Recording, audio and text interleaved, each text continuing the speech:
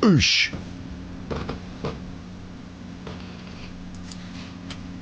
One, two, check, Chuffy, 1, 2. 1, 2, check, Chuffy, 1, 2. 1, 2, check, Chuffy. Oosh. Hi, you're with Scott. I'm Super Chuffer. It's midnight. It's always midnight. This is your right ear and your left ear. Hi, you're with Scott. This is Battery Exhausted, my channel. There's a little camera in my way, but we'll get to that in a minute. Look at good dancing, innit? This is the Charleston dance from the 20s by Jazzy Feet. So I'll do the appropriate fair use disclaimer by... It's not a disclaimer, I'll actually describe something about it and clear the fair use that way. I think the dance is really good. Look, whoa, look at it go. Whoa. It's the end of the summer now, isn't it?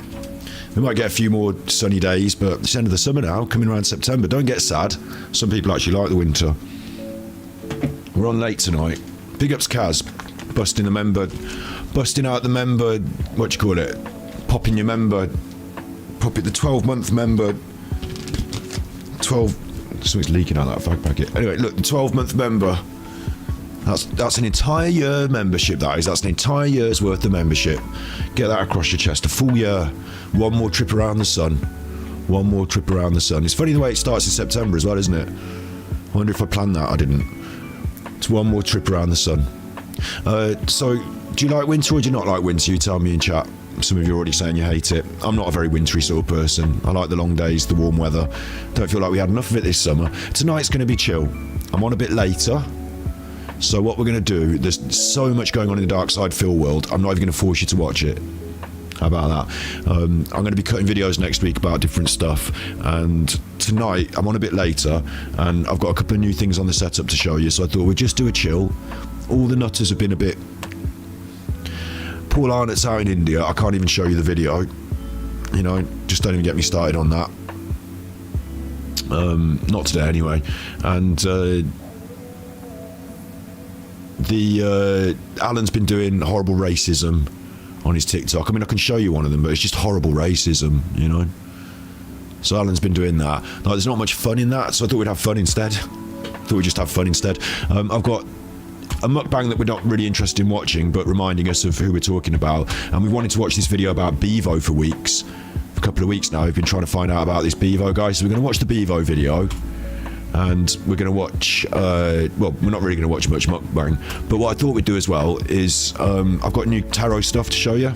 You know, I don't think the tarot's like actual magic or anything, yeah? It's just a bit of fun. Yeah, we have a bit of fun. Some people do think it's actual magic, fair enough to them, I suppose. It's just a bit of fun for us. But what we're going to do is we're going to look at a couple of videos, and I've got some new stuff to show you, so check this out, watch this. Uh-oh. Watch this, watch this. Uh-oh. What's that? Isn't that my background? Yeah, that's my background. Look, let's get rid of this picture of me. I didn't have a button for that. And this camera's in my way slightly, but don't worry, I'll move that and move it about in a second to show you. Look, the background, you recognise it already. It's not changed much. I just tidied it up a bit, alright? But also I put this button on. I said also I put this button on. Boom. So now you can see the background, and you can see all the cards in the background, and you can pick from them. Would you like this one? Or would you like this one? Or would you like this one? Or would you like this one? You know, that's the whole background now. Look, I'm in it. I'm in the background. Hang on.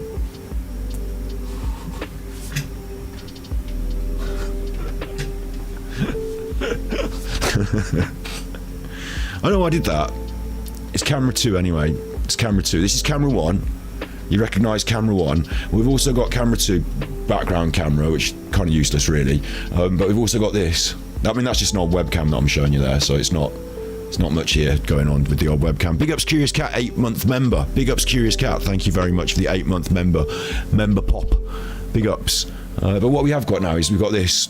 We've got too many buttons. This is camera 2. We've always had this as well. There's no difference here. I just moved the lens around, tied it up a bit. Hang on.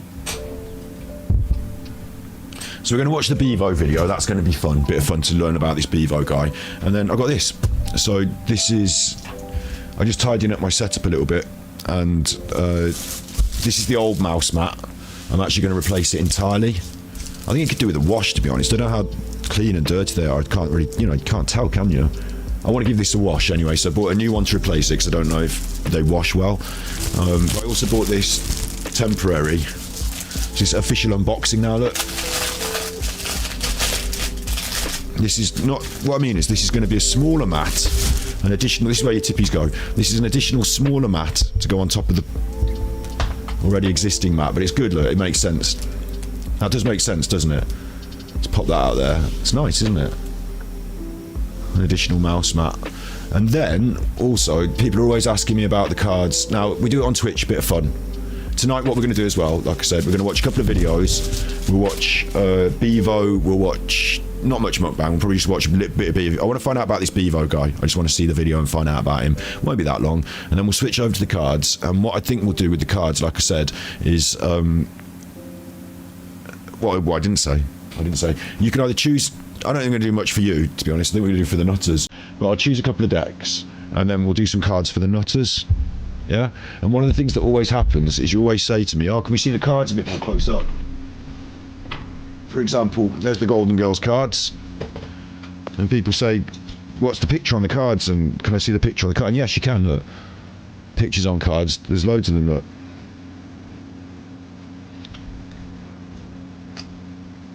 Siginawachi, tuta, Siginawachi. But they're little. Well, now they ain't so little, are they, look? It wobbles when I touch it. Now they ain't so little, look. I can move the camera right in, zoom it in. I put a zoom lens on it. Zoom it right in. Brighten it up a little bit. Sharpen that up. Zoom it right in so you can get a proper view on those cards. I can move the actual cameras out of my face as well. And there's a desk. I can move this down a bit. Ooh. So it's not in my face all evening. So yeah, like we've got the same setup really. It's nothing major different. It's just a bit sharper, a bit tighter. So when we do the cards, you'll be able to see them a bit clearer. And we've got the new mouse mat with a cat and a mouse. You're up there. It's good, isn't it? It's just a little improvement. Just a little improvement. That music was quite loud, wasn't it? Just a little improvement. Big ups. Big ups Admit Audacity. Big ups Golden Children. What's GTSY? What's GTSY? Good to see you. Good to see you. Good to see you too. Yeah, I was going to maybe take the night off tonight because I was back late and, you know, it just... Should I jump on? Should I not? Yeah, I jumped on. But I don't have much of a big show. And that's fine because, like I said, I looked at the nutters and I don't really... Like, some nights I just don't feel like doing it. So, like, I mean, I'll show you what I mean. Armchair Detective TikTok. He's not stopped. And, oh, we should cover it, Scott. You should cover it. He's not stopped. But, like... I mean, come on. There's not much joy in this. All of it is fucking stupid racist nonsense. You wonder why all the illegal immigrants choose England or Great Britain? Here's why. I wanted to hire a van yesterday. You drunk? And I went in, I said, I'd like to hire a van. Alan, you didn't want to hire a van. Not unless you're moving out of your flat in with your daughter. Like, why did you want to hire a van? I don't believe any of these things he says. I think he just makes them up. I think he reads something in the right-wing tabloid press and just makes it up as if it's happened to him. So, you know, Alan has been on I mean, he is technically nutty this week, but it's just disgraceful and diabolic, so there's no point in really covering it, is there, look? We can't just do that. Why? We need a passport, a current electricity bill, a council tax bill. I mean, this one is kind of funny because his head is all slimmed. Like, they've slimmed his head. And the reason they've done that is with the filter. I say he's put a filter on it, slimmed his head, and it's made it look really long. So. And you need a passport. You need a passport. I'll tell you who else needs a passport. Paul Arnott. Paul Arnott needs a passport. He's been in India. He's been in India.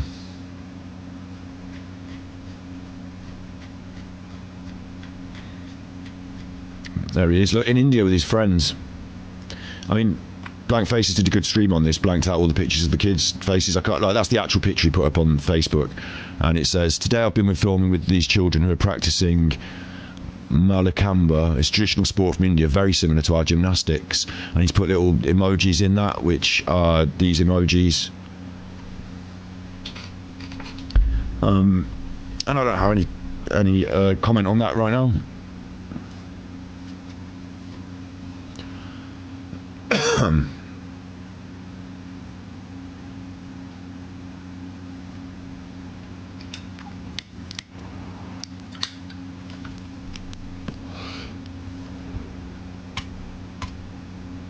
Yeah. And what's your date of birth and your full name? Thank you. Yeah. Right. Big ups, Red Fan. Thank you for the gifted memberships. Thank you, Red Fan. I do endeavour to maintain this, you know. I do endeavour to maintain this. We're going to be going back to Super Chuffer in a bit of a big way coming the end of this show, like I said, and plans are in place, moves are afoot.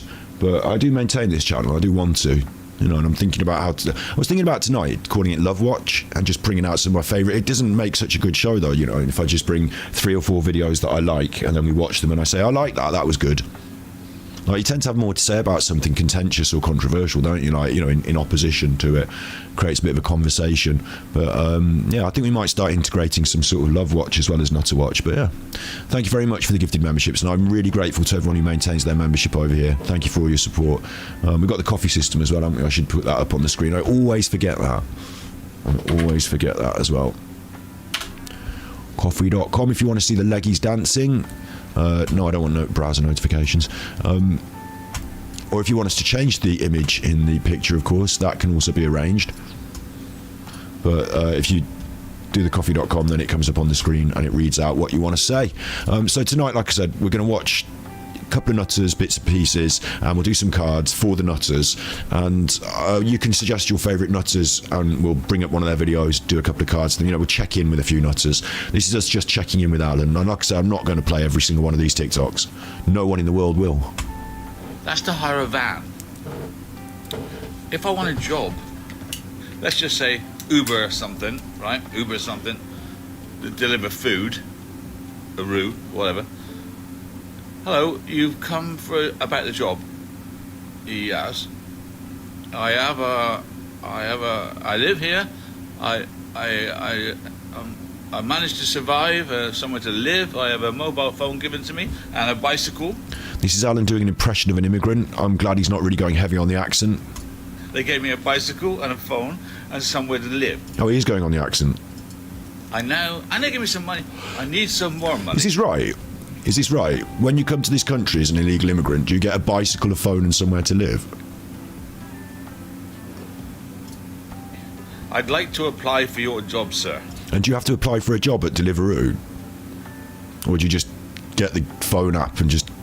I mean, I don't know about this actually. What are the checks and balances on the gig economy? Because, like, you kind of work independently, don't you? You're not actually employed by Deliveroo, are you? Like, employed by Deliveroo? I mean, you got all the stuff on, but don't you just have to hire that and then you go riding about? When he says a bike, I think he means delivery drivers. I think he's having a pop at the people who deliver his takeaway food. Okay. What's your name? Call me Joe. Call me Joe, yeah. All right, Joe. So you've got somewhere to live, and when can you start? Today. Okay. I start today. You got the job. And that's why they come. Because you can get a job in a day if your name is Joe and you have no other identification or... What? Alan's cracked it though. Alan's cracked the immigration issue. Stop giving jobs to people without any checks nor balance. I mean, there are jobs you can take in our economy with no check nor balance, but then you might end up in a modern slavery situation, or if you hurt yourself at work, you won't be able to call claims direct because I had an accident at work and I came into the country illegally on a boat and there is no legal provision for me to have any sort of healthcare. Big up, Sally. Where's the dancing? I just wanted to see those legs dancing. Ha, I am cat. Where is it? Super Chuffer owes 6 hugs. It's raining again. I couldn't be happier. Swish and then floosh. Where's my coffee alerts? Curious Dancing. Cat sent tippies. Just to ask for a cat Kofi pic, please. Oh, and AD seems drunk. Super Chuffer owes 3 hugs. Right, I need to fix this immediately. It wasn't working for you, was it? Curious Cat the other day. Why isn't it coming up with the dancing?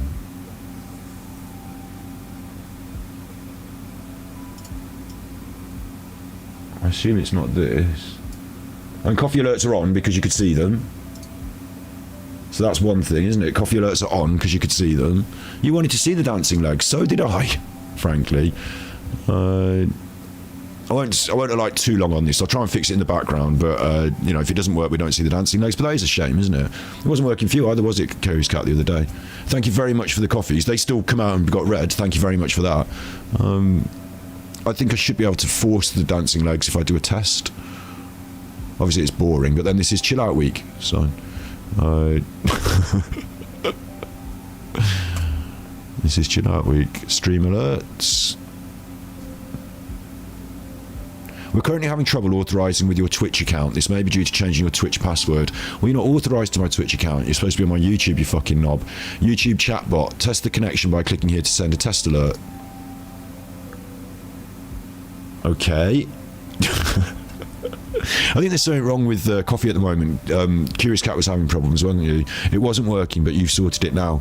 I wonder if I've got to sort it the same way. I wonder if I should sort it in the same way, because for some reason it ain't sorted for me now.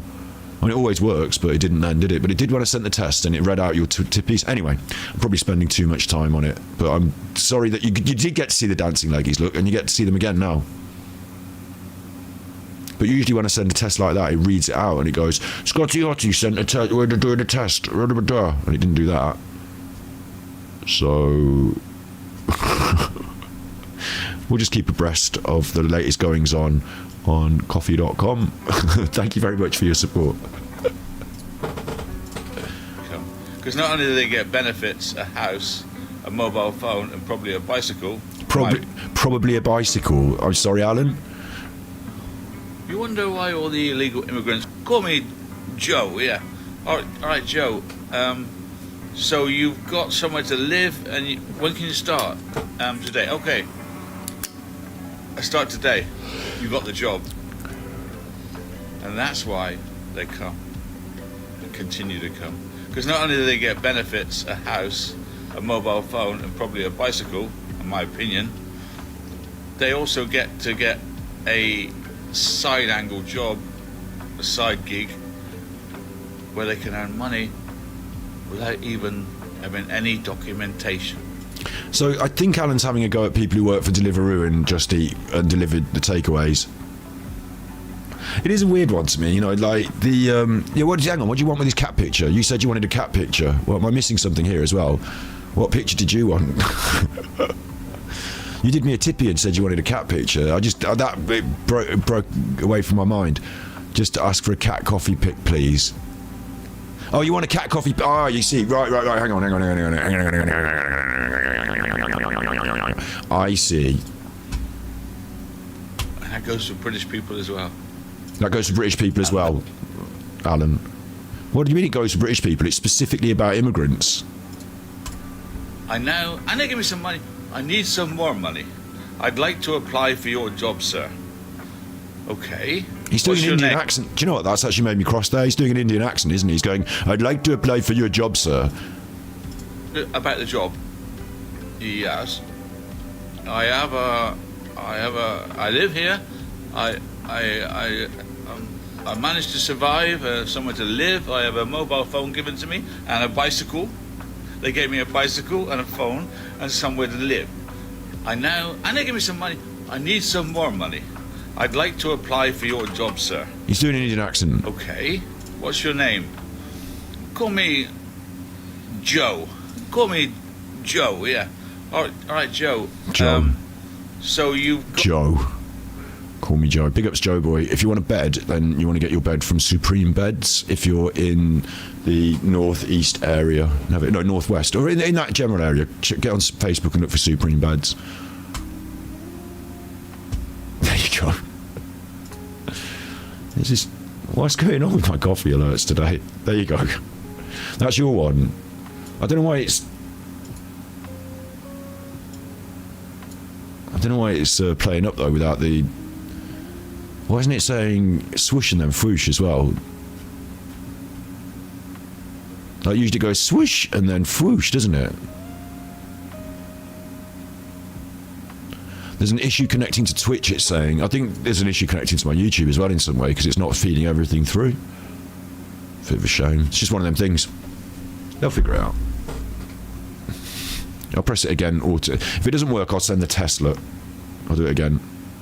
It's raining again. Oh. I couldn't be happier. Someone sent tippies. That's me. Insert pop culture reference. Super Chuffer owes 3 hugs. But he didn't do the dancing this time. Why am I messing about with this now? Why am I messing about with this? I'll press it one more time. It did it. There's the cat. No, it's just, forget it. There's a picture of a cat. Thank you for the monies. Got somewhere to live, and you, Will the cat go away now? Today. Okay, Thanks. let's start today. You got the job, and that's why they come. Continue to come. Bloody Because not hell, only do Alan. they get benefits, a house, a mobile phone, and probably a bicycle, in my opinion, they also get to get a side angle job, a side gig, Why don't you get a job, you fucking knob? where they can earn money without even having any documentation. And that goes for British people as well. And that's why they're in the sand dunes at Calais, waiting to dodge the police to get in the water. Because once they're in 6 inches of water, the police go, oh dear, that's another lot gone. It is weird the way his head looks so squashed, and it looks like his hat's a train driver's hat, because what it's doing is it's squashing his head by elongating it as well, isn't it? Like when you squash something, it looks longer.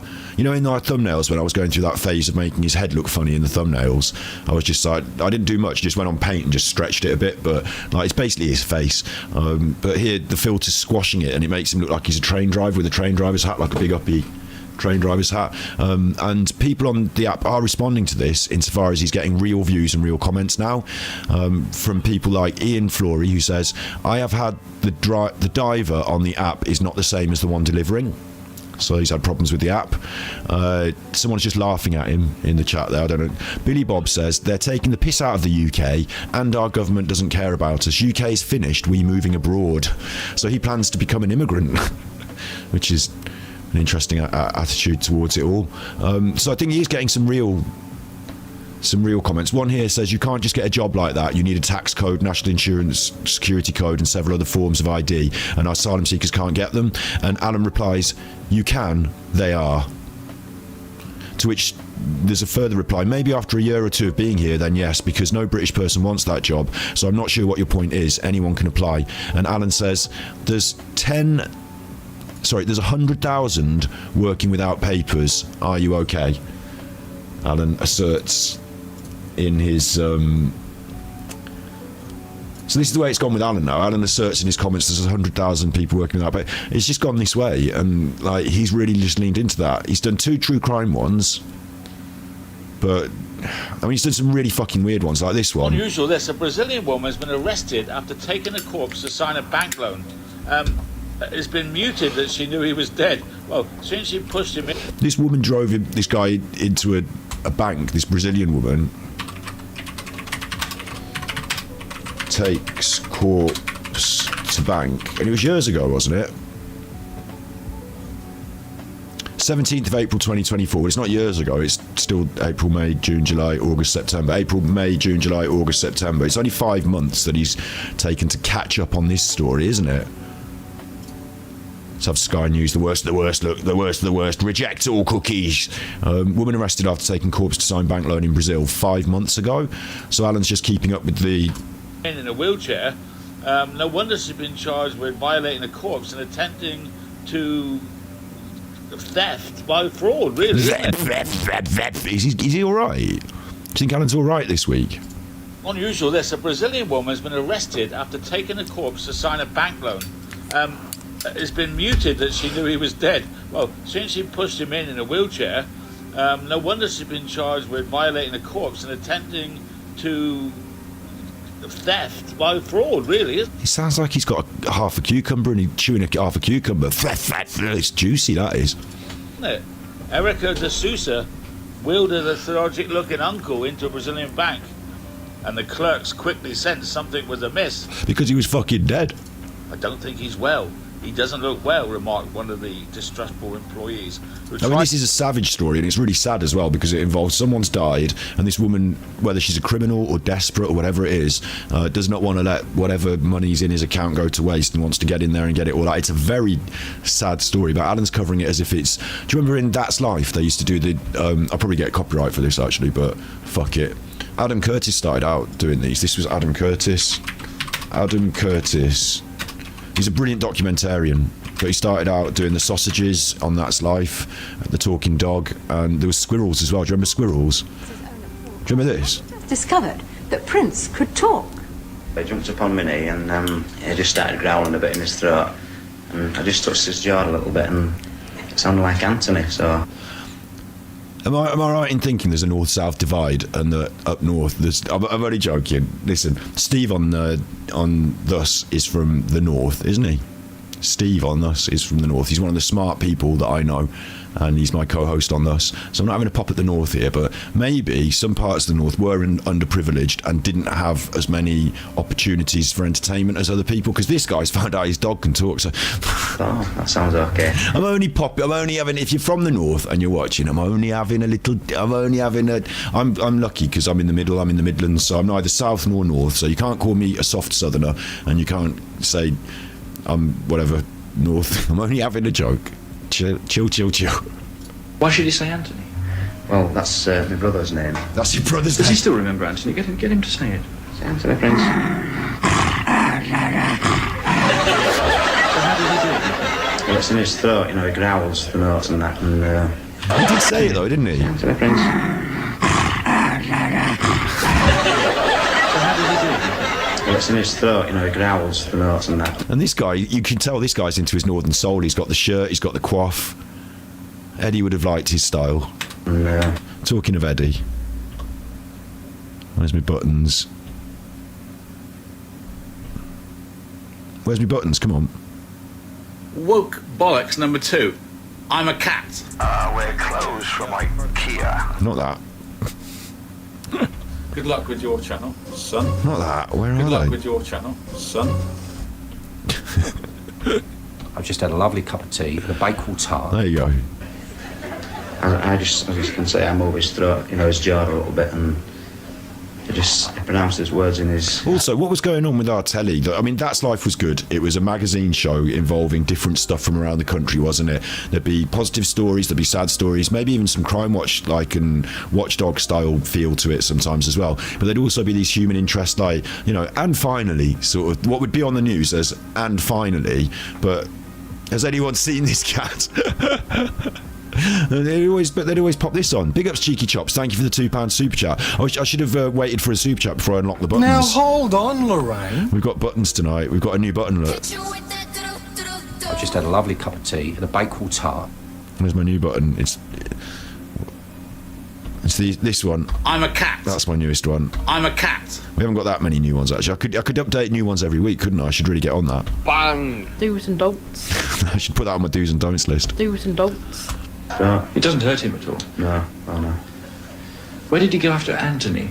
Well, then he said a jar next time. A jar? Yeah. Prince, won't you keep jamming? It's a jar. It's a jar. I did. It's not exactly like he's speaking, is it? It's more like what's happening is he's just growling and you're just going. But you know what happened with this? Is this ended up becoming a national advertising campaign for sausages, for Wall sausages, didn't it? They got a dog to say Walls, and I think it was all based on this. Shouts out Newcastle. Why I pet? You're not getting a kiss. I used to really like Cheryl Cole on. Cheryl Cole, no Ashley. That's my Cheryl Cole impression. You're not getting a kiss off me, pet. I'm not going to give you a kiss, Ashley. Not after you've been playing around with all those women. Oh no, Ashley. Ashley Cole's coaching at Blues at the moment. Anyway, you're not getting a kiss off me, Ashley. No, you're not getting a kiss off me. No, pet. Is a door not a door when it's... So he basically says like two things, yeah, as well, and I says like 3 or 4 things. It's not like he can hold a conversation, is it? They loved it. This was national prime time. Big.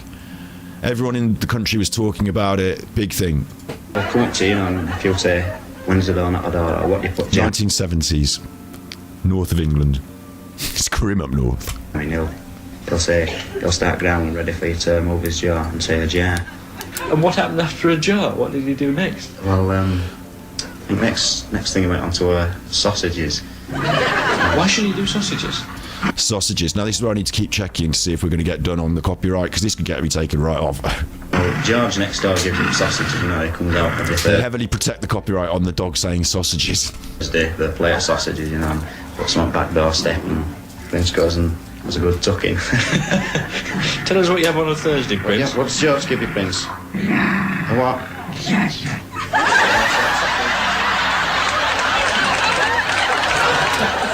Sadly, the studio audience laughs over the dog saying sausages, really, don't they? But Step, and Prince goes and has a good tuck-in. Tell us what you have on a Thursday, Prince. Yeah, what's George give you, Prince? A what?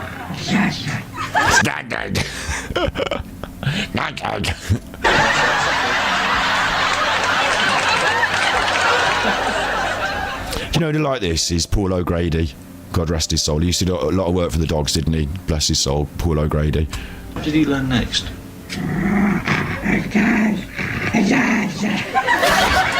Jersey? Yeah. What's his jersey? This is your jersey, isn't it, Prince, eh? What? Does he recognise people, do you think? Yeah. Of course Well, of course he recognises people. He's a dog. I've an auntie from Birmingham, you know, my Auntie Gladys. An auntie from Birmingham, my Auntie Gladys. Auntie Gladys is here from Birmingham. Hey, there's a dog, he's a talking dog here. Get the talking dog out. I'm coming down. I'm bringing him his sausages. I'm coming down, see talking dog. I'm coming up from Birmingham. I'm coming up from Birmingham to see the talking dog. Recognises her when she comes up, you know. Of course he fucking recognises her, he's a dog. Jumps up and fusses about and that, you know. What's your auntie called in Birmingham, Prince? Prince, go on. Say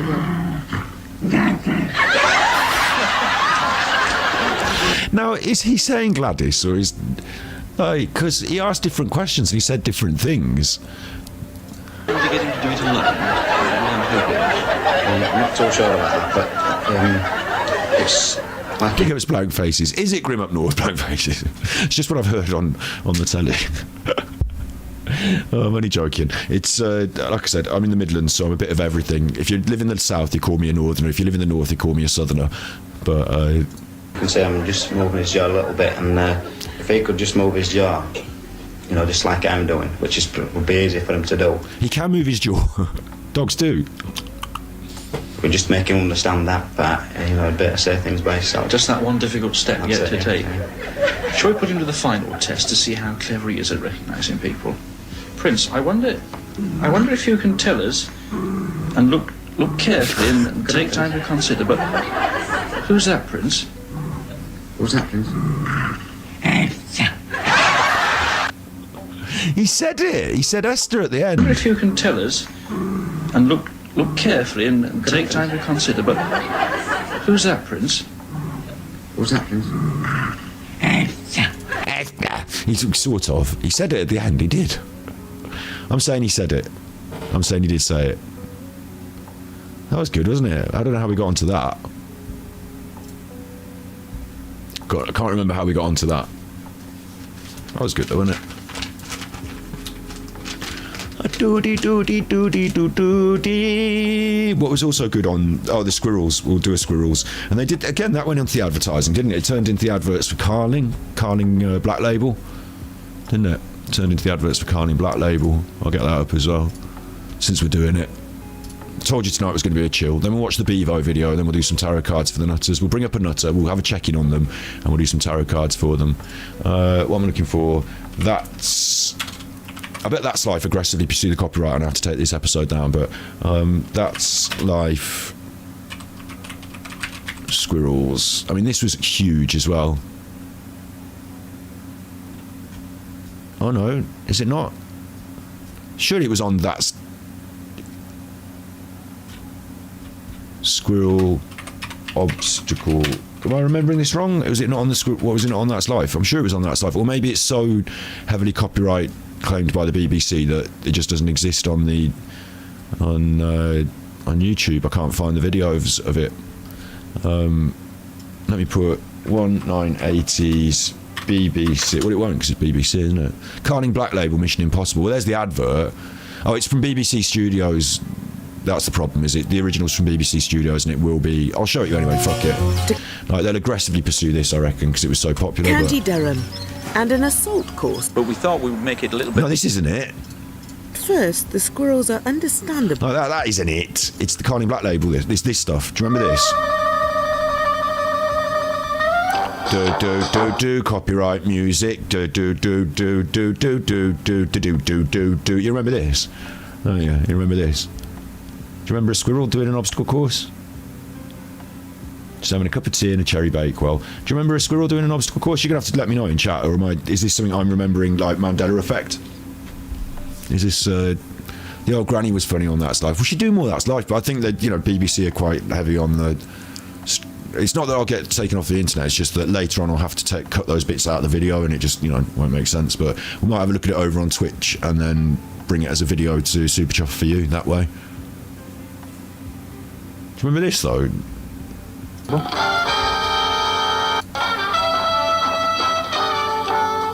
I bet he drinks Carling Black Label.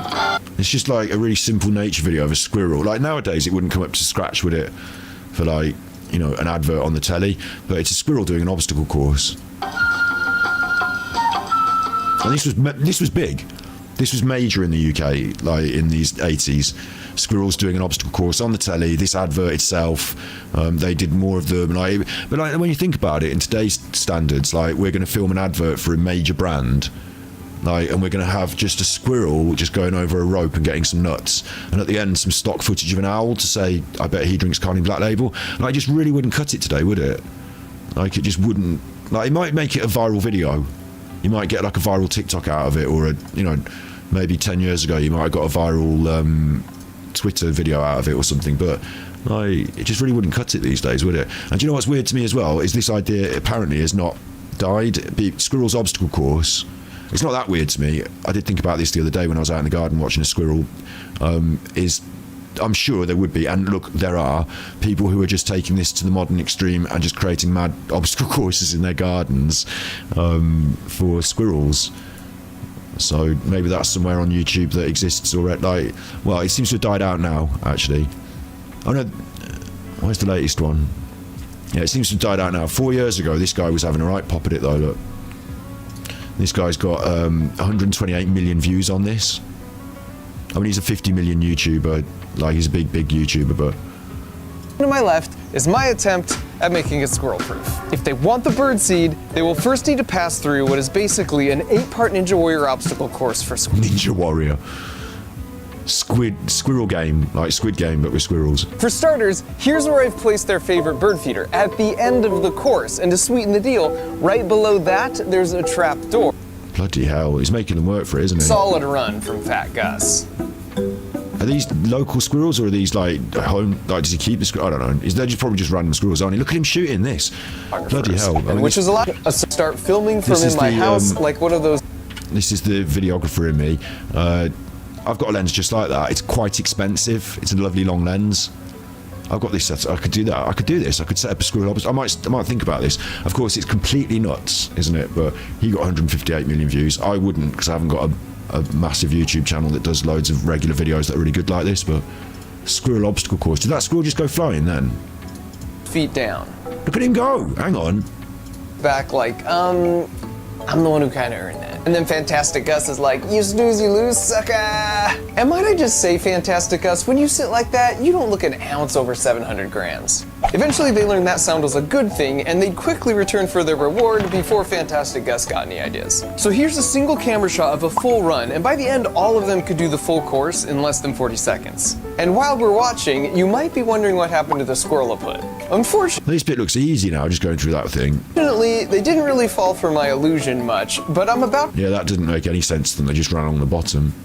They should just take the bottom off, and then they'd have to grab hold of these things. Show you the 2 times... Am I being cruel to the squirrel there? Am I, like, making it hard for the squirrel? Should I just, like, say, no, don't do this to a squirrel, or is this fun for the squirrel, do you think? What's your opinion on that? Fun for the squirrel, or is this tough for the squirrel? They did. And as a promise to my wife, I turned the pressure to only 40%. Because it looks like a lot of fun for us, like the humans, watching it happen, and the squirrels get the food, and in nature they just go around on things, get into stuff, don't they? So maybe they don't, like, but you could just feed the squirrel the nuts, you don't have to, like, get him to do all this. And look at what you've done to your garden. Like, what happens if you have guests round? How long is this going to stay up? Like, if it was me, I'd want this to stay up for a long time because I'd spent a lot of work on it. But then after you'd put it up and done the video, you'd think, well, look at my garden. Maybe this has to come down. Everything's on poles. He's engineered it just by sticking everything on a pole as well.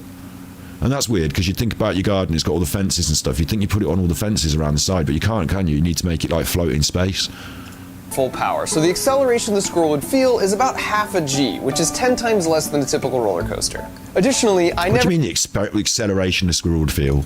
turned on either the home wrecker trapdoor or the launch platform. When The launch platform, what do you mean? I wasn't actively watching from inside my house where I had a manual override button. Because as What? safe as it was, something about launching Fantastic Gus just didn't feel right. Now what you're about to see is going to look pretty chaotic, but when we check the slow-mo... You're going to launch the squirrel off this box into this net. I don't like that. That's going to distress the squirrel. The squirrel's not going to like that. Amazingly, I'll show you how the squirrel is totally in control pretty much the whole time. No, it's just going to get launched. No! Oh my god!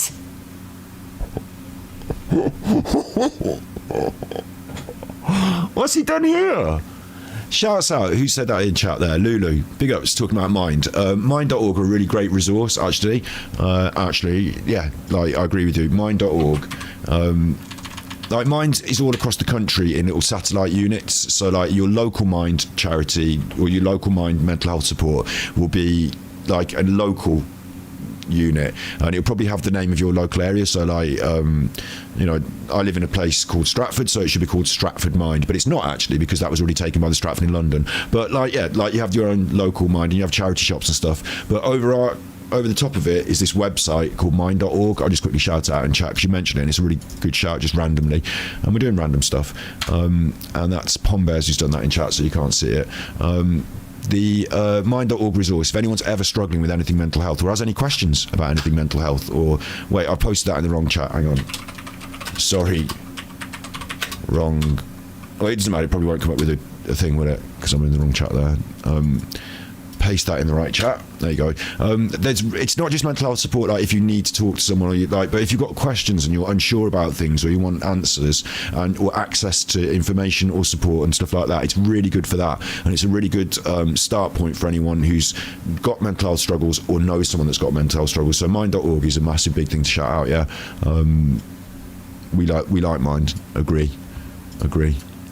I'm going back to this now. I don't think he should have launched the squirrel. What's your... I keep asking your opinion. Like, what's your opinion? But I do care what your opinion is. I'm going to make you bigger on the screen here. What's your opinion on the squirrel here? You said it's harsh, look, poor squirrel. I think this is it too far? Is this a bridge too far for YouTube? Is this animal abuse? I think it's maybe not abuse. Wait, I feel really strong about animals and stuff, you know, maybe not quite, but I mean... You've made a trap for the squirrel, and I mean, it has got a net. There is a net. No squirrels were injured in the making of it. Yeah, you know, that's true. They come back and they don't want more nuts. I think that's fine. This is true, but like, I just I don't like the general. Just like, oh, big ups, Mick. Usually on Twitch. Oh, we might be on Twitch a little bit later, playing some crime scenes cleaner. Got a crime scene to clean up on Twitch. I look well rested and younger with the shave. Thanks. I didn't go to the pub today.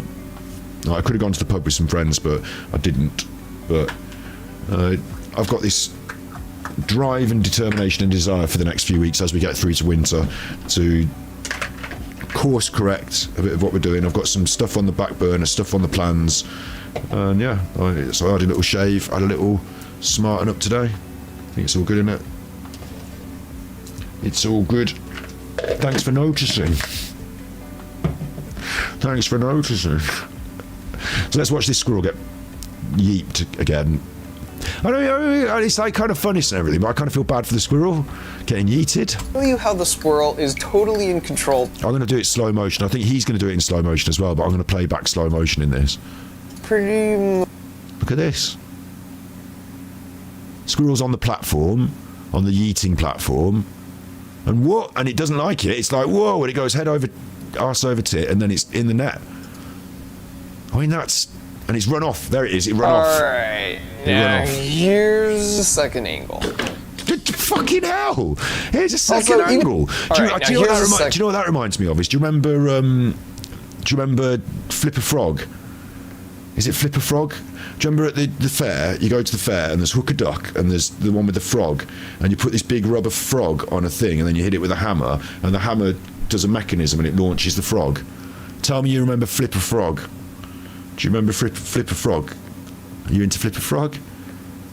Is Flipper Frog something that makes sense? Again, I'm pretty sure I remember this, but it's from my childhood. So it was a big wobbly sort of.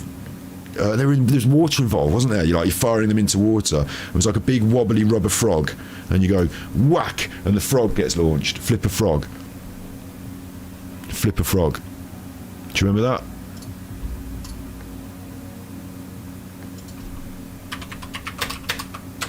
Flipper Frog. Is it not going to be on the internet? You see, it's not here. Just some old cartoons and some actual frogs. Now, I'm pretty sure Flipper Frog was from the fairground. So I want to see Flipper Frog. And yes, look. This is the one. This is the one. You've got to get it in the lily pads. Bosh! What's that? That's the frog's angle, frog's eye view. That's useless. I want to see the frog frying in it. Stupid. That's the only video of it, apparently. Oh, I remember this as well. Those little flippy frogs. They were fun, weren't they, for about 2 minutes. Plastic. Where's the Flipper Frog?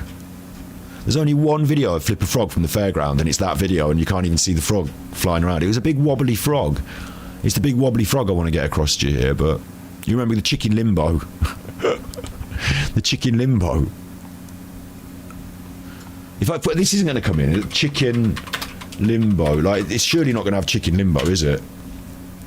You just look. Kids, slide on under and do the chicken limbo. Chicken limbo for one. Big fun. It's Chicken Limbo, the musical limbo game. The spinner tells you how to go under the bar. Go under without bobbing the chicken. This seems... But if you do... I mean... What this makes me think of is like the people who work... The people who work...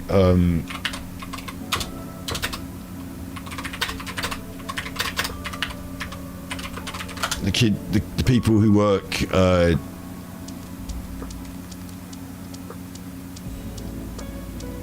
kids. You know, like the people who work in... It's healthy. In toy development.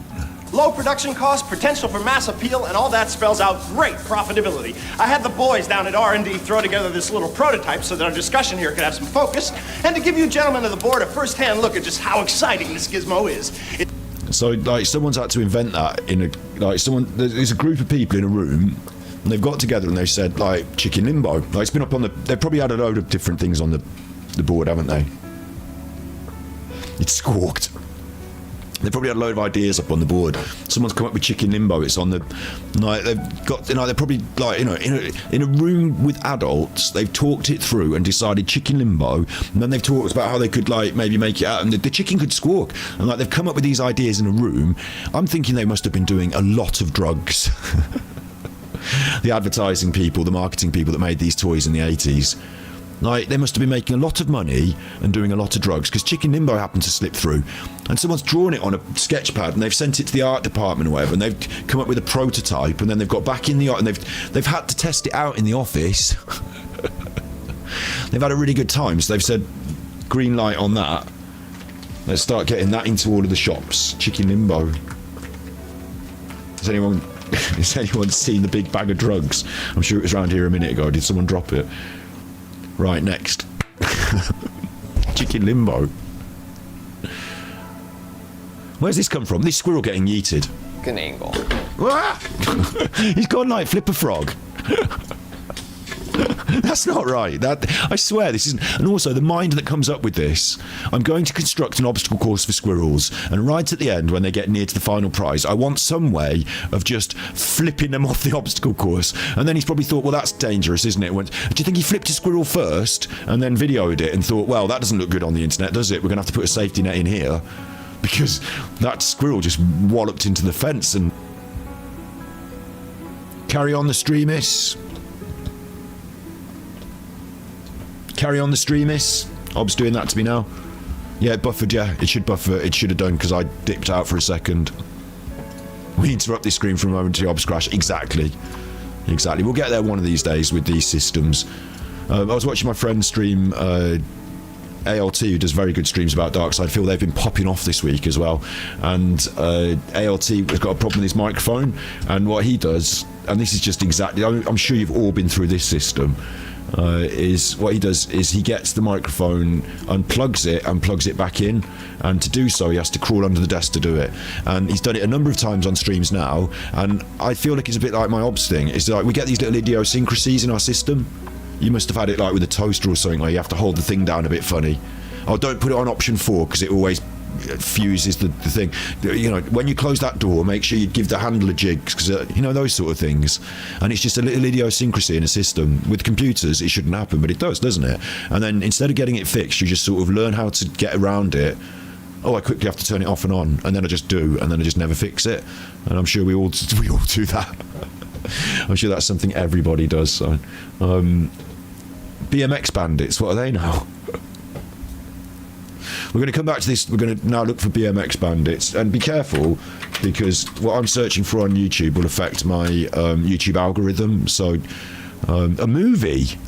This is, we're going to get into definitely going to get into some copyright territory here. I remember this from a comedy show, the BMX Bandit, but BMX Bandit's movie trailer. Maybe I did. Is this America? Maybe I did see it. Bong. Rank film. I always thought rank film sounded bad. Like, oh, that film's rank. Hey, it's the boss. Pay time. That looks like the UK, doesn't it?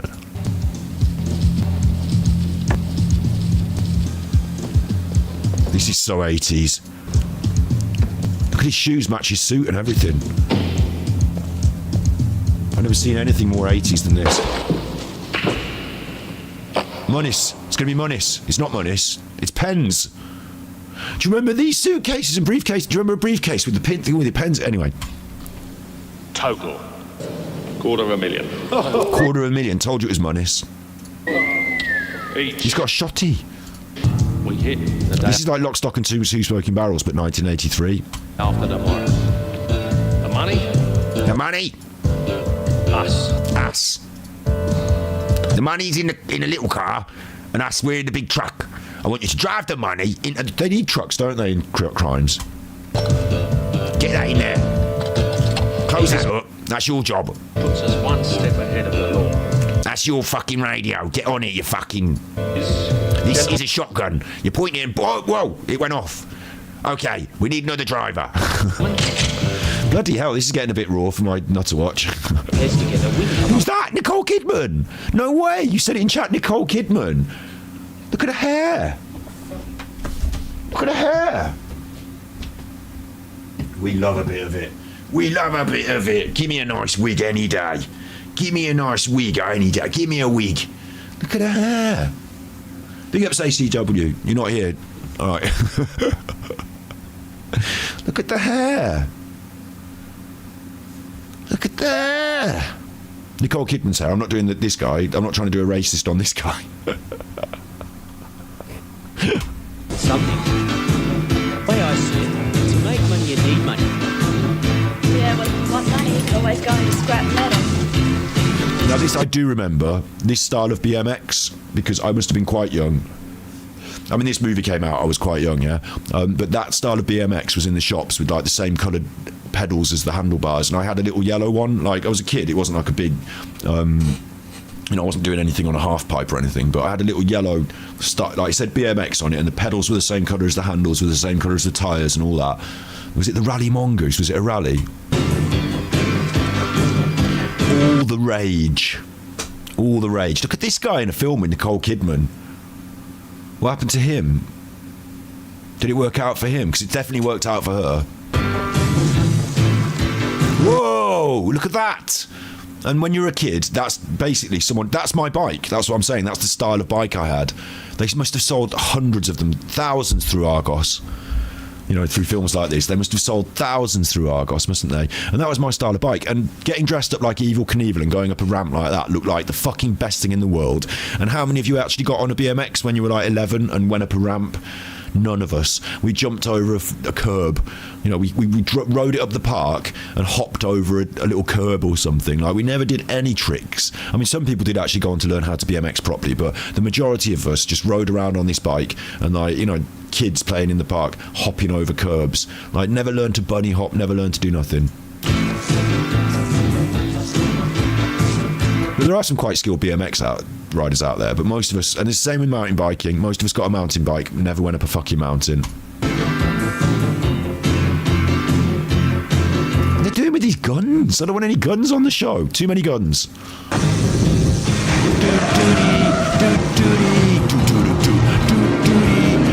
There's no way those BMX bandits are getting away. Like, this car's going to catch those BMX... Oh, the people on the BMXs are going to catch the bandits. I'm a bit surprised, basically, because those BMXs are not going to have any... Like, the car's going to knock them off. Well, don't worry. Don't worry, we're really easy for us to be seen looking our BMX clothes. I mean, this is why my parents bought me T-shirts when I was, like, a tiny kid, with, like, BMX clothes like this, isn't it? This was all the rage. Can't get at us here. Gosh. Ride away on your bikes, because you need acceleration on those bikes. Whoa! That's the budget. That's the budget. Nino, I'm looking for someone on a bike, a BMX. Have you seen them? They're wearing red, bright red, and a yellow helmet. They're hiding in McDonald's. You won't spot them. Oh my god, this is all of us on our BMXs. This is Team BMX with our Converse All-Stars all on our BMXs. When do we want it? What do we want? Nicole Kidman. When do we want her? Well, in the 80s, really. When do we want it? Mainly.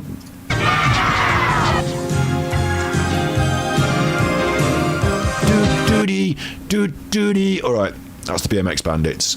Let's see this squirrel getting yeeted, and that's really determine what's going on here. Then we'll watch the Bevo video, and then we'll do some mad tarot. This is a promise to do. This is a promise squirrel. And a squirrel. With a manual override. Ooh, look at this. Much the whole time. You can't be doing this to a squirrel, you nutter. I'm not having it. I'm saying ixnay on the... fucking flipping the squirrel like a rubber frog. That squirrel's got yeeted. It didn't enjoy it, did it? For another angle.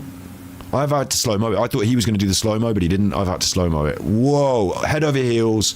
Heels over head. Head over heels. Into the net. And there is, like... What's that there? Like, propping up the net. Like, hang on. You don't get to see a good view of the net here. Let me just show you this. Propping up... Like, the squirrel goes so close to hitting this. He's not got the proper padding on the net. I know it's a minor, because this isn't... health and safety for squirrels in your back garden isn't, like, official, but look, propping up the net here is some, like, what looks to me like bricks or stone, or like to keep the net from falling over, like it's a heavy. And so if the squirrel hits that part of it, then it's going to be in trouble, isn't it, basically? And it comes in, whee, bosh, and look how close it is there. Well, that's where it lands on the net up there, so it could easily miss the net. Elon Musk wants to take note, because I think I change history sometimes. I swear, right? I tweeted Elon Musk. I tweeted him a while ago about his rockets. It was a long while ago. He was trying to land them down flat like that, land them on the thing. And I tweeted him a picture of somebody catching a baseball. And I said, why can't you catch the rocket in some sort of giant catching thing instead of trying to land it flat? And then he started using giant nets to catch the rockets. So I changed history there. Trust me. Also, I came up with the idea of self-felt. I was in Phil's chat and I said self-felt, and Phil took it on, and now self-felt is a common thing. Plus, I said that Phil sold his Champions account to a Saudi prince, or at least could, or was investing in it in order to do so. And that's happened this week as well. So you want to be watching. You want to be watching. Later on the show, we're going to be doing some of this. This is our new tarot deck setup. I've got a new deck to show you as well, and this is our new setup, our new board with our lovely cat. And we can zoom in, right in, and you can see the cards more crisp and clear than ever before when you zoom in, because people like to see those images on the cards. So we've got a slightly new setup, and we're going to be having a little fun with that, because I didn't get anything sorted for tonight, really.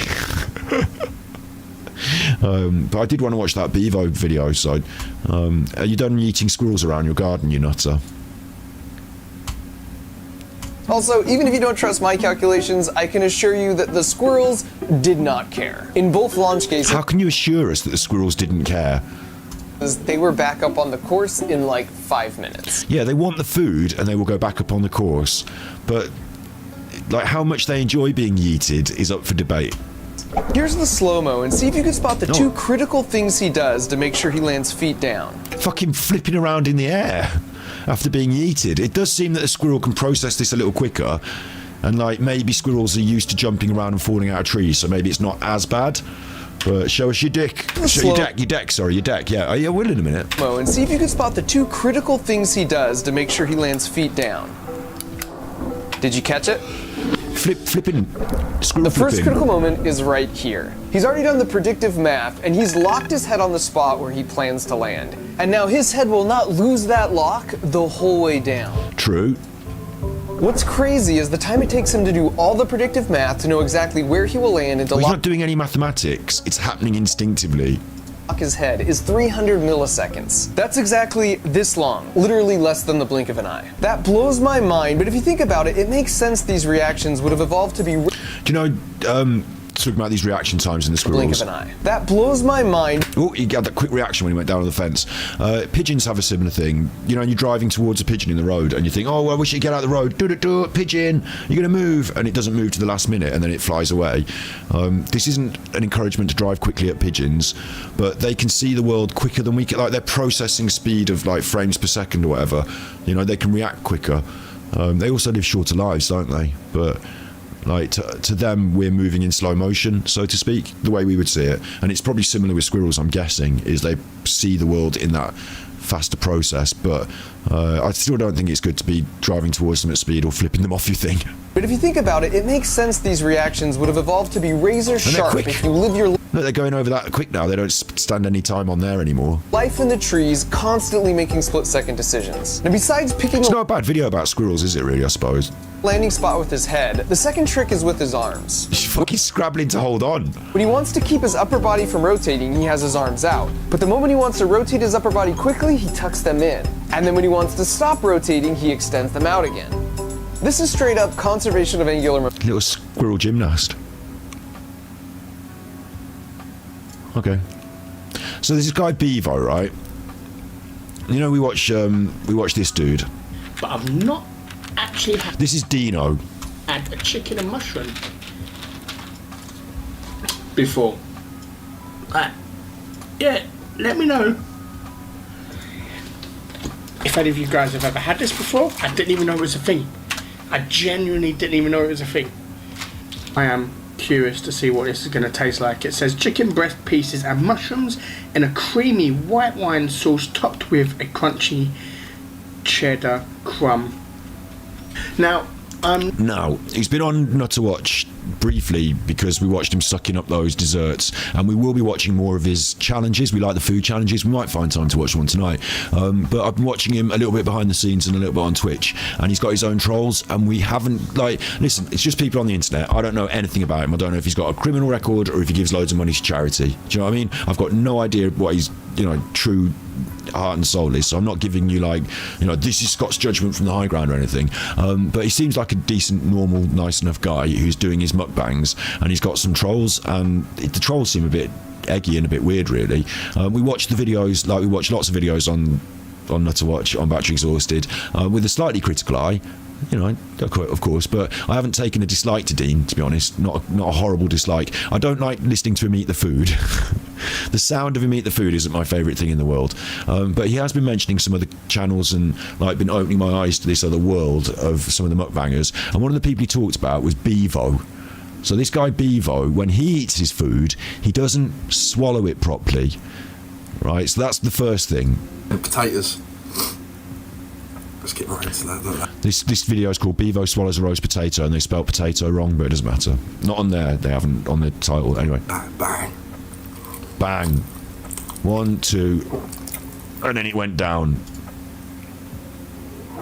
He doesn't chew his food properly before he swallows it. Bang. Fact. So he's a bit of a strange character, and I'm interested. I'm interested in Bevo, so I wanted to find out. I promised you this the other week, 2 weeks ago now. So let's have a look at. There's a documentary called The Life of Bevo. So let's have a little look at this documentary called The Life of Bevo. It's 30 minutes, so I don't know how much of it and how much. You know, let's just have a look. We've got a mighty muffin, 3 hash browns, pork belly, chips, and ratatouille. Big up the roast dinners. Big ups, Laura. How are you? It's nice to see you here. Lunch,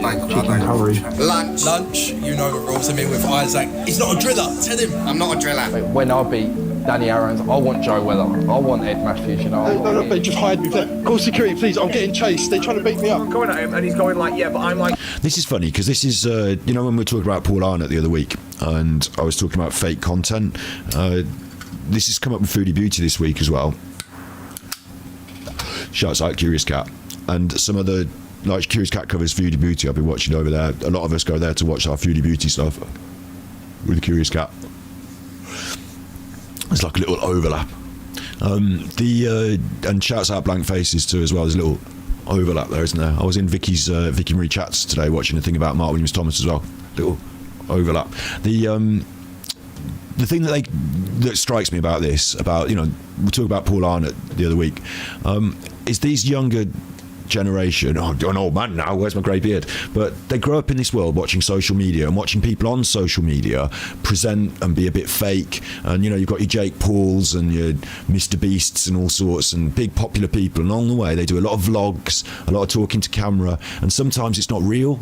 You know, sometimes it's like, hey, me and my mates are here and we're all doing this thing, and it's, oh no, we're having an argument now, and someone's just turned up at the door, and it's just a little bit contrived, isn't it? But if you're young and you grow up in that world, like the world we grew up in was watching the telly, and the majority of us in our chat here was watching the telly, not the internet, and so it's a bit obvious that the people on the telly are not real people, but some people get it in their head a bit weird, like Alan does. You know, some people end up with weird delusions about how to behave, what's real, what's not. And I think growing up in a world where your social media stars are just like you and are putting on acts on social media must be really difficult, you know. And I'm saying it in your general sense. I'm sure you all know what I mean. I think this one in the middle, that picture there, I think that's one of the Sidemen. I don't watch the Sidemen, but they're all like a generation or two below me in terms of like... their age, you know, so it's not something I grew up watching. And like there's a lot of young kids though who did, and there's a lot of content on the internet, and so I guess this is part of that era rather than, you know, I don't recognise half of these people. Well, I recognise that guy from the Sidemen, but I don't know who he is, if you know what I mean. So it's interesting to me to see not only young people, like not people who have grown up and been viewing it, but they're now creating it as well. So I wonder how much of Bevo is, you know, for real, and how much of it is played up for the cameras. But yeah, 22 and I've got more money than you had at 22. Yeah, openly we sleep with other people as well, but romantically we're together, yes. I just wanted to make sure. So you are a cuck. What the fuck? I didn't know that was going to happen. This week I'm in the Art of Canvey. I love this. Video is from Isaac HP. H with an A, HP, and the Life of Bevo documentary. So if it's good, I'll subscribe. The seaside town in Essex. It already looks good. It's already been filmed properly and shot well. I'm here to meet up with Bevo to learn a little bit about his life and how he's dealing with his newfound TikTok fame. No, I'm actually already impressed with this. And the struggles that come with it. So subscribe. I mean, I could always unsubscribe later. Look, you should cut down on your pork life, mate. Get some exercise. Isaac, what's happening? Yes, my driller, what are you saying? You're a good brother, yeah? He's actually gone to meet him. Come on. How you doing? You good? You good? Oh. We should can be. It's But alright. that's what I mean about this whole, like, you know, meeting people, showing it on the internet thing. Mate, like, it's better than. I don't want to say it's better than Sheppey, but It's cushy, it is nice. Yeah, it's a nice place, you know. Nice, yeah. I like this. Let's walk and talk. Let's walk and talk. Here we go. What is it like getting recognised in your hometown? It's nice. I'm like Canvy's local legend, but yeah, it's nice. But again, it comes with a lot of hate, and again, Where's Canvey? This is what I would have done. This maybe just for the. I'll do it for you now. I think they did a good video. I'd have probably just shown you where Canvey is, though, because I just want to know where Canvey is. So, it's London, isn't it? Canvey Island. Isn't it where they send the? Oh, it's up there. Look, God, it's. Why does everything come back to either fucking Lancashire or this part of the world? You know, it's there anyway.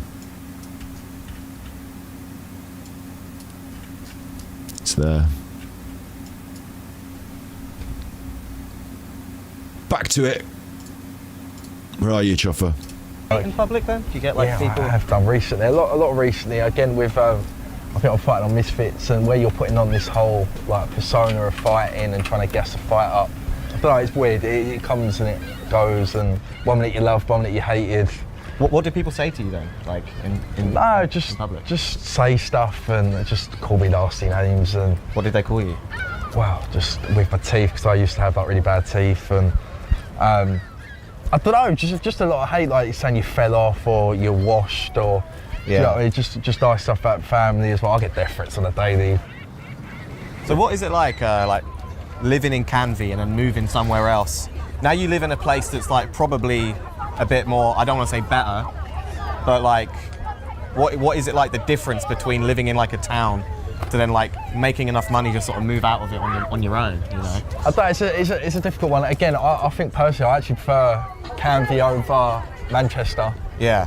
Because it's more secure, you know who's who, you know everyone, whereas Manchester's a big bad city. I know it's a bit more... So there's a Manchester connection as well now. What's going on with my life? Crime, do you know what I mean? On Canvey there is a bit of crime, but it's not as But bad. everyone knows each other here. That's the thing. So in Manchester, do you feel like there's a little bit less because you're known as well? I don't feel as safe if that's what you're trying to get across, you know, because again I could walk out and anything could happen. So Canvey I feel a bit more safer. I feel like I could roll around, do what I want to do. What are you doing, bro? That's mental. Yeah, cheers. Thanks, yeah.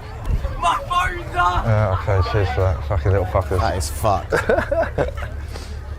So we're getting terrorised here. Why? Why? I'm trying to work, please. I'm not doing that. Yeah, but why? No, I ain't. They're kids. I used to ignore them and go somewhere else. Don't interact with them. It's a bit weird, this. I'm not gonna have kids. Just. What? Well, we're working, so please, just respectfully, yeah? You were saying with water by some kids. Oh, no. It's a typical Kids Academy, but they mean no harm, innit? Does stuff like that happening, does that grate on your confidence a bit? No, not really. Again, I'd always try and advise, and I'd tell them, look, I've done it so you can do it, do you know what I mean? Instead of causing havoc, go home and... Is this guy for real, or is he playing a character himself?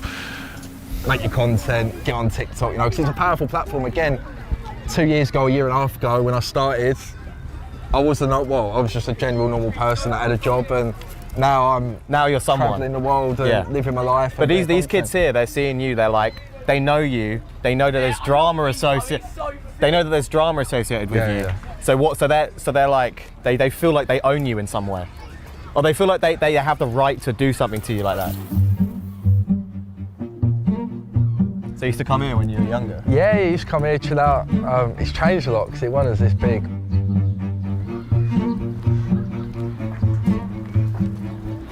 Does the idea of falling off like scare you?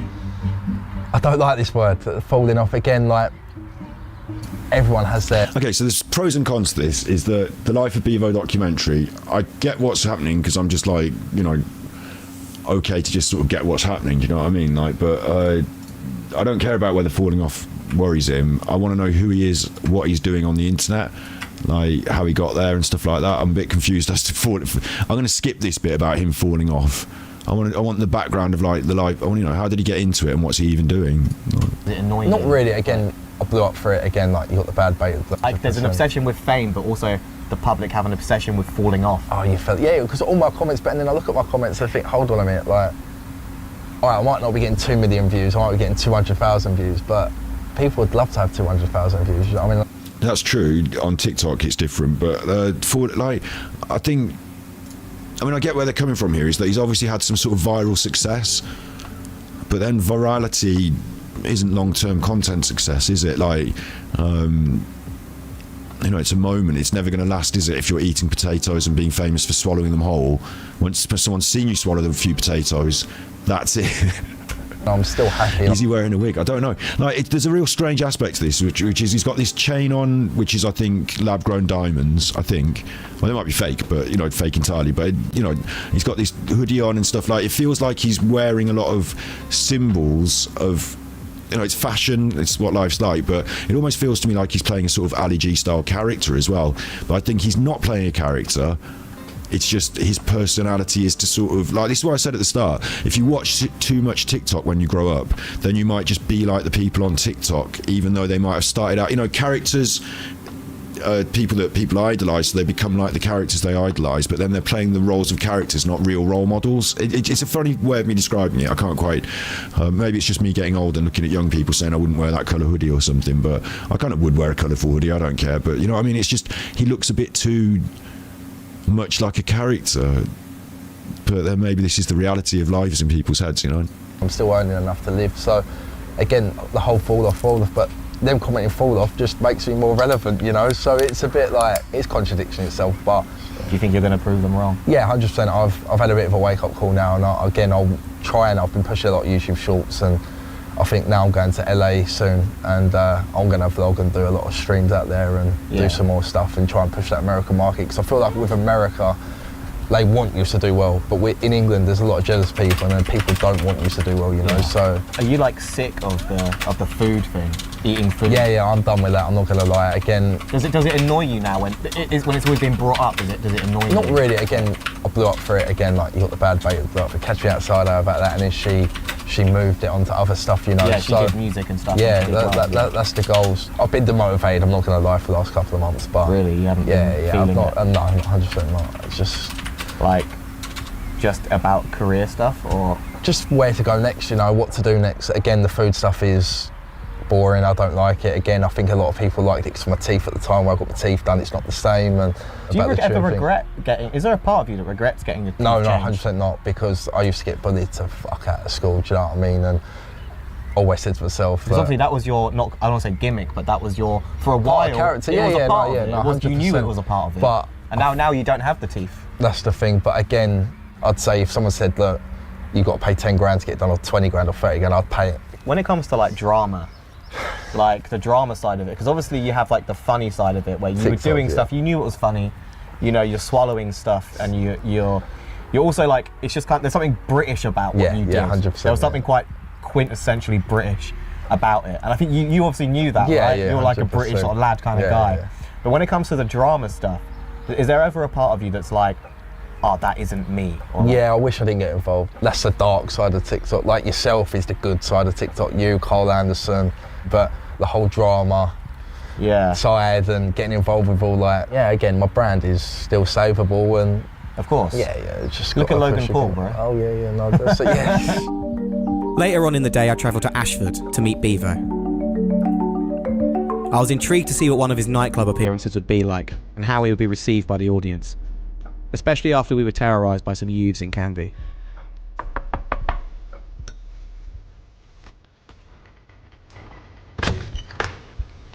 Hola. What's happening? You good, yeah? I'm good. Very good, yeah. Yeah. You coming in? Yes. Come in. Welcome to the mansion. So you spend a lot of time in hotel rooms now? Yeah, I do. It's become a norm now, so yeah, it's not a bad life, but sometimes you do want to chill at home. But yeah, no, it's Are chill. you nervous to get on stage? No, I've done it so much now. Again, the first nightclub I've done was just the meet and greet, and So I'm like, this is weird to me. I mean, I really like the style of the documentary. I'm not dissing Isaac here. I think Isaac's doing a good job. I'm just a bit like, obviously you know me, I'm critical. I have made documentary films before. One went on Netflix. I'm not bigging myself up. I'm just saying, like, I'd like to know what the fuck. Like, I know he's from Canvey Island, and I know he's famous for eating a potato because I knew that anyway, and he's mentioned it a little bit. But what the fuck is going on? How come he's got millions of views? Maybe I should know who he is before I come into it. Maybe this documentary is for people who already know Bevo. But no, it's the life of Bevo, not the history of Bevo either, isn't it? It's what he's up to in his actual life. And so to make money now, after you get 1 million views on TikTok, you can go to a nightclub and turn up like... Do you remember when you used to go to Chicago? I'm doing this tonight all night now. All night. Do you remember when you used to... Do you remember when you used to go to Chicago Rock and they would have like Sonia or Ant and Dec or someone like, you know, someone a bit, you know, no, Ant and Dec are a bit big, isn't it? But, you know, someone minor, like someone from Big Brother would turn up and it'd be like, so-and-so from Big Brother's coming to Chicago Rock tonight. Oh, let's all go for a drink at Chicago Rock and shout obscenities at someone from Big Brother. You know, but it was like that, wasn't it? He's now the equivalent of that, isn't he? He's like someone from Big Brother. Big ups the Piggy game. We need to play some more of that, and we're going to be doing. If I get onto Twitch later on, we might do some crime scene cleaner. We're going to get on and finish some of those games for sure. I don't know about ever finishing Piggies because it's a bit of a long slog. It's like 40 hours to get to the plane, I think. But like, yeah, we can go back to Piggy Island. Slowly brought me into it, so got on stage for just to big everyone up. Then they said that you could do a bit more. Now I sing on stage. Yeah. Call people out. Do you know what I mean? And just have fun with it. Are you going to call someone out today? Oh, probably not. Again, I've been told to hush hush for the Misfits fight until contracts are signed. Oh, the Misfits fight. So he's done a boxing match on YouTube as well. That's big news. Like, if you can get yourself leveraged into one of those Misfits boxing things, then that's fair play. Has Bevo done a boxing match then? Let me find that out. See, this is what I'm confused about from the documentaries. I thought I would be getting my information, but instead I'm not. Bevo boxing match. Bevo has a boxing match. Bevo pulls out a boxing match. Boxing training. Bevo pulls out the fight. This doesn't look good for him, does it? He was going to be having a boxing match and he's pulled out the fight. See, this is another layer of the YouTube. Like, this is another generation of the YouTube. It's the TikTok generation. It's the... I told you, didn't I? Look, there's Jake Paul and the Pauls and... Like, they're not in the same video here. This is a 4-year-old video, but it's that same conversation, isn't it? It's that YouTube boxing world. It's that influence... I say influencer. Like, Bevo's managed to find himself in here. Let's go, here we go. This is Bevo sparring. So they should be wearing headgear, shouldn't they, really? Woo! I don't know what his opponent was doing there, putting his head down like that. Bevo! Remember, the laptop's on the line. Obviously, Bevo doesn't really know what he's doing. Oh, lovely. Defensively turning his back. I ain't no backsliding, brother. He's hitting the other guy. The other guy hasn't got his own. Like, the other guy hasn't got a defense. Remember, Bevo said he like the other guy's defense is to duck his head down there. was Chef Dave after this. He's victorious. Tell me my business. Tell me my business. I need that shit. Look, this guy's got his hands down. Tell me my business.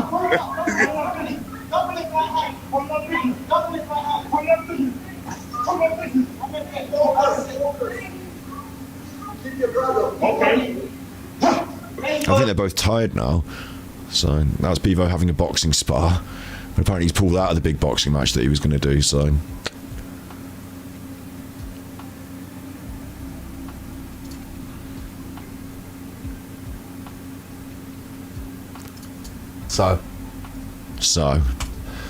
Yeah, and But if you get that feeling, anything could happen. Yeah, of course, you're on stage, emotions are running high, do you know what I mean? Everyone's gassing you up, shouting out, Bevo, Joyce. It's a good feeling, you know.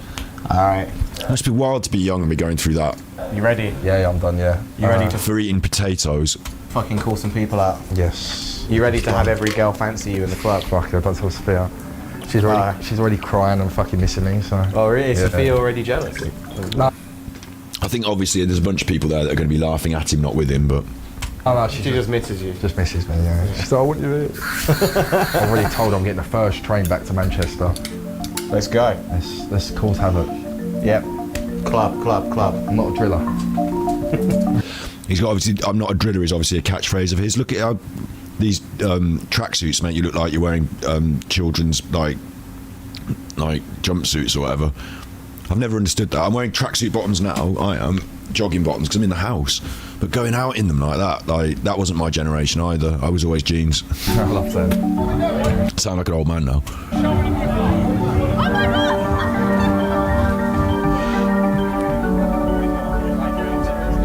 Tickets from £2.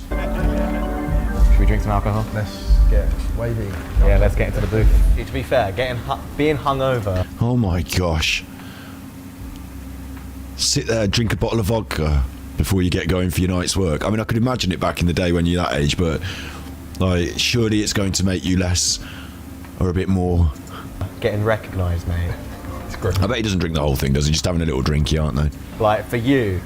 Like, for me, it's like... And I think it does help him. He's got the teeth and the look and everything. Whether it's a look I'd want to carry myself, I think it does help to identify him, doesn't it? So, like, there's something about that. Like, I get recognised in a much milder way than you. You get like, Bevo.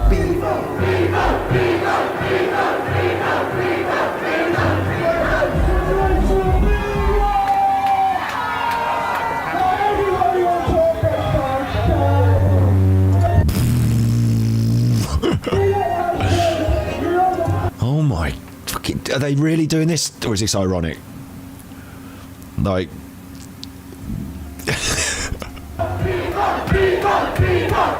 No, they're all laughing. They're just out having a laugh, aren't they? And they're quite young, aren't they, in the crowd? This might even be one of those... like, I definitely wouldn't feel comfortable in this environment, if you know what I mean. Like, I'd feel like maybe... is this one of those, like, you know when they do the non-alcoholic younger people's nights? Is it that sort of thing? Or is this... Because he was drinking alcohol, Bevo was. Or is this just 18-year-olds of the day filling a club to go and see Bevo? I think this is not for me, is it? I don't see anyone drinking an alcoholic drink in here or holding a beer.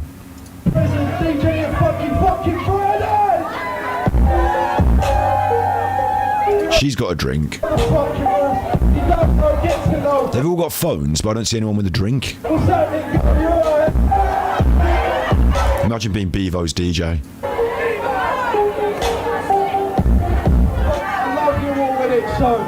And I don't think there's that many people there. I think they've made them all go and stand up the front for the video. You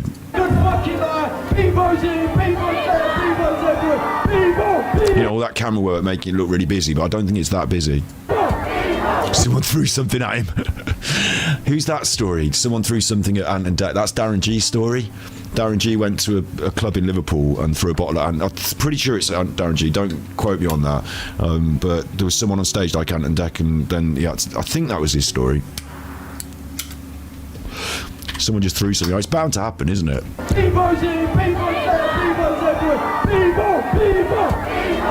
You know, someone's dashed a drink at him. Look, the bouncer's about to go into action. They're only young people. I don't know why they're hating him. I don't know why they're hating. Listen, it is what it is. But listen, I'm a good guy. Big up us for getting pictures of that after. Big up my man, Isaac. You forgot Isaac's name then. Listen, I'm a good guy, DJ. Thank you very much. Big up, yeah. He's like going on like he's a rapper or whatever. This guy's on the mic here himself trying to get the other bouncers to drag out the guy through the cup. Have a good night. God bless. And that's it. You've done that. Good night's work, Bevo. You know, I said I was nervous, and then we saw like loads of people. Yeah, we saw loads of people like, and then the cup at the end made me feel a little bit like, oh fuck. Manchester, yes, yes. Bang. Come on, buttons. Are the buttons going to crash the stream? Is it the buttons that crash it? Do's and don'ts. I never went without a real drink in all my time in the Rovers. After I saw Bevo at the nightclub, he flew to LA. But as soon as he landed back in Manchester, I travelled to catch up with him and his girlfriend, Sophia. He's got a girlfriend? I was very interested to see I'm very interested to see what Sophia's like. A relationship is really like. I am. I'm very interested to see what Sophia's like, because Bevo has qualities, I suppose. Hey, how you doing? Nice to meet you. I'm Sophia. Sophia. I mean, obviously he's incredibly popular on the old TikTok for a little while there, wasn't he? So Yeah, so is that what you're saying? How you doing, Yes, mate? brother, get in there, get in there. looks like he doesn't live too shabby off the TikTok money and doing the nights out appearances, does it? Long time no see. Yeah, it's been a while. Or is this just the hotel room? Oh well. Yeah, it's all right here, isn't it? No, he's got a PC and everything set up here, so it looks like this is his place, yeah? Yeah. Yeah, good little gaff. What was it like living together? Nightmare, yeah. What, do you argue a lot? Recently we have. Really? Bloody hell. Good arguments. Wait, good arguments? What do you mean? No, like, they're not bad arguments. It's just petty ones. Okay. You can do the dishes. Is it getting to that part of the relationship now? It's going to happen, but... How long have you been together now? 4.5 months. Nearly 5 months, yeah. Man. Getting there. It's good. It's been good. What's it like seeing Bevo on stage? Crazy. I had a bottle thrown at my head the other What, week. you had one thrown at your head? Mad. Crazy. Because he had one, you had one thrown at your head. head. Two, and then I had a glass But one. so you had two last time? Yeah, mate. two plastic That's ones, and they threw the glass one at me. I was like... Jesus. It's in Wakefield, Wakefield. But then our one... Because when we filmed in Ashford, you had something thrown at your head as well. Really driving that point home. No, he just lives up here, just up the road from the Aldi. But like, do you find that crazy though, living because you're obviously living with Bevo, like going around in public with him? And stuff. They do look like a nice couple in that picture. It is. Going around with. Hang on, how do you ask someone's girlfriend? Obviously, living with this guy, you have to go around with him in public. So, and they both agree. Yeah. Like, obviously living with Bevo, like going around in public with him and stuff. I know, it's crazy. It is hard, isn't it? The mobbed all the time. Does it ever mobbed? Annoy you? Mobbed? If Bevo came past me in bloody R Price doesn't exist anymore, does it? HMV, that doesn't exist anymore, does it? If Bevo came past me on the internet while I was buying songs off the internet, if Bevo walked past me in Asda, I wouldn't recognise. Well, I would now. I wouldn't mob him. Wouldn't even ask him where the bloody prawn cocktail crisps were. I'd just leave him to it. Yeah. A bit. Woolworths, that's closed down now. Pick and mix, R.I.P. Pick and mix, R.I.P. Pick and mix, pick and mix, sweetie, pick and mix, sweetie. She likes the pick and mix attention, really. So she likes the attention. Do you think you like her. being famous? You're not famous. Like You're not famous. The correct answer to this is sorry, I'm not famous. Well. You like the attention of hanging out with Bevo. Oh my god. What's it like being famous? Big ups Pom Bears. Big ups me, Pom Bears. Thank you very much, Retro Girl, for the 99p super chat. Bang. Do you want a slightly different button? Let's get you a slightly different button. How about this button? Now hold on, Lorraine. How about this button?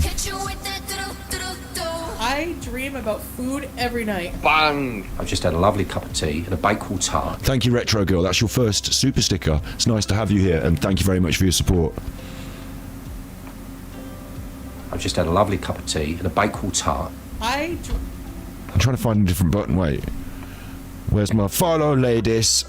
Super ladies. Where's that one? Here. Follow ladies. I want ladies. Super ladies. Nutterwatch. So, I was going to say her name then. The thing is, she's that not famous, I don't even know what her fucking name is, even if they've mentioned it already. Bevo's girlfriend feels like, and that's not me being misogynistic, I would like to call her by a name, but Bevo's girlfriend thinks she's famous. Do go on. Annoy you? A bit. When it's too many people. She likes the attention, really. So she likes the attention. Do you think you like her. being famous? I like being known for my own kind of stuff. Yeah. To the Bevo's bird, as everyone says, but yeah, it is what it is. It's Sophia. Sophia. How long does it usually take to get ready for like a shoot? So usually. What do you mean a shoot? It's all the hair mainly because I've got my hair extensions in, so I either go and get it done because it's a nightmare washing and drying it, or I'll do it.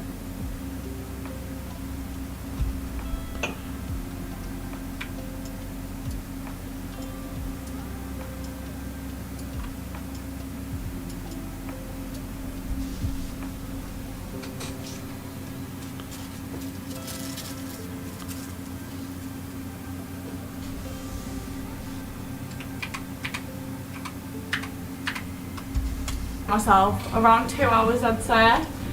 Is it hard balancing a relationship and doing OF? It is when your boyfriend does social media sort of thing, because we're all OnlyFans.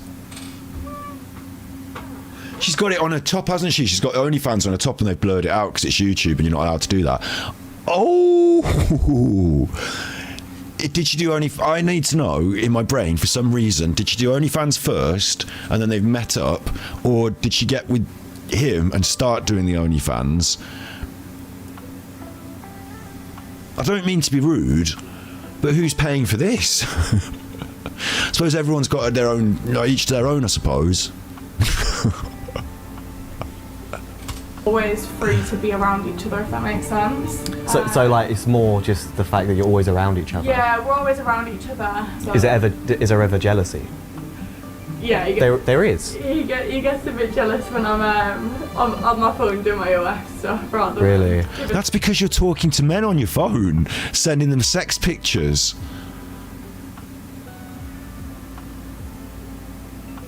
Him attention. He's like, it's always work, and I'm like, yeah, it is, because you have to work 24/7 for this job. Do you think you work harder? Do you think you work harder than Beaver? Oh yeah. Of course, really? you fucking. He's laughing at her. I mean, who does work harder out of the two of them? Bevo, who apparently found fame for eating food on TikTok and not eating it well, but instead swallowing it down whole, and people are like, God, look at that weirdo eating his food weird. And then it's got to the point where he had millions of views and now gets to go around clubs earning money for turning up at public appearances. And the alternative could be being Bevo's girlfriend and still having to turn up at the same clubs, but also having to take pictures. Not having to, like, this is your choice of work. Sex work is fine. Like, you know, I'm not against sex work. Like, that's absolutely a norm in our society these days, right? Should be obviously like regulated and, you know, not like just random people on corners doing whatever. You know what I mean? Obviously, like, you know, legitimized, like the legitimate source. You know what I'm saying? You know what I'm saying? Safeguards. But like, I'm not saying, oh, it's terrible to do OnlyFans. But like, you know, her alternative, like, what he has to do is turn up at Chicago Rock and go on stage and go, oh, you're Bevo, and then eat some potatoes, yeah, and put that on TikTok. And what she has to do is to maintain a pseudo sexual relationship, well, a directly sexual relationship with men she doesn't know, I assume men, people she doesn't know, across like social media, and get dressed up and take photos and then maintain that by tippy typing them as well. And we're trying to decide who works harder for the lavish lifestyle that it affords them. Lavish compared to what you could be like living the other side of the Aldi, I suppose, on the other side of the Aldi. But you know what I mean? Like, what kind of a weird question is that? I don't even know what the question, like, I don't even know the answer to the question. I want you to tell me in chat what you think the answer to the question is. What do you think? Do you feel that this is like hard work for either of them, or do either of them work hard? Like, I think maintaining it is a thing. I think she seems to be doing a lot of maintenance of her work, whereas Bevo appears to just be going with the flow. I bet he's got a manager at this point. I bet he's got someone who's like, you know, there's no way he's booking those appointments, is he, for the Chicago Rock or whatever? So, like, I bet he's got a manager at this point. Yeah, it's interesting stuff. 1,000%. He's lazy. There's two sides of your relationship. Yeah, there is. There's a public side that is clearly both of you are promoting each other. Yeah. But also there's a personal side where you two actually live with each other and you're doing life together. No, 100%. So how did you fall into it? So basically, I'd had sex with someone on holiday. It was recorded.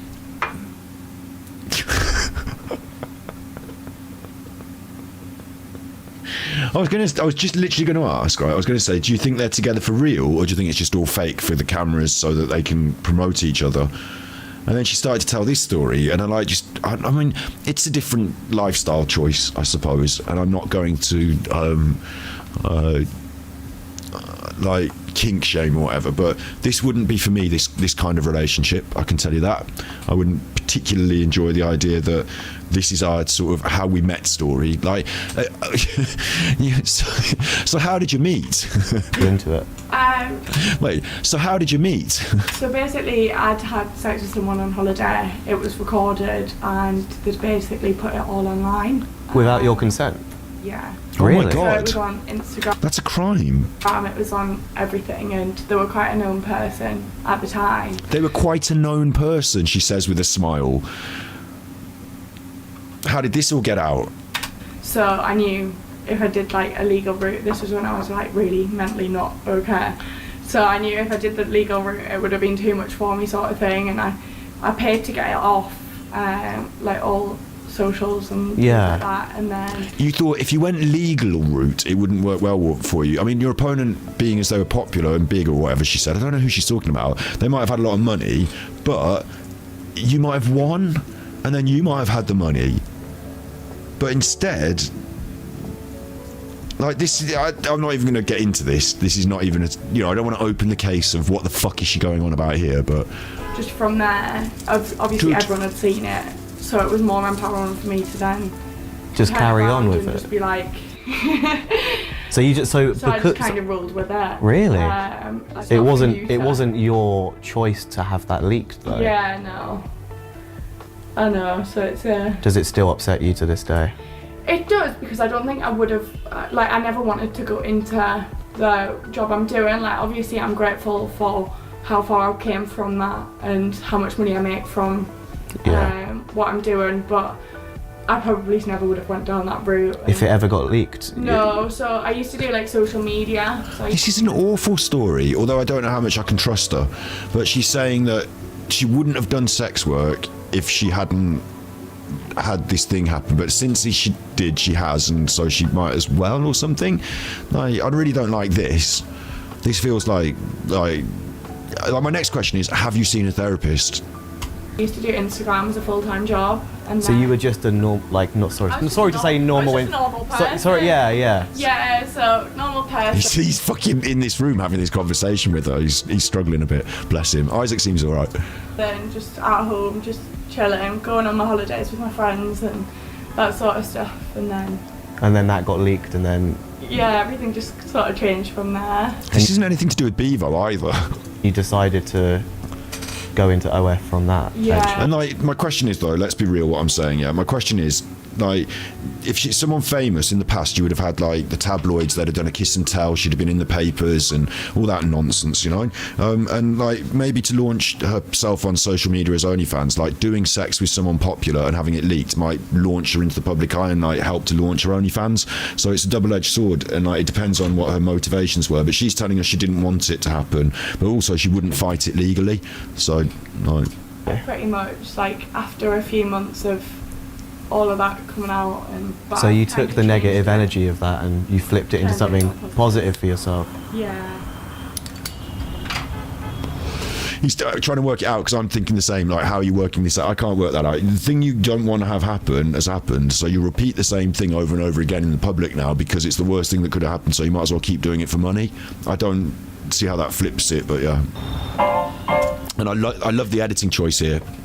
Yeah. Of him just thinking, like, it could have lingered on him a bit longer. It's very Louis through that. We went over to an industrial estate where Sophia and her friend were doing an OF shoot. I wanted to see what it was like. Her friend? But I also wanted to get Bevo's perspective on it. Hey, how's it going? Hey. Oh, I see, the friend is the photographer and she's doing the shoot. It's been a while. Yeah. How you doing, Bevo? Getting there, mate, getting there. Just watching her in action. Yeah. Yeah, just going with the flow. And I don't normally attend these, but I thought I don't normally attend these. Pop down for one and see Oh, how no, there is another lady there. she's doing. Yeah, she's doing good. So yeah, it's solid. What do you think? Nice. Is this your first time seeing an OF shoot? Yeah, it is actually. Yeah. Yeah, so he just never comes to these. come Really? down for it. It's different. It's probably I'm pretty feeling how you're feeling. Have you been to something like this before? Or? No. No? No, I haven't either. Makes it sound like some sort of like event or something. Like, have you been here before? You seem nervous. A little bit, because it's a lot of people about. They're doing their job, having their photos taken, and some of them aren't wearing many clothes, but you have to just get over that, Bevo, and just get on with it. Like, no one's going to be doing any actual sex with anyone, I assume. Well, I don't know, actually. Do they on these? Your missus is dressing up, do you know what I mean? So, but again, it's her line of work, and I understand that, and I know I'll. He's got the turkey teeth. Are they his teeth? So do you ever get like jealous?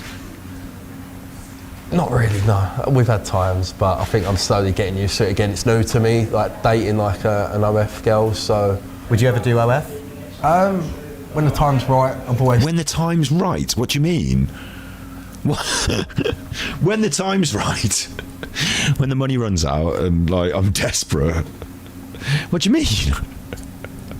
Said like influencers either go the full way, get the brand deals. Influencers. It's this like weird world of like growing up watching these people on the internet, isn't it, and thinking that way. Like, get on YouTube, make a nice, comfortable career, or you do TikTok. You're in between YouTube and TikTok, and you're stuck on where to go. How does it feel like getting? What he's saying, it sounded like, was once you get big on TikTok, you need to move to YouTube to make a career because you can't get paid off TikTok, and he's stuck there because he can't make a career on YouTube because he doesn't really have content.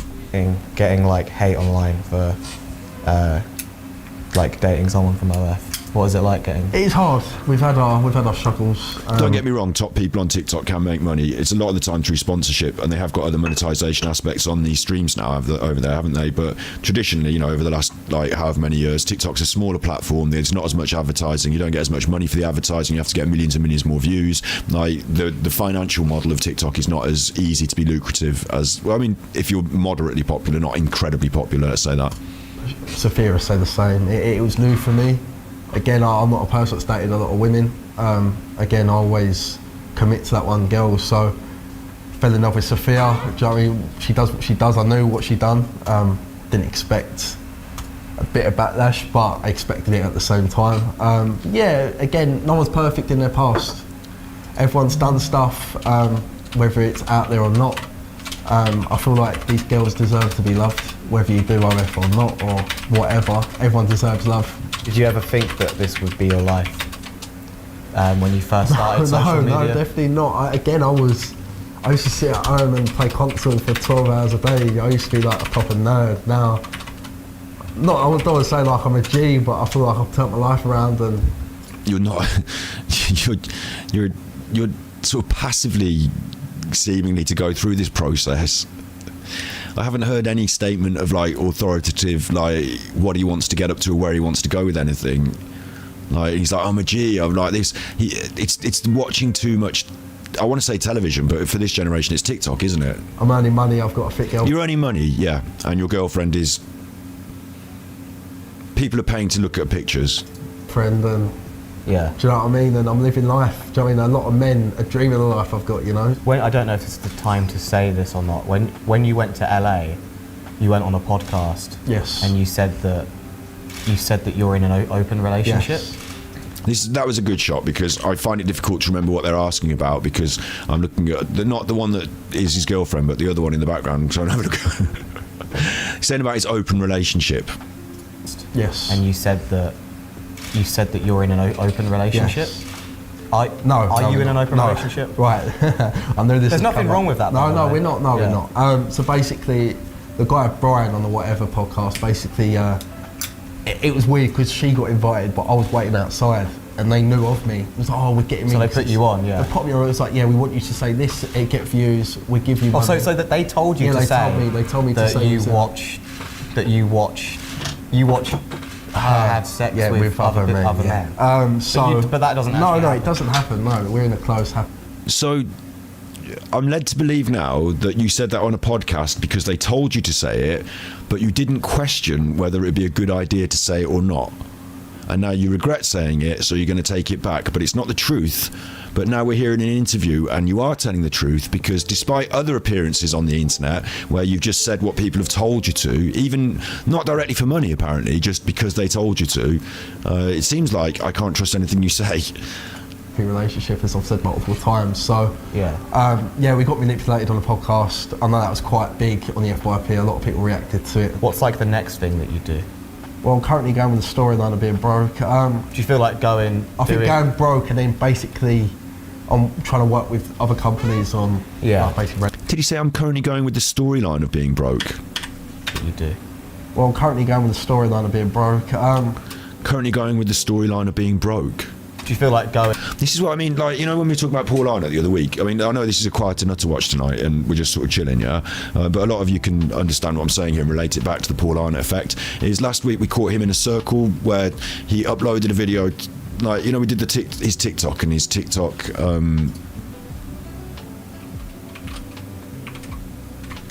Like, it's this question of whether it's reality or whether it's just shown to you and you're supposed to believe it's reality, yeah? But the TikTok loop that happened where he had been on a night out at the... Okay, so he fed some stray cats. Where is it? Terrifying ride gone wrong. Full video on YouTube. This is it. He went for a walk with his friends to the theme park. It's not a theme park, to the fairground. The video's on YouTube. It's up on TikTok. And on the walk down, he saw a stray animal, a stray dog, and it reminded him to feed the stray cats. So the next day, he fed the stray cats. Yeah? He had a problem with his visa, which was really frustrating that evening. The same evening as he comes back from the fairground. A problem with his visa. He can't go on his next trip to India yet because his visa's got a problem. So he sticks around for a week, sorts out his visa. Oh, I forgot to mention, he during this, he can taste the brisket in his mouth. On that ride, he can taste the brisket in his mouth as well, yeah? He gets his visa sorted, and to celebrate the visa being sorted, they go out for a meal where he eats brisket for the first time, goes for a walk and sees a stray dog, and they go on the rides. And he feels sick, the brisket. He feeds the stray cats, and he gets this travel problem because his visa. So he has to wait a week, and then he celebrates when he gets his visa by going out and eating brisket for the first time. It's a loop, and it doesn't make sense because he's uploaded and filmed things, and somewhere along the lines, either the videos have either got out of sync, or what's happening, in my opinion, more than like I'm able to say as a reality, because look at YouTube and look at not so much YouTube, but the more this TikTok generation, or YouTube as well, it's been like that. But I guess I don't watch so much of it, of that sort of stuff. Like, you can create like, let's say for example, me and Steve go to in Amsterdam, yeah? Like, we could make a video saying like, oh no, look, Steve's lost his bag. Oh, this is terrible. Steve's got no clothes. We're gonna have to go shopping and buy Steve some new clothes. And he's gonna want gothic clothes, isn't he? Because he's like Steve of the Dead with the black clothes. So let's go and buy Steve some black clothes and like fit him out in these clothes. And then let's go and, like, Steve's favourite food is like waffles. So let's go and get some waffles for Steve and cut. Oh, thank God for that. All right, Steve, I've got your bag, obviously. We've always had your bag, don't worry. You didn't worry, none of us worried. Throw that waffle in the bin, let's go and do something else. And like, then we upload the video of the day, and it's this drama about Steve's bag. And actually what happens is something else completely different. But we filmed, in reality, a drama about, you know, the way you can manipulate reality and have, like, if it was reality TV, you know, there's a bit of manipulation there, isn't there, on reality TV? If it's a documentary and a serious thing on the telly, then there's not, oh, it shouldn't be manipulated, it should be the reality, shouldn't it? But if it's just someone on their phone just going around, they're showing you what they choose to show you and how they choose to show it to you. And in the same way as he showed you these TikToks about being at the dentist or having a haircut, and they just seemed like, you know, him walking around with his phone like everything else, how do you know any of this is anything? It reminds me as well, there was a video that was released during the Nicola Bulley case, and things go back to that all the time, don't they? But there was a guy, and like, I'm not going to reference it and prove it now, but it was really weird because he made this video talking about Nicola Bulley, and he was out by a river, and it made it look like he was out at the river. But he wasn't. He was in America. And like when you watch the video, it's like this guy seems like he's talking about the river, but he's at a river. And after you'd watched it for about 10 minutes, you thought, this guy's a fucking nutter.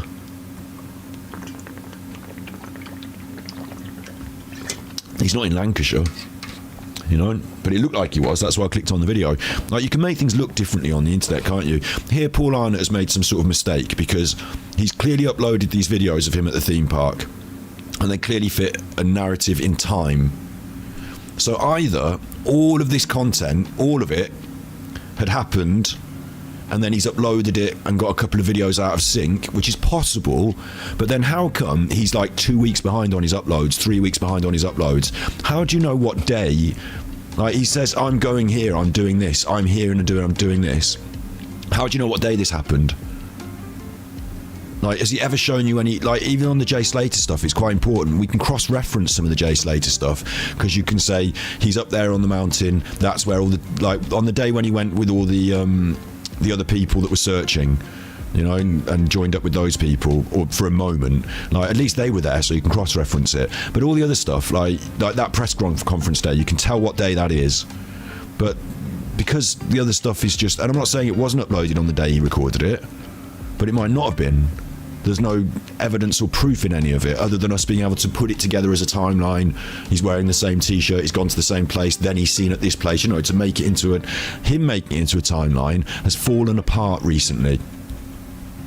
And I don't know exactly why, but he eats the brisket the first time ever. Right guys, so Adam has made me try brisket. I've never tried brisket before, I'm a little bit nervous.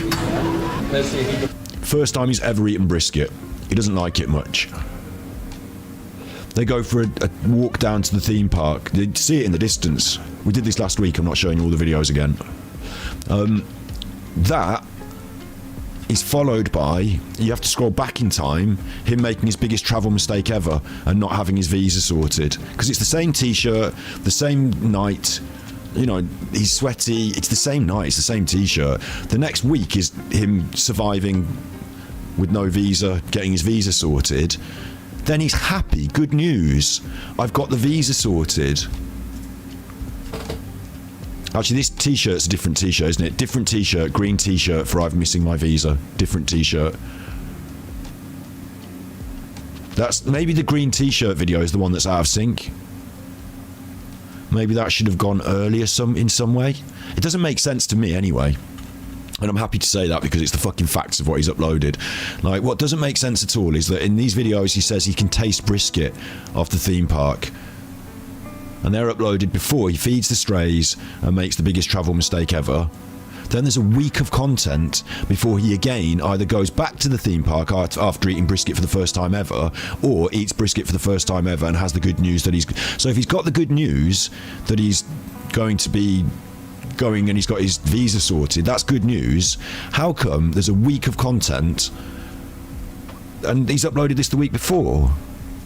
Like, so it's very clear to me. I'm not going to beat around that bush too much any harder, but he's just said here we're going down the what did he call it, the storyline, we're going for the I'm broke storyline. So is this just now reality television, but instead of it being on television it's on TikTok? Is this like The Only Way is Chelsea or whatever those programs were, but The Only Way is Canvey Island?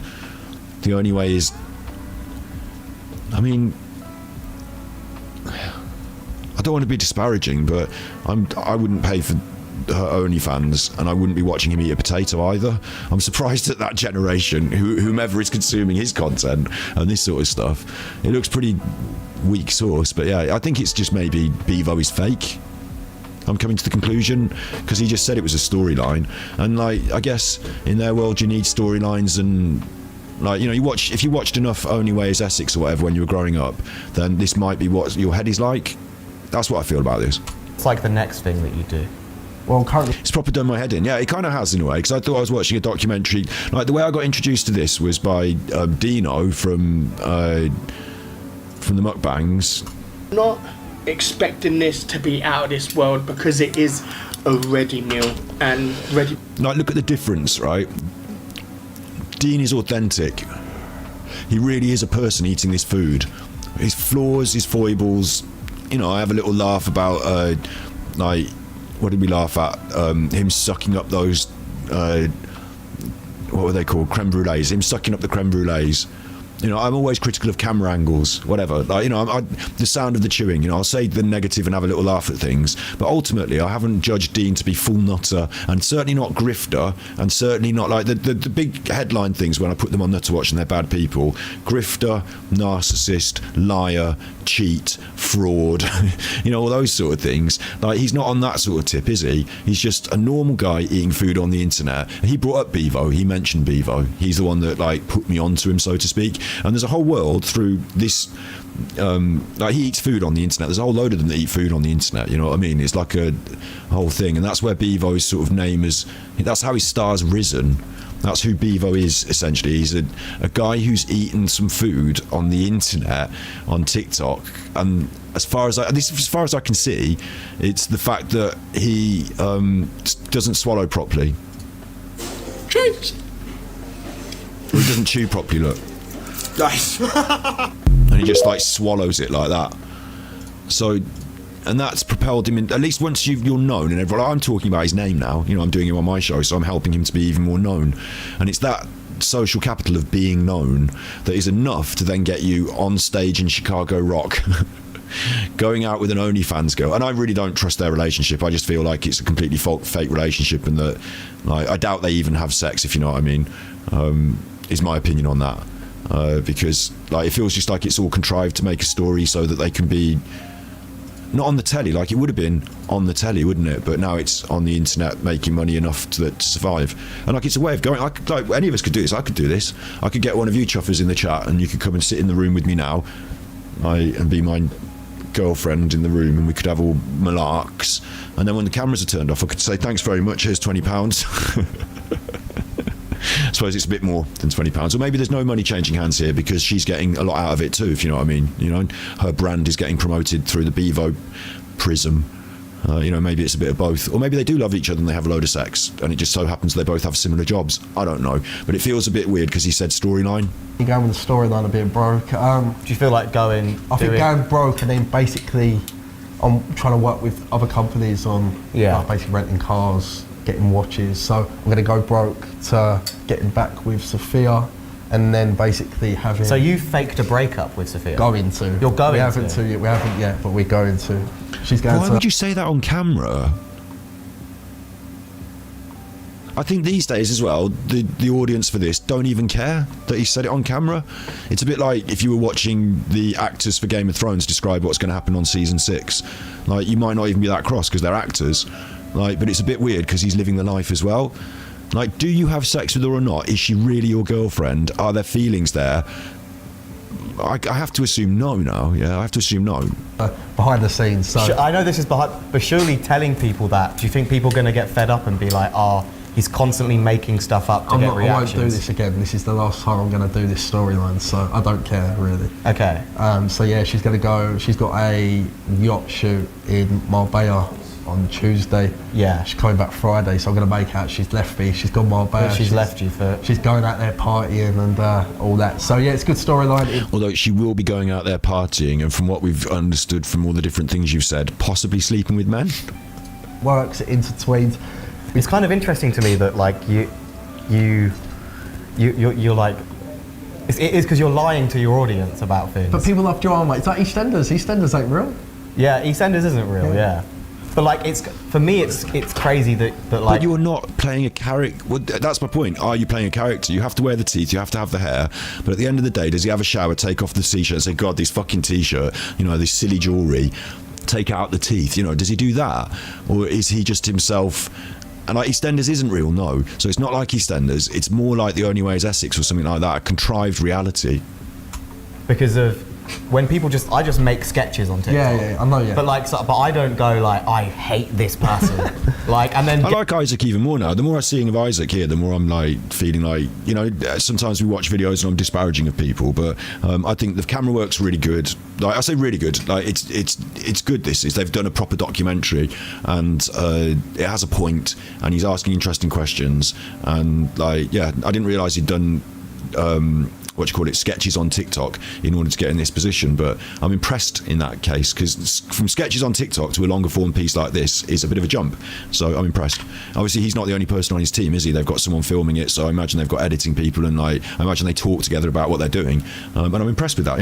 On TikTok. Yeah, I know, yeah. But like, but I don't go like, I hate this person. Like, and then try and get their fan base to hate me, like, cause I feel like you put stuff out there and you deliberately want people to hate you back. It's, because rage baiting.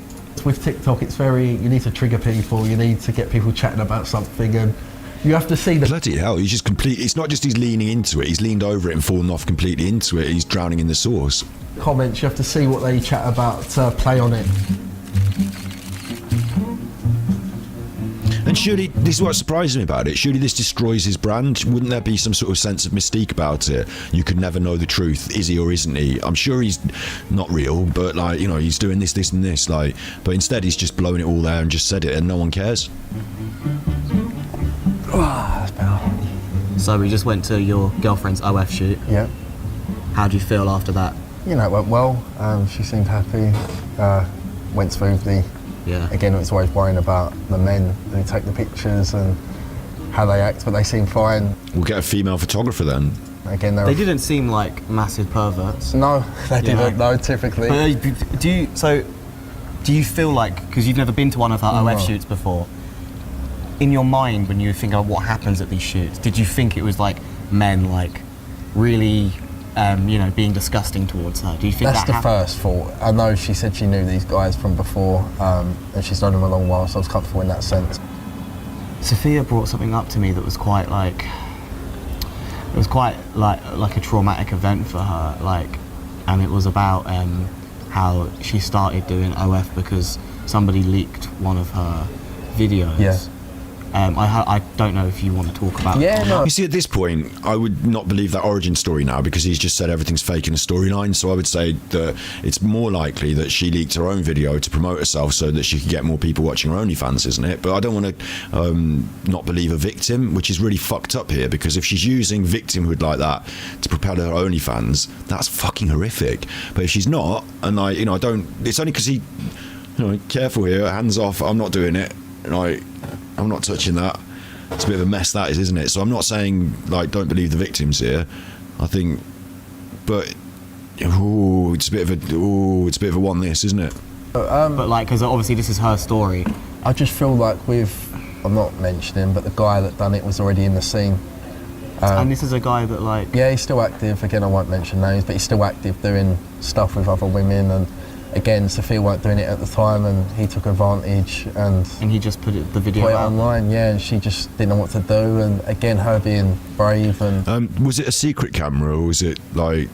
I'm a bit confused, because the premise here now is that she was with someone who films their sexual interactions and puts them on the internet as a matter of course, and then she did it, and like obviously you have to have a consent to do that, like, for him to put it on the internet there would have to be consent, like you still can't just put it on the internet. But I would probably like worry about the bit where you filmed it in the first place and all that as well. Like, it's all seeming a bit uncomfortable for me, that all of it. So like, yeah, business headed, okay, it's out there. Yeah, if he's going to make money, I need to make money, so I'm sorry, what? You don't think if he's going to make money, take him to fucking court? Have all the money, get it taken down, like, don't you think? It's about feeling like your girlfriend is like desirable, as in a lot of people like, see her as a sexual object. Yes. And then like, does that play with your mind? Yeah, it does. Again, that's why I tell her, I'm like, look, I'm not saying you can't go here and here and here. But it feels like a lot of this life, because this is the Life of Bevo documentary, I thought it was going to be like, Bevo got started on TikTok when he started eating food at the age of da-da-da. But really it's about what's going on in his life right now, isn't it? And what's going on in his life right now is the storyline of his controversial relationship with an OnlyFans model. And it's like uninteresting to me, really, what he thinks and feels about that, to be honest. Because I don't even think it's real. Still think that I'm a driller. I'm not a fucking driller! I'm not a driller! Oh, he's the one that's not a driller.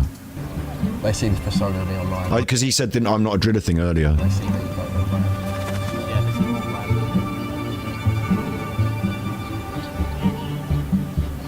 As Andy Warhol once said, in the future, everyone will be famous for 15 minutes. And now we're living in that future. Agree. That's that viral thing, isn't it? But he's managed to squeeze that 15 minutes out into a weird life. In 100 years, when everyone is dead, will society still care that Bevo swallowed a potato whole and only rated it a 7 out of 10? Will Turn Red by M.R. be recited at school assemblies? And will people still think that I'm a driller? I'm not a fucking driller! I'm not a driller! I guess we'll never know. Dinner!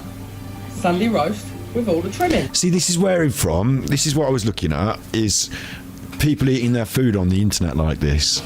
And we just got taken on that.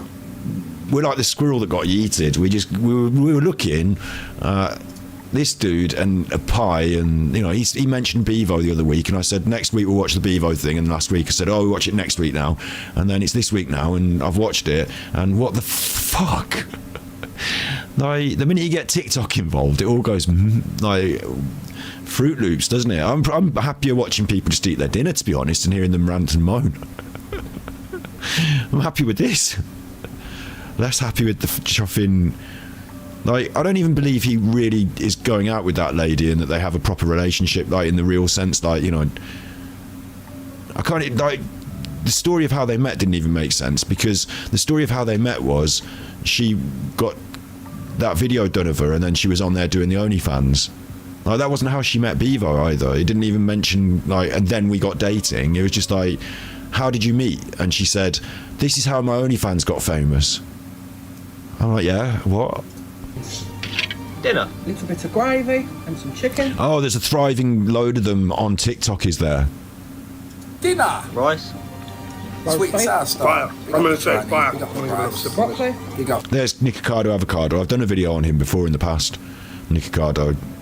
So I get it now. The YouTube thing is spilled into TikTok, and this is spilled into TikTok, because I suppose everything's on TikTok as well, isn't it, these days? It's a much smaller platform in terms of numbers of viewers, but I suppose like all the different content niches are there. Oh, don't make me have to go watching TikToks. Please don't make me have to go watching TikToks for future research for this Nutterwatch. If you want to get on Nutterwatch, please get on YouTube. I don't want to have to go and watch TikToks. Everyone. Big up. Oh! I'd almost go as far as to say that's probably the best curry sauce. Cheers. See, that's where it should have started with that, because that's what was the real Bevo story, is people eating that food, isn't it? That's what I was looking for. But instead I got all that mad stuff about the OnlyFans model. Yeah. Thanks, Bevo.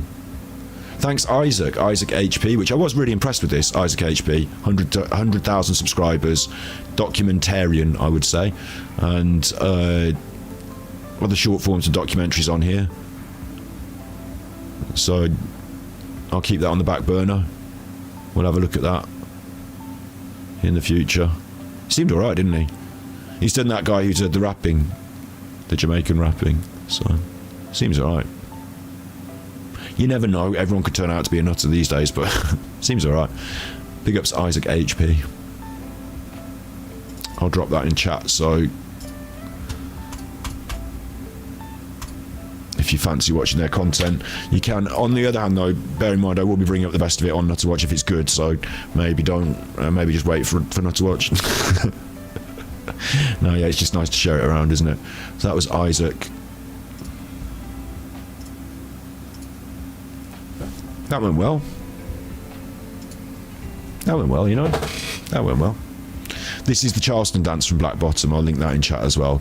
I'm basically using it today as a gentle background, but for fair use purposes, I think it's a very good video. I like the way she's doing the dancing. Do you like the shoes as well? Are you a big fan of the shoes? Do you like the shoes? There's like a specific kind of shoes, isn't there, for this sort of dancing? Do you know what I mean? They look like dress shoes, but they're not, are they? They're like dancing shoes. Look, it's the way they're bending and moving around. Like dress shoes don't do that, and like they've got slightly shorter heels and more like they're dancing shoes, aren't they? There must be a name for them. I don't know what the name is. They've got T-bars on them. I know that. I'm not a heathen. I know what a T-bar is. But like they're dancing shoes, aren't they? Does anyone know the name of the dancing shoes? What's his name's got a Big Willis? Who? Beard Meets Food, or Devo, or whatever his name was. Bevo. So does anyone know the name of these shoes? They are a specific... You see them on Strictly Come Dancing, they've all got those sort of shoes on, haven't they? I'm not wrong, am I? It's not like you can just go into Clark's and get a pair of them. They're like specialist dancing shoes of some description, aren't they? Anyway, she's having a good time doing the old Charleston. It fits with our tone today. I like laid back. It's the end of the summer.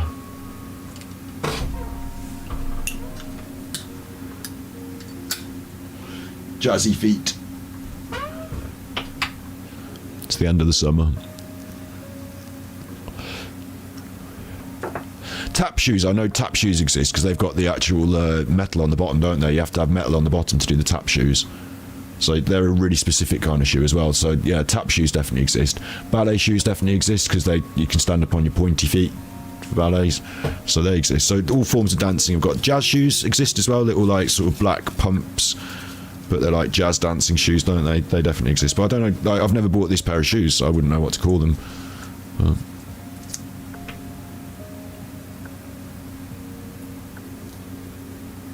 Anyway. The next, well, the only other thing that I specifically said that we're definitely going to be doing tonight is the cards, isn't it? So I'm going to show you a new deck of cards.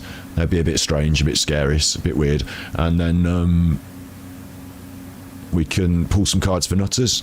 Probably pull a couple of cards for Bob. Just a couple of cards here and there. Just throw a few cards around, finish off the show.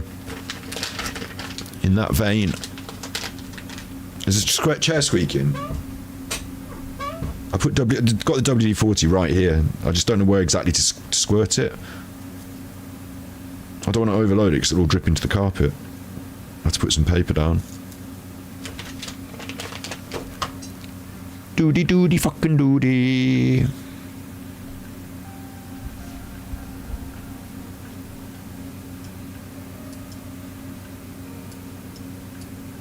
So I've got the cards. I've got a light as well, which I can adjust actually so it's not so bright on there. Got the lovely cards. Now, I did tell you, like I said, you can choose your own. I've got a new system. We won't be doing a lot of this on Nutterwatch all the time. It's something we do over on Twitch, really. But got a new system, look. This is the background that you can see in the background. I know it's confusing. That's the background as you can see it normally. Look, that's the background. Let's get rid of that picture of me. Made by the incredible Darkseid Phil, that picture of me. What picture? That picture. The incredible Darkseid Phil made that. Thank you very much. This is the background, but it's out of focus because it's in the background. Yeah? So if you want to pick cards, it's hard to pick them because it's in the background and it's out of focus. So now you can see the background up close, and it's still hard to see everything, and it looks weird because it's on a webcam. Webcam, look. Cheap webcam. Squeaky chair all the time. God, you annoy me, you squeaky chair. But like here, we've got a new deck of cards. Look. Oh, what's this? Oh. Horos. The Path of Horos. Look at all the others as well. And Alexa's up there, look. Alexa, search YouTube for Curious Cat. Searching YouTube.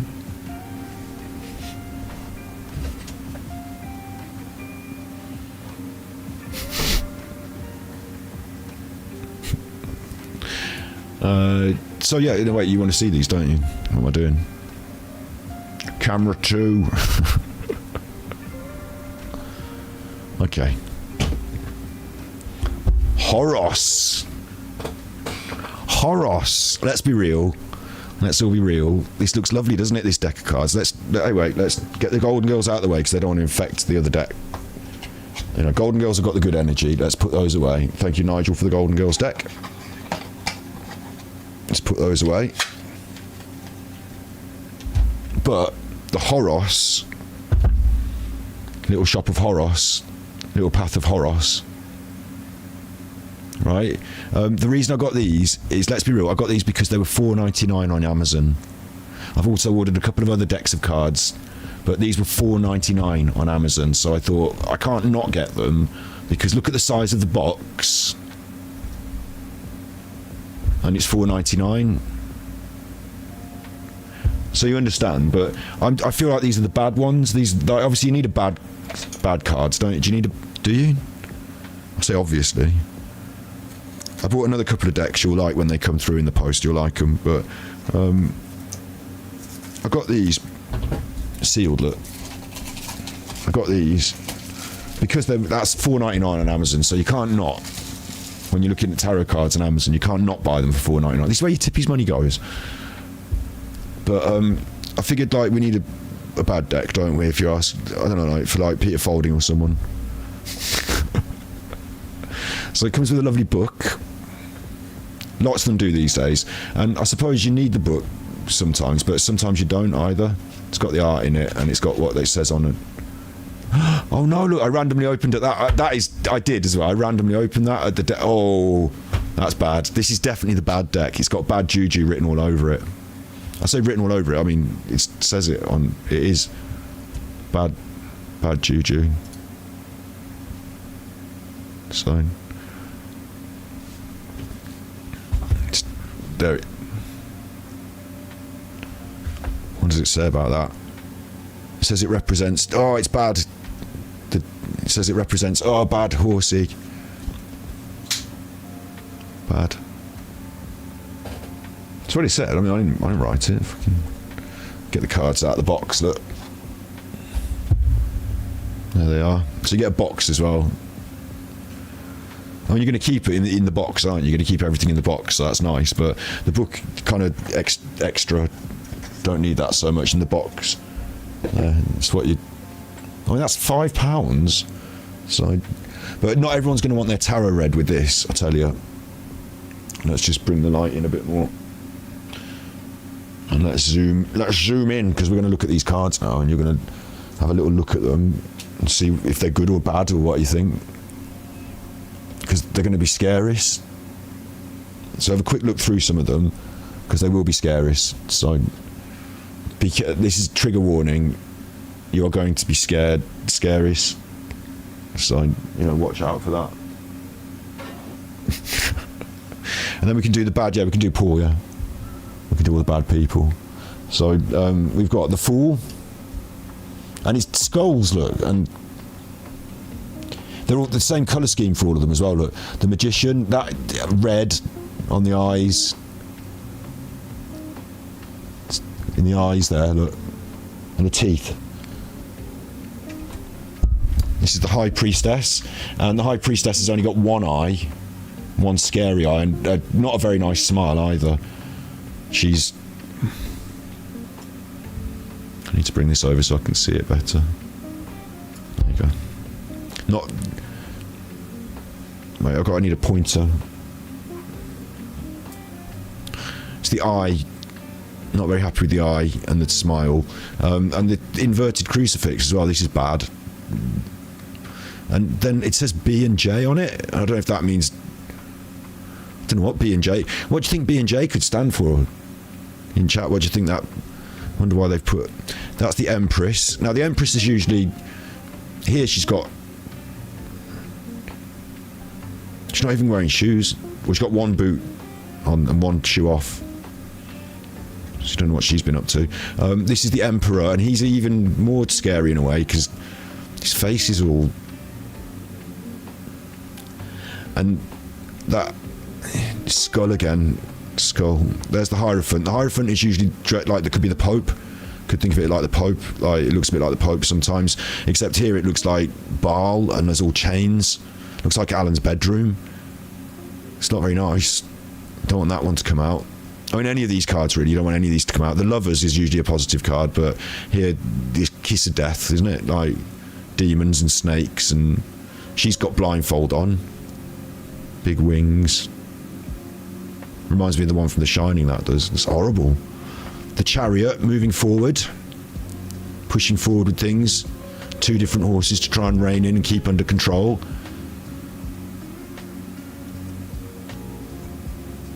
Busy in hell, basically. Strength, that's a lion, so it would normally be positive, but it just all the eyes are on it and stuff. I don't like that one at all.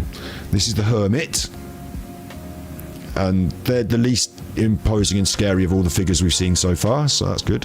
Still, skulls is a repeating theme. Wheel of Fortune. Wheel of Fortune, except it's, and he's got, so I mean, if any of these come out, you're going to be like, this is not a good deck of cards really, is it? I can see why, in a way I can see why this was on sale, because I think most tarot readers are going to see this and think, well, you know what, you know, when you do card reads for people, well, you don't, because you're not a professional tarot reader like me. I'm the #1 tarot reader on Twitch. I mean, there are a couple of tarot readers. We have a special one in chat. We have Debs, who, she taught me that if it's a gift, you give it away for free. So I think she's right. But like, if you're doing a tarot read for someone, then like, you can't say to them, oh, what deck would you like to use? Or maybe, I'm considering using this deck. I think this is the right deck for you. Let's get going. Like, it's really hard, isn't it, to decide to use this deck in a tarot read. So I can see why it's probably not the most popular tarot deck. Because, like, I mean, she's Justice, so she's supposed to be a good one as well, I think, but still a lot of red. The Hanged Man, you knew that was going to be bad luck. There's Death. I mean, that seems like the least worst of them all now, because you expect Death to look a bit like that, with the scythe and the skulls. Riding Binky. But, still, Temperance. I mean, she looks like she's got quite a nice sheen on her legs there, but, like, the funny thing with her eye and the one horn, I don't know. I mean, I don't have to date any of the people from the cards, but, like, I don't know. There's the Devil. Again, we know he's bad. We know he's bad. This is the Tower. They're not having a good time. I think they could have done more with this. They could have made this look worse. But this one even, look, this is the Star. I mean, what even is that? You know what it reminds me of? What even is that? Don't even say in chat. I don't even want you to tell me in chat. Don't even bother saying what you think it looks like. That's the Moon. And that one, there we go. There's someone I could date. Look. I think she's got horns, actually. Maybe and the big scary dogs. Maybe that's not. I think she's wearing the shoes, and there's a little lobster at the bottom which might come up and nip her feet. Oh, she doesn't look too bad though compared to the others, does she? There's the Sun. Saturna. I mean, who's done these? Who's done these cards? Someone had to sit down and do these as pictures. They had to get together and draw a load of pictures. Judgment, tooting his horn. That's the World, and that's bad as well.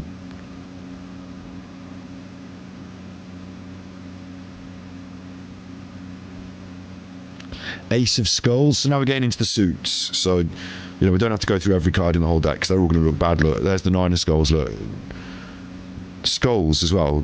Hang on, Skulls. Skulls isn't normally the thing, is it? Skulls. Knight of Skulls. Well, Skulls is all going to be... Whoa, it's working again. Bunkill sent tippies. I just want to say a big thank you to Scotty and everyone in chat. It's coming up to a bad day for me, and all you have given me love and support, and I'm so glad I stopped watching from sidelines and got into acting with you all. So ever give yourself a pat on the back, you're all amazing. Super Chuffer owes 5 hugs. Thank you very much. Thank you very much. It's always good to have you here, even if you are sitting on the sidelines and watching in chat. The majority of people who watch streams don't chat in chat. That's the majority of people. So, shouts out to all you people watching that don't chat. But thank you very much for the tip, and always feel welcome. Always feel welcome. It's always good to have you here. Yeah. We have got a Discord, and if you feel like talking to someone, we shouted out mind.org earlier, like mental health support. I used to do a mental health Monday every Monday, and we do have a Discord as well where you can get in conversations. It's a bit like a Facebook group, think of it like that, because it's basically a public. I say public. You have to have an invite. Look, I'll copy and paste it. If you send that Tippy, you've got an invite in the Tippy response. You have to have an invite to get into Discord, but it is public, so be careful, don't post all your chuffing bank cards in there or something. But yeah, it's a nice group of people, and they talk to each other in Discord. Thank you very much for that. The Knight of Skulls, that's bad. We're going back to this now. After that lovely comment, there's the Knight of Skulls. But I'm just a bit surprised Skulls is even a suit, because I don't remember it. Because in the traditional tarot, Skulls isn't in there at all. I think this must mean pentacles, maybe? Or I'm surprised they didn't use pentacles, because pentacles is quite a bad look as well, isn't it? Pentacles. You go around someone's house, they got pentacles everywhere. All red pentacles up everywhere, like the Blair Witch.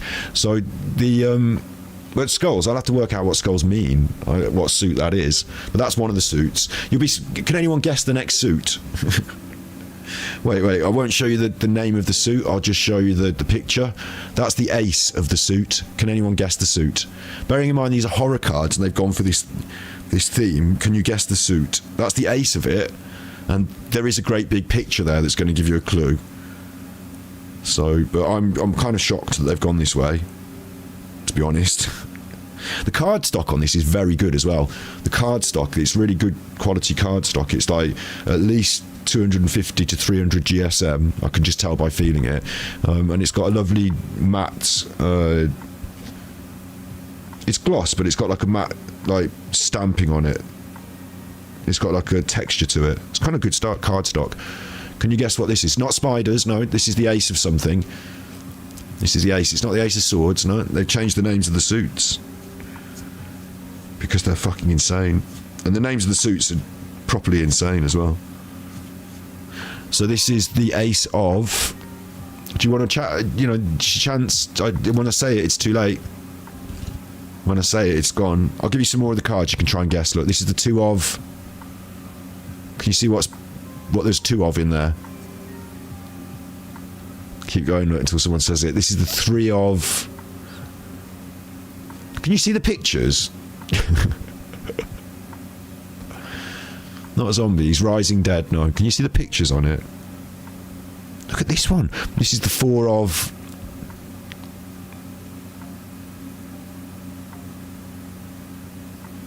Gets more complicated in these ones. This one gives it away real big. Look, this is the 8 of... Bibles. Big ups, Leslie. Bibles. Big ups, Curious Cat. Bibles. There we go. What a great quiz. What a lovely quiz. Things are going well on my old channel, on my old...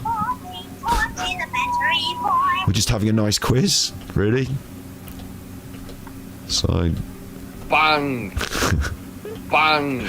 Bibles. Crossbooks. They've decided to put a suit of Bibles. Now, what it's got to do... Bibles aren't particularly a horrific, horrible sort of bad thing, are they? Yellow pages. You could do more damage with the yellow pages than you could with the Bible. I've seen people tear the yellow pages up, and Jeff Capes taught me the secret of how to tear one up. Not that I gave it a go, because I don't have any copies of the yellow pages kicking around anymore, but Jeff Capes told me the secret of how to get it torn. How to get that going. I'm not telling you the secret in case I ever have to go in in a Yellow Pages tear off. In case I have to have a. In America, it's the phone book.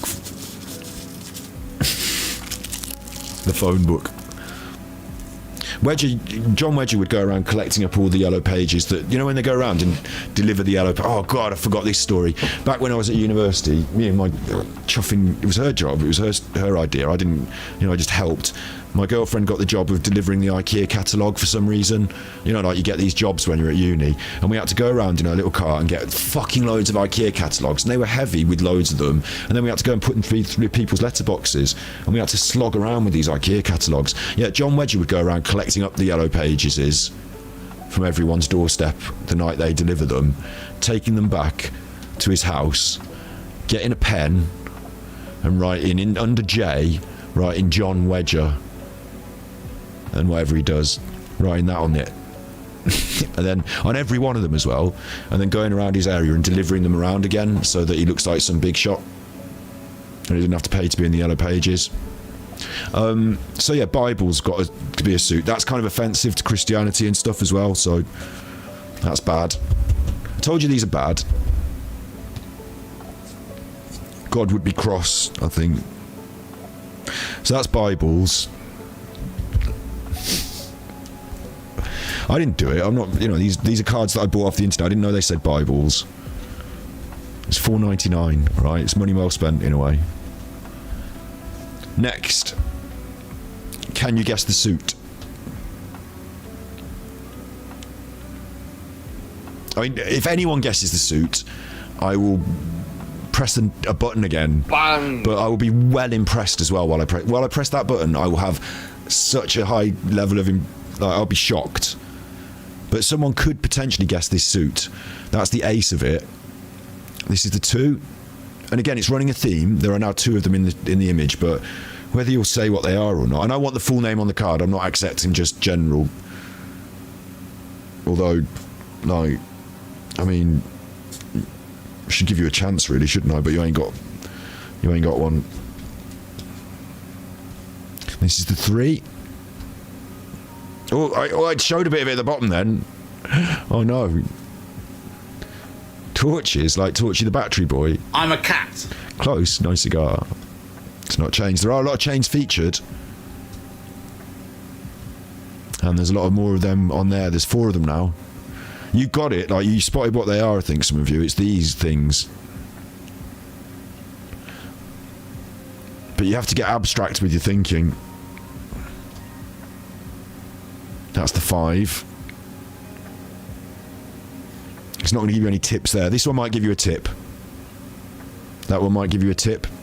That's the 6 of this suit. There is a tip in there. There is a bit of a...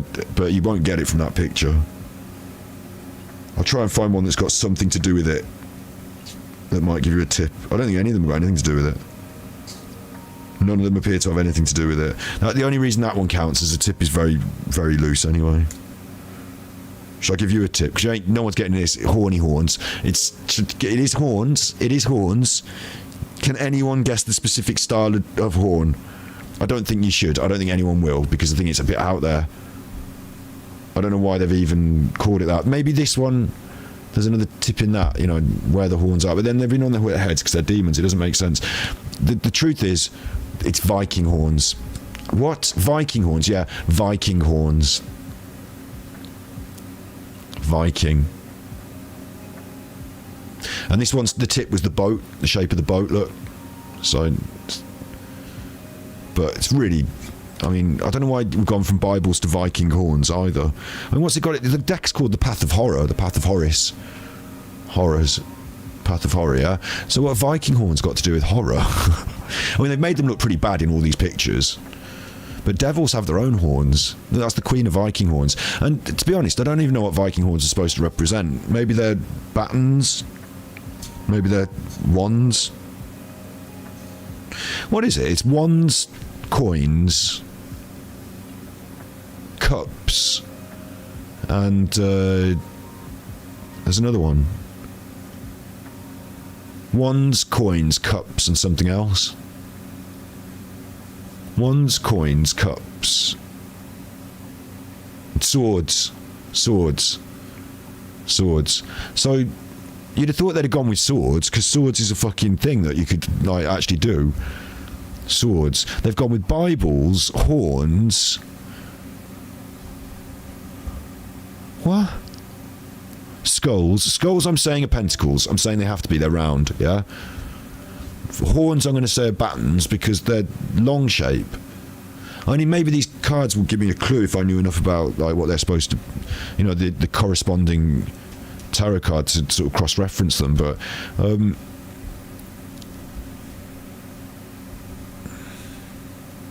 Viking Horde Swords, maybe.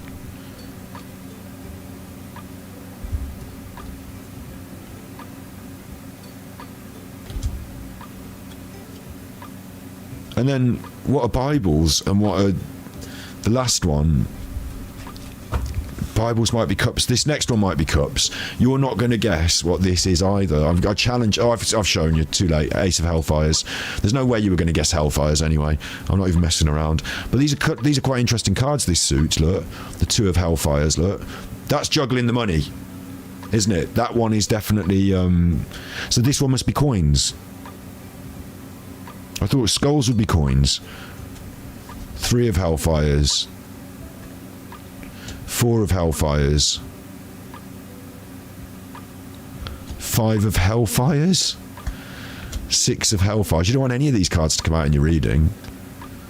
Seven of Hellfires.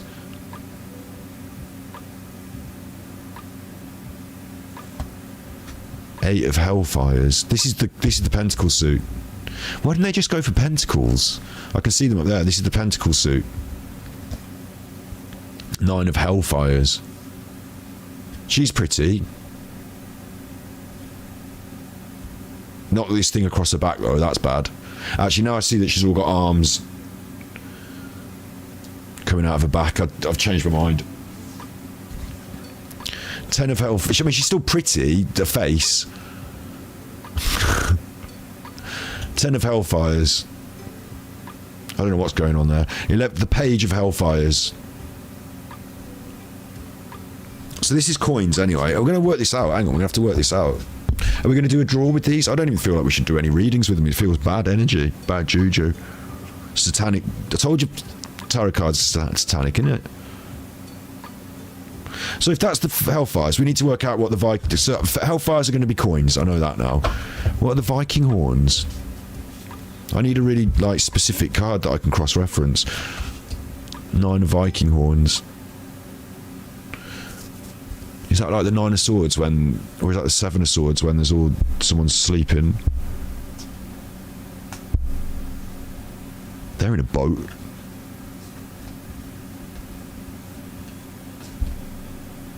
Right, let's start shuffling them up and read some cards because I don't even know what the chuffing things mean. Viking horns. See what we get. See what we get.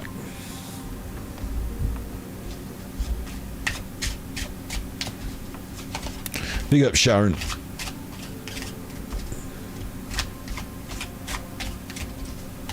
Cups of horns. That's a good shout because they can drink out of them. So that only leaves Bibles and the other one. And these need a good shuffle. And I'll be able to force the inversion. I told you this before, didn't I, when we were looking at tarot. These are all the right way up, yeah? They haven't been mixed around upside down. So they're all the right way up. And if you put them all the right way up, when you do a reading, I can guarantee you this card is going to be the right way up. Because they're all the right way up. As long as I turn it this way. But if I turn it this way, I can guarantee you it's going to be upside down. Because of the way I turn it. So, depending on whether you like your cards the right way up or not, at the start of the read, that's fine. You can choose that. But then you have to always turn them the same way. You know, you can't accidentally turn an inversion. Or you could claim that that was the spirits working through you, or whatever magic it is, made you feel like you should turn an inversion. But otherwise, you can control the cards to mean their invert meanings, which are usually negative. So if you want to give someone a positive reading, you can do that. And if you want to give them a negative reading, you can do that. In a general sense. So we need to be careful of that.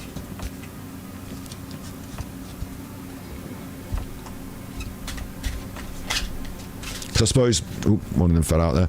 You can never.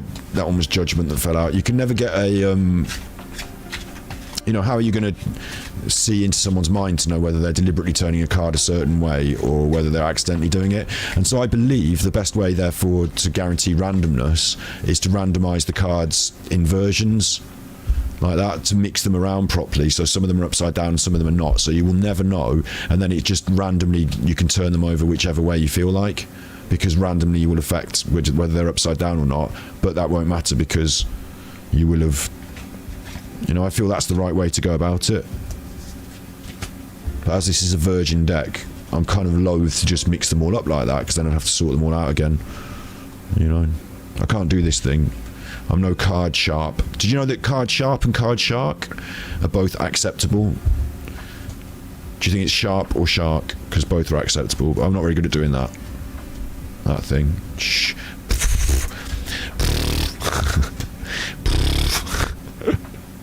Do you know what I mean?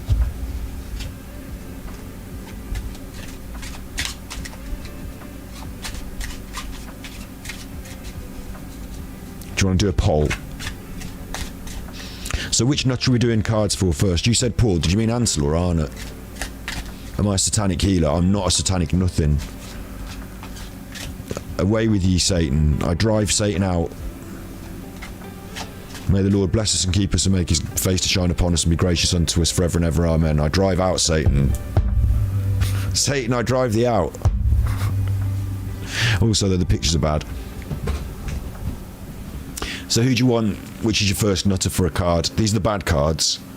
So which is your first nutter? We should do Alan, shouldn't we? We should read a card for Alan. Ansel. You want Ansel? I'm not going to do like forever loads. I'm just going to do like little bits and pieces, yeah? So Ansel gets the sun. And these are not going to be inverted because, like we just said, they're not. So just have to deal with it. I'm just getting the tarot card meanings out on the old computer. I like a particular website.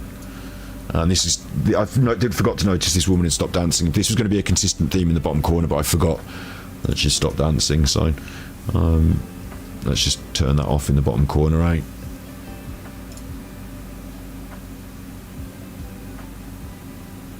Where's my thing? Where's my thing from a coffee.com? Oh, it doesn't matter. Let's just turn it off in the bottom corner. Doody doody, messing about. You're messing about? I'm messing about. But I do need my website for the tarot cards because I am the #1 tarot reader on Twitch. Listen, I'm not even joking about that. I literally am the #1 tarot card reader on Twitch. When we stream on Twitch, in the tarot section, I am #1.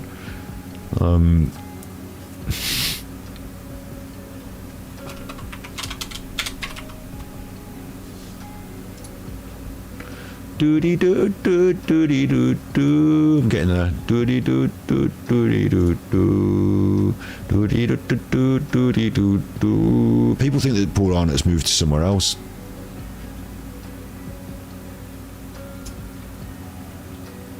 Happiness, success, optimism, vitality, joy, confidence, happiness and truth. Reversed, it'd be blocked happiness, enthusiasm, pessimism, unrealistic. It's about good things though, but here we've got a young person riding a devil cow with a skull, so it's bad for Paul Ansel. It would normally be a good card, but here it's bad. Riding with that black flag, like a smoke screen over the sun, partially obliterating the sun. And these sunflowers are like growing up to the sun, but it's like really, really hot where they are, so they're all burning and dry anyway. Dead, dry flowers. I don't like these cards, man. These cards are savage. I don't like reading from them already. Don't like that. Next card is for Alan. The 5 of Bibles.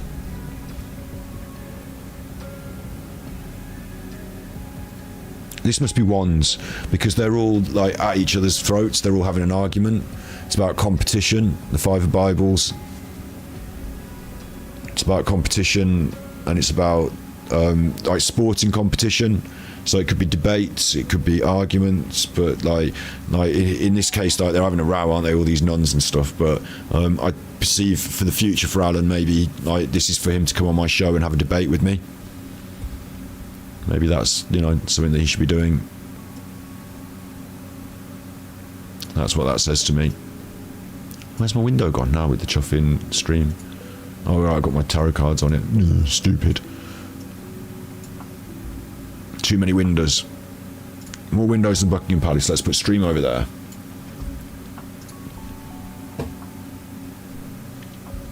Who's next?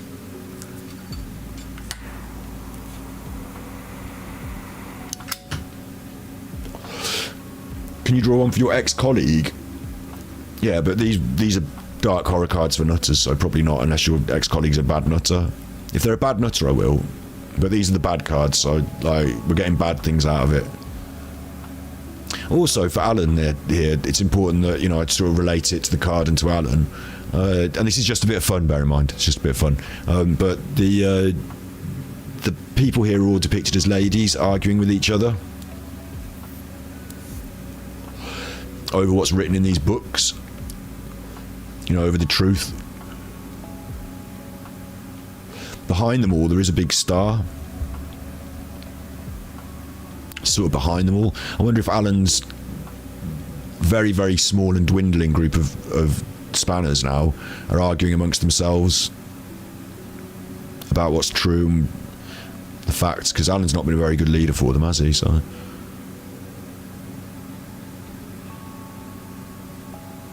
you want a card? I've got some cards coming.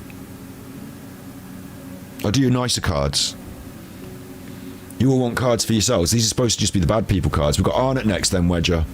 Bad art. We'll do bad cards, and then we'll move on to good cards if you want. But this is Nutterwatch. It's not supposed to be a like extended tarot stream, but it is called Nutterwatch and Chill and Tarot. So we've done a bit of Nutterwatching. We're doing a bit of chilling. This card is for Paul Arnott. That's bad. I mean, they're all bad.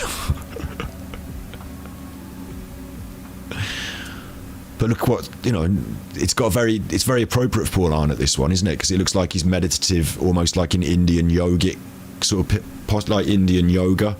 It looks like his hands are up in the air, hands off, but actually he's got this other pair of hands coming down into this ball of light in his crotch.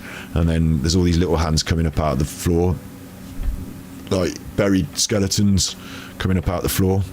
And it's very clear that he's got a bad face. He looks a bit like Paul Arnott. Look, he's got the turkey teeth. So, and skulls are all over it as well. So, hang on. This is a problem to me now, though. Which one is this out of the tarot, the real tarot? Because we've said that wands is Bibles, cups is going to be horns, we think. Hellfires was pentacles. This must be swords. Skulls must be swords. The Nine of Swords, but I don't really feel like it depicts what I would expect to see on the Nine of Swords.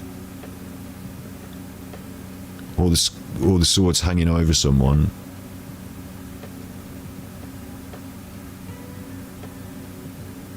Could be though. I think it is. I think it's supposed to be swords. I'll read it as if it is because I've already allocated the other suits. So, fear, anxiety, negativity, breaking point, despair, nightmares, and isolation. It's the one about anxieties and worries. If it is swords, let me check what else it could be. Oh, it's definitely not.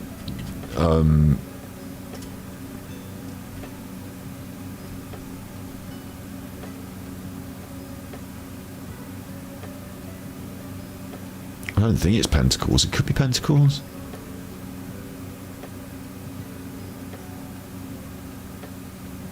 I don't think it is. I think it's supposed to be swords.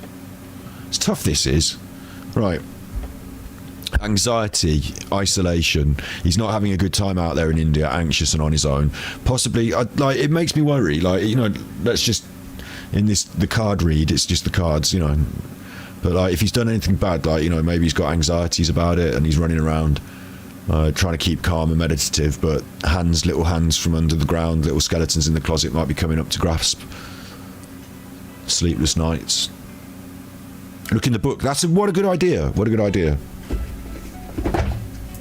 There you go. Someone's got half a brain. Well, you got the full brain. To me, that's got half a brain. 9 of skulls. I wonder if it's going to introduce the suit. Cups. It's cups. It tells you it's cups. Hang on, well, it'll tell me what Bibles is as well. Was I right about Bibles? Oh, this book smells fucking incredible. Like, this book, brand new little book. It's a brand new little book, yeah? Bibles is wands. Bibles is wands. This book smells incredible. It smells like print, but not overpowering print, because there's not a lot of print on the pages. It's not really inky. So you got the smell of the paper as well. That's lovely when you get a new book and it smells nice, isn't it?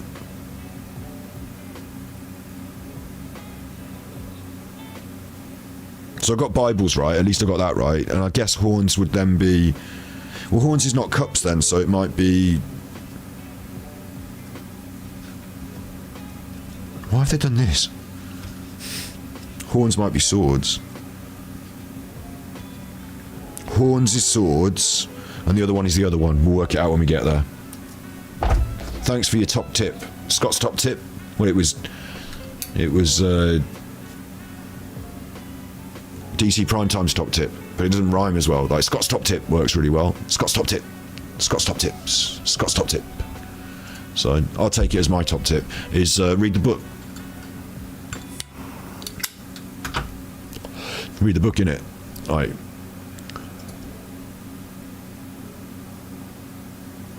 Right, next one is for somebody special, isn't it? Who's it for?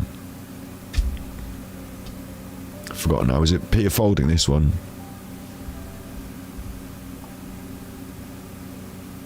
Got to scroll up. We need to do one for Foodie Beauty.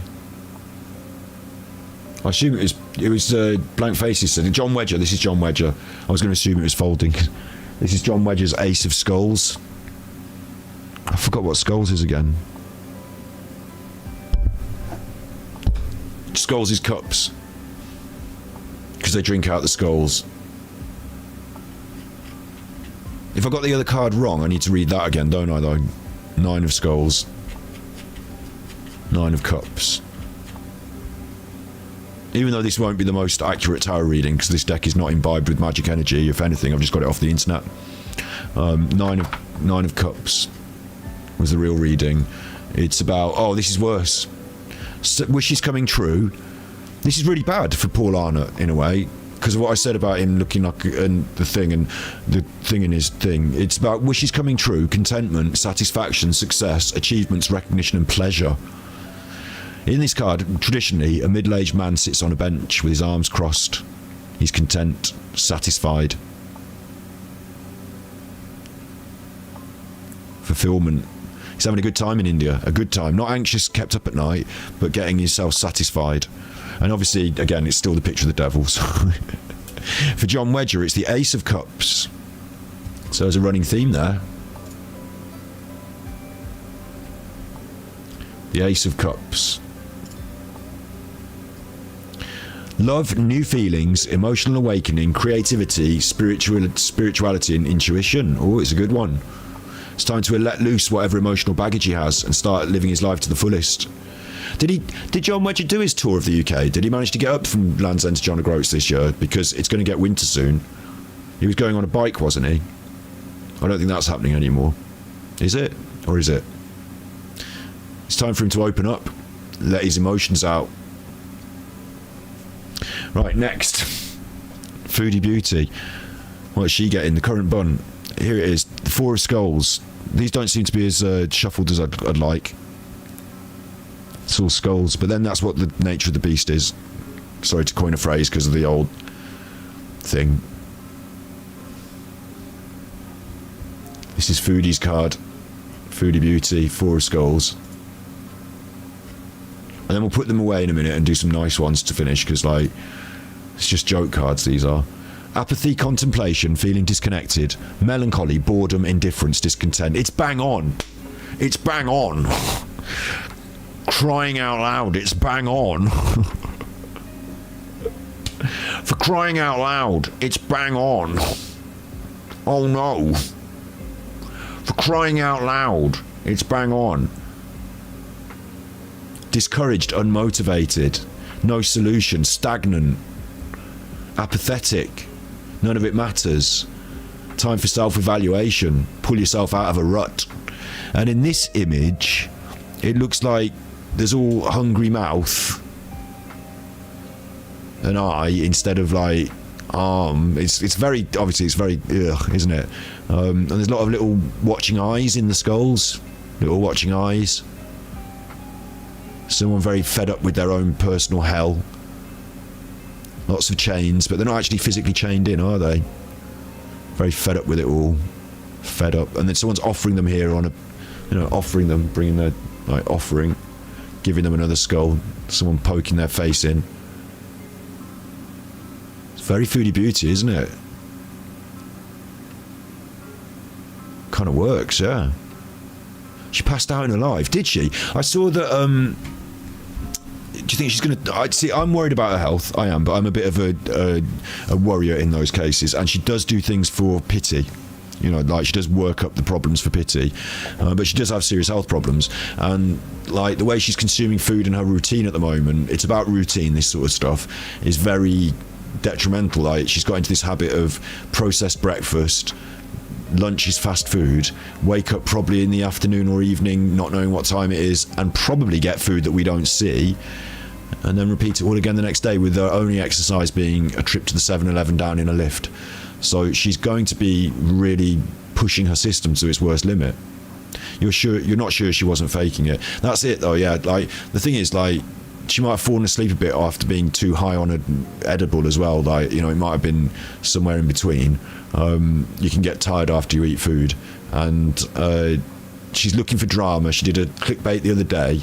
Like, she needs something to happen to make her streams interesting, and she's not going to go out and do anything. So, like, health is usually the thing, but she can't go to a clinic because she doesn't want to have a health issue where she goes to a clinic in like, she doesn't want all that situation going on, does she, in Thailand? So it would need to be something within the flat that's contained, that makes everyone worry that she's okay and she can just carry on.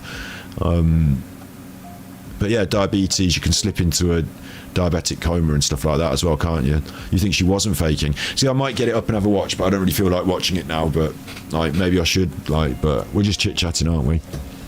Is it easy? Curious Cat, do you know, is it easy to find?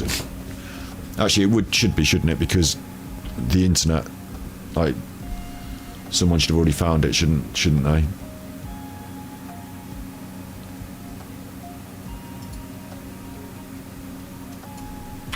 Foodie Beauty, what is it? Falls asleep? Or should I write passes out? 13 hours ago, it'd be this video. What? It's got to do with McDonald's. Hold on, guys, I gotta... This is by way of Kelly, 645 subscribers 13 hours ago. I gotta figure this coffee out here. It's a 5-minute video, so I'm not interested in that. I'm interested in her passing out and seeing if we think it's real. Bit weird, I know, but... Well, this isn't right, is it? What's she doing? Like, it happens so quick. And we've been following Foodie's journey. At the moment, she's in Thailand. We've been following her on Nutterwatch loosely. I bring her up every now and then. And Curious Cat's been following her more closely. Like, even in the amount of time I've watched Curious Cat stream this week, she's managed to scarf down a McDonald's. I mean, last night I was watching my Dark Side Phil. This week's been a huge week for Dark Side Phil stuff, and we will be covering it on this channel a little bit. I'll be doing a body language react to Dark Side Phil. But anyway, the point is that there's a lot going on streams. It's a lot to cover and to keep up with. I only took my eyes off her for a little bit. McDonald's.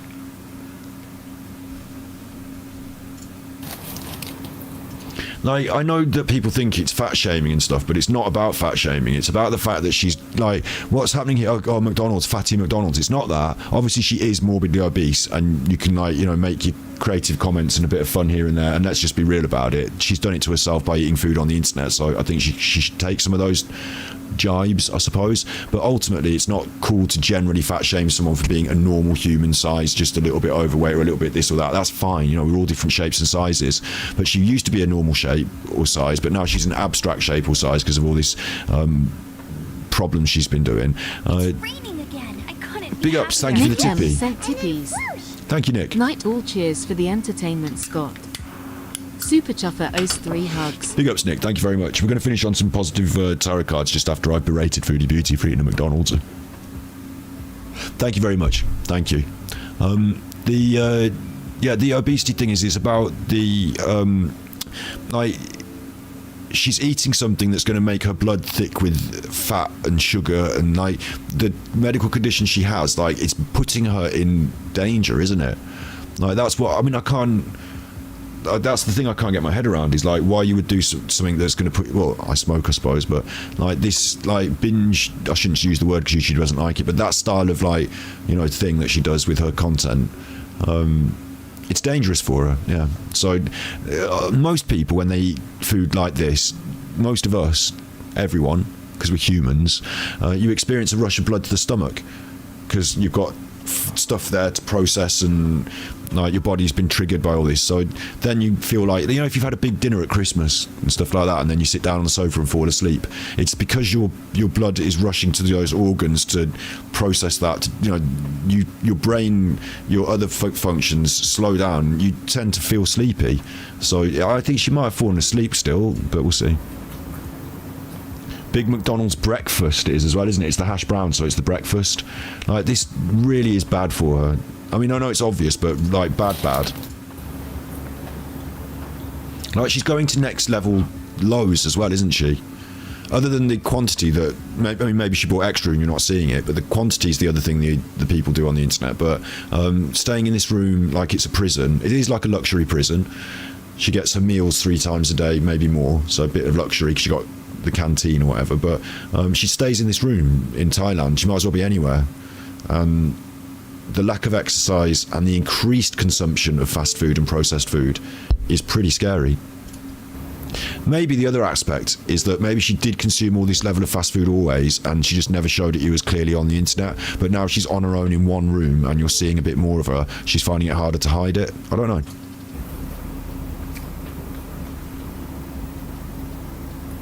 I got a shower to wash my face.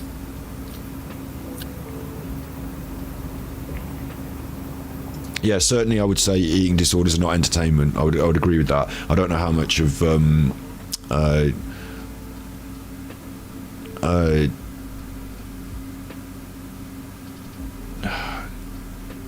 like, it's a deep psychological problem, I get that, but I think, and without going too deep into it, I think she's had every opportunity to sort of fix herself up in lots of different ways, and you start to lose sympathy when you see her doing things like this, I think, maybe as well. Yeah, hash browns do rule.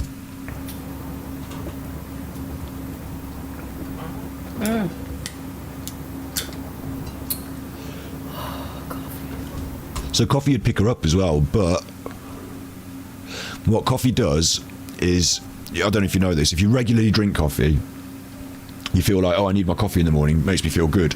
But what's happening is your body's saying, oh, we've got no coffee, feel bad. So you feel bad until you get your coffee. And before, you didn't wake up feeling bad. You just woke up. So if you give up coffee and you just stop drinking completely, no caffeine, then eventually your body will get back to rights and you'll wake up feeling without needing the coffee.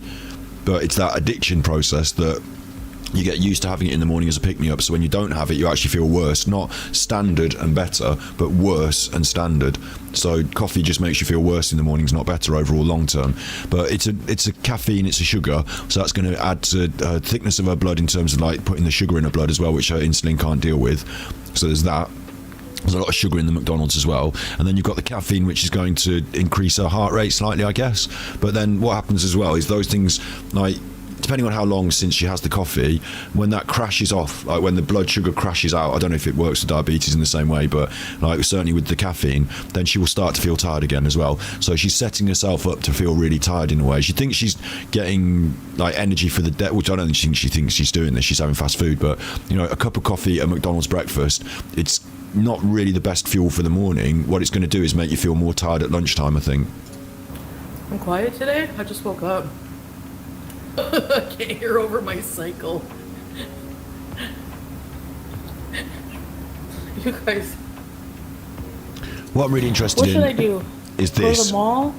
Go to the aquarium?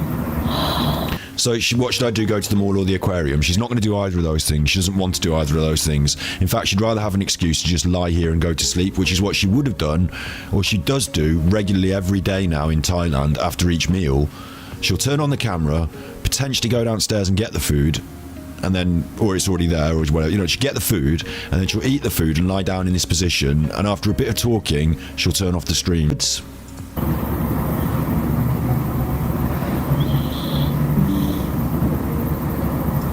Oh, I had a disconnect, reconnect. Hang on. I had a disconnect, reconnect. How much did you miss? How much did you miss? It says what the fuck she fell asleep at the bottom. Look, like, this is it. This is the moment. Does she fall asleep or is this passing out? Go to the mall? Go to the aquarium?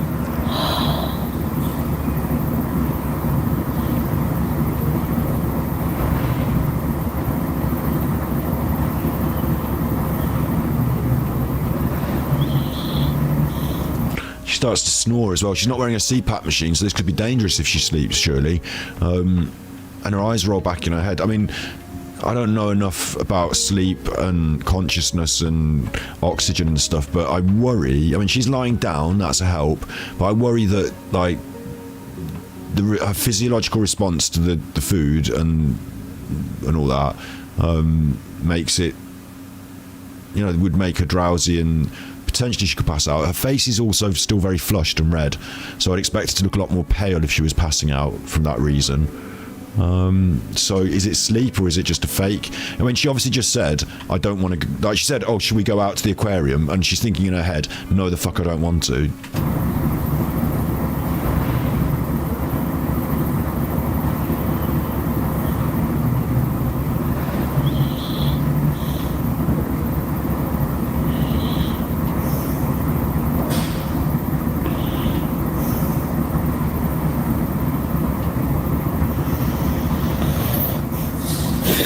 Okay, I got a shower. Okay, I got a shower. Oh, I should take my medicines. And then she's like on about getting up. I don't know, like, I think maybe more fell asleep. Like, I think in her physiological space, she will be feeling very drowsy at that moment. So maybe she just sort of gave into it. Like, you know, when you're just resting your eyes.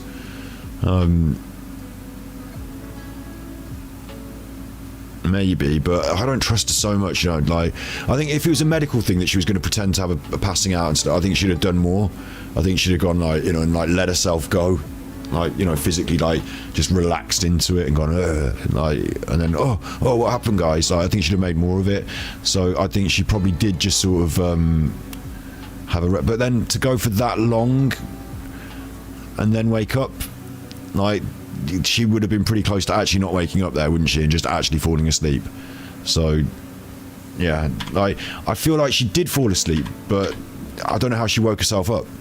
Do you know what I mean? Like, it feels like that would be a situation where she would just properly nod off and then you'd get 20 minutes of the phone falling on the floor until she woke up again, like, you know. And it was a very quick sleep, like a micro sleep.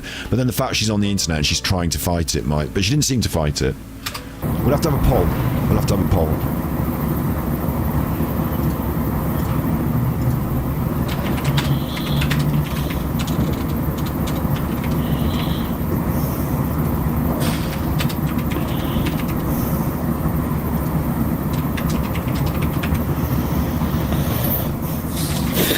Okay, I got a shower.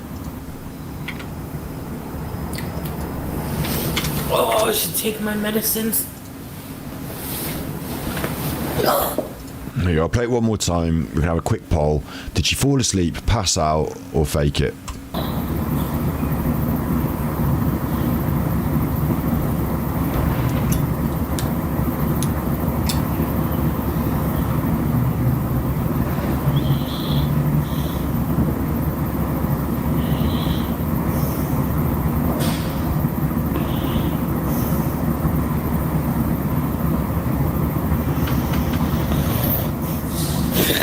Okay, I got a shower. Do you know what's so you could see her hair in that one. Do you know what's so frustrating about this? Like saying about different options for her, is that it's quite a simple fix, but I suppose this is the case with most addictive people or whatever. I don't know, like it's her life, I suppose, but it's quite a simple fix, isn't it? Like exercise more and eat better food. Like she didn't even have to eat less necessarily, although you know people often think that you have to eat less. I would say better choice of food, just nutritional value over bad. Everyone knows it, I don't have to explain it, do I? It just seems like, you know, obvious. Divided in chat. Get your votes in now, last chance to vote. Okay, I got a shower. Oh, I should take my medicines. She looks asleep there.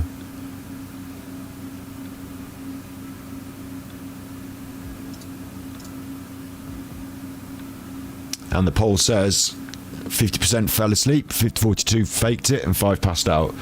So it's very even. This is the problem with her, is she's so... And this is, again, the problem with liars. And before we go on to finish this stream with some nice cards, which I'll pull for a couple of you who wanted some cards. I'll just give you a card each here and there. Throw a couple around. We've got the stuff out. We've got the technology on. I'd like to draw your attention to Darkside Phil and the outrageous lies he told recently. Like, incredible lies.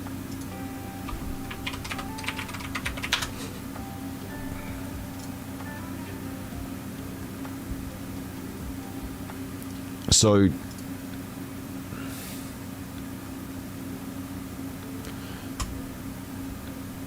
you know, he plays... Well, I don't have to explain it because the king... This documentary... He's reacting...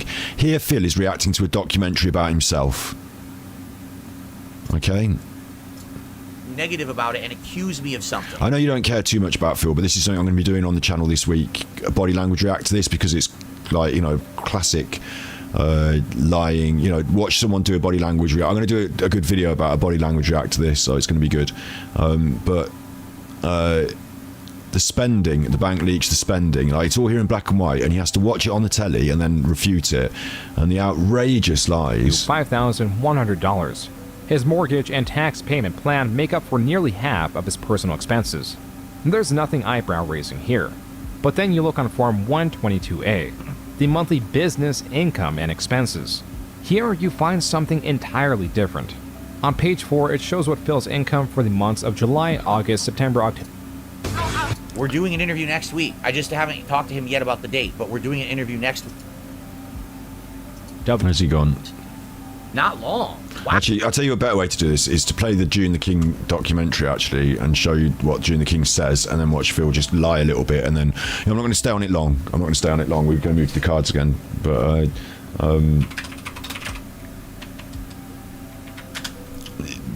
without Phil interrupting... Blah, blah, blah. Okay. Time for... This section about...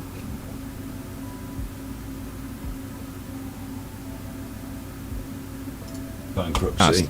A bankruptcy which had its own honorary sign displayed at a WWE pay-per-view event, which is also attached to the theory around a mobile game known as WWE Champions. The bankruptcy is far more forward and clear, and has been a long time coming, with Phil discussing his want to file for bankruptcy through 2019.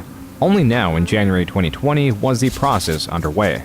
But basically, eventually, I sat down and I saw a lawyer, and talked to the lawyer, and the lawyer said, you know, with your situation, you know, there's really no way out besides declaring bankruptcy. Like, there's no way. How are you going to get out of not only owing all this debt that you have behind the scenes through credit cards and loans, but now you've got a home that you can't pay for and they're going to foreclose on you. Chances are they're going to sue you. The bankruptcy forms made it into the hands of the detractors. In these dense, lengthy legal forms were revelations that finally, among many other things, put a number on Phil's total debt. The unsecured creditors on page 20 list all of Phil's unsecured claims, so items that had no collateral such as personal loans and credit cards. The page 1 of 7 on the bottom right corner was already hinting at the sheer amount of debt Phil had incurred. The only thing more impactful will be going through all the individual accounts. And so, number 1, $1,100 to an American Express card. Number 2, $6,400 on a different American Express card. Number 3, $26,000 to Bank of America. Number 4, $2,700 to BMW of North America. Number 5, $10,700 to a Capital One credit card. Number 6, $14,100 to a Chase credit card. Number 7, $8,500 to a Citibank credit card.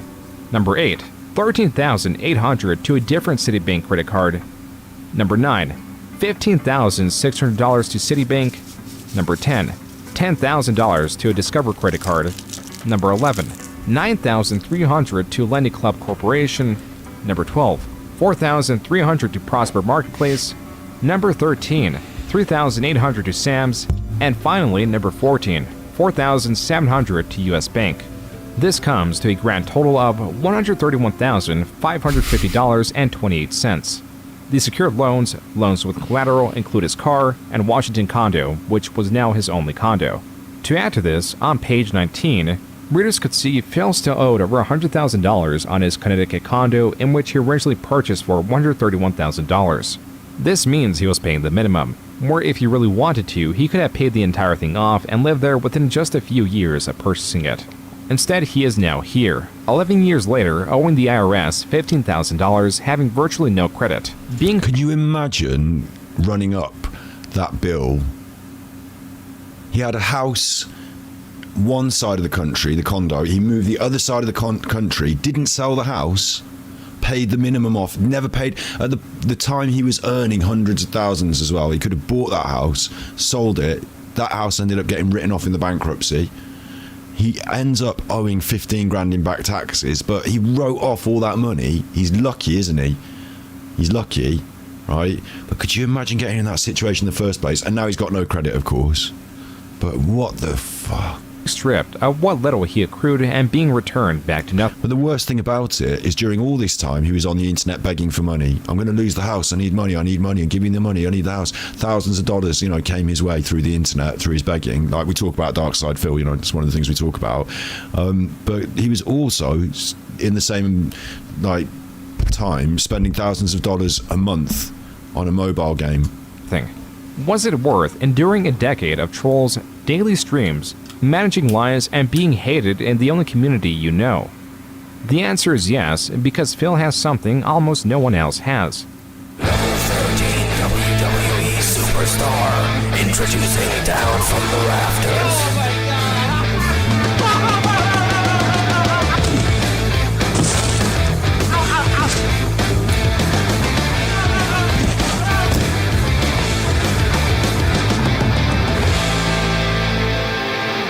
Phil's plights were all worth it because of this Candy Crush, gacha-designed phone game themed around the WWE, known as WWE Champions. It is important to note that Phil has refuted investing into this game to the extent people have claimed.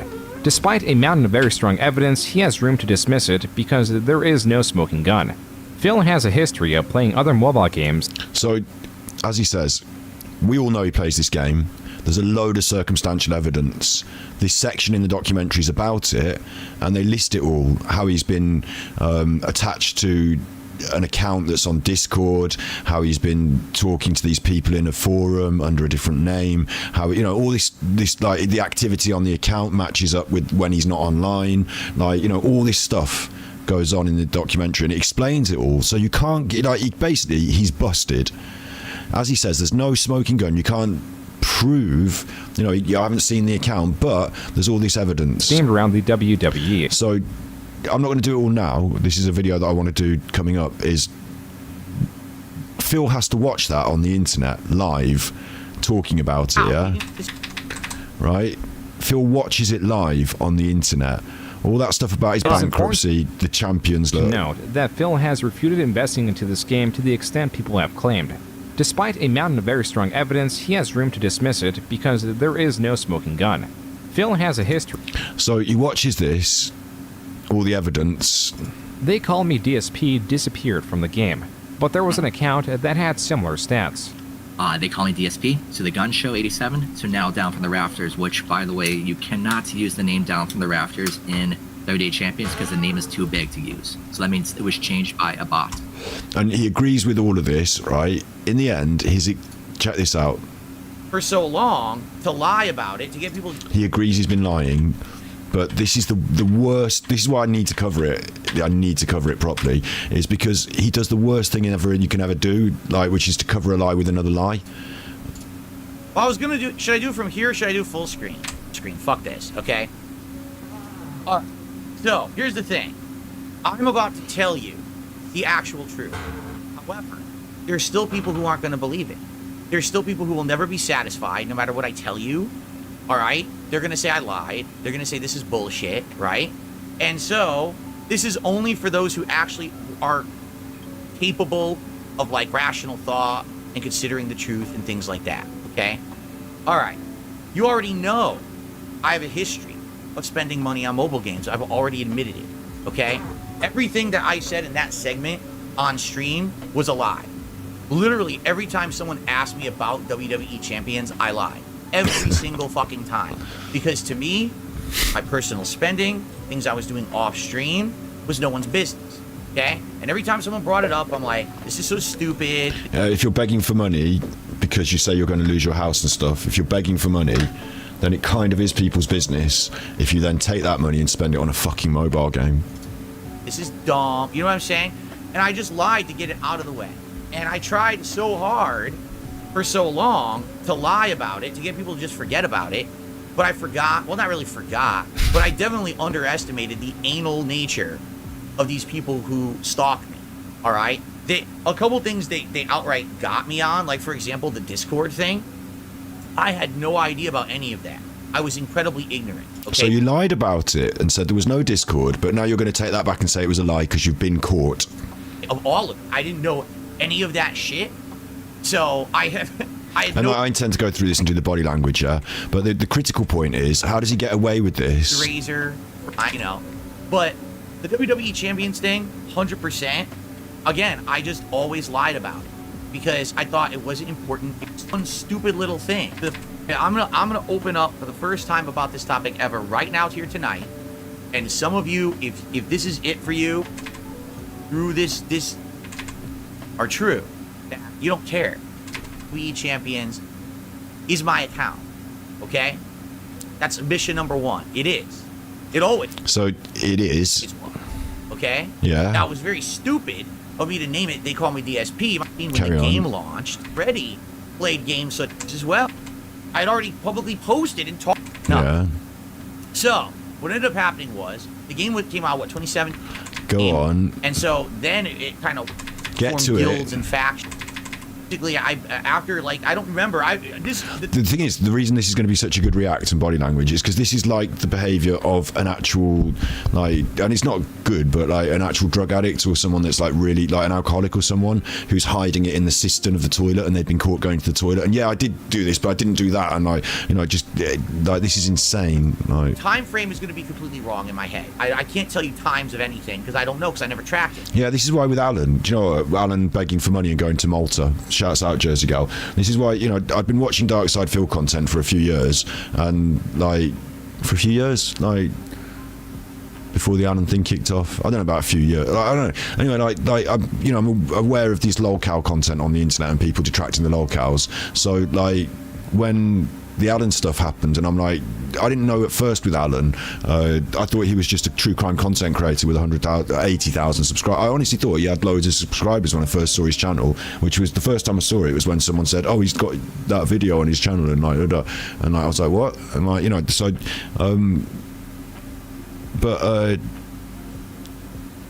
what was I saying? Yeah, like when I realised he was a narcissist and a grifter and not really a true crime content creator, you know, when I realised that, I was like, oh, like this is so clear to me, like they should be doing this to him because it's like who he is.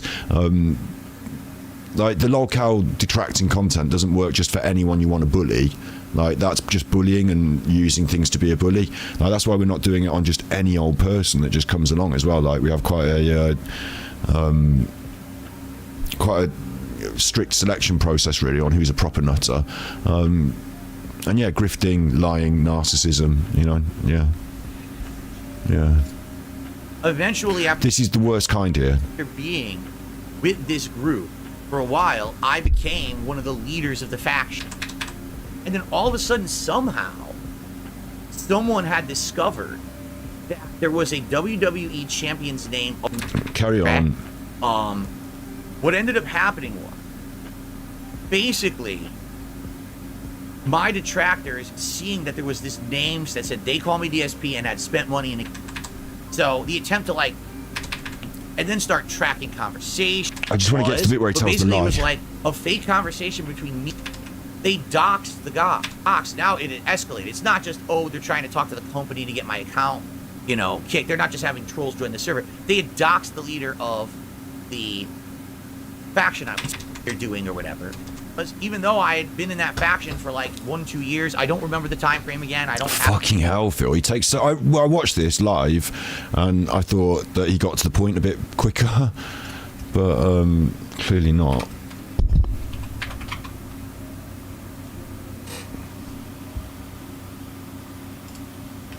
kind of makes sense, right?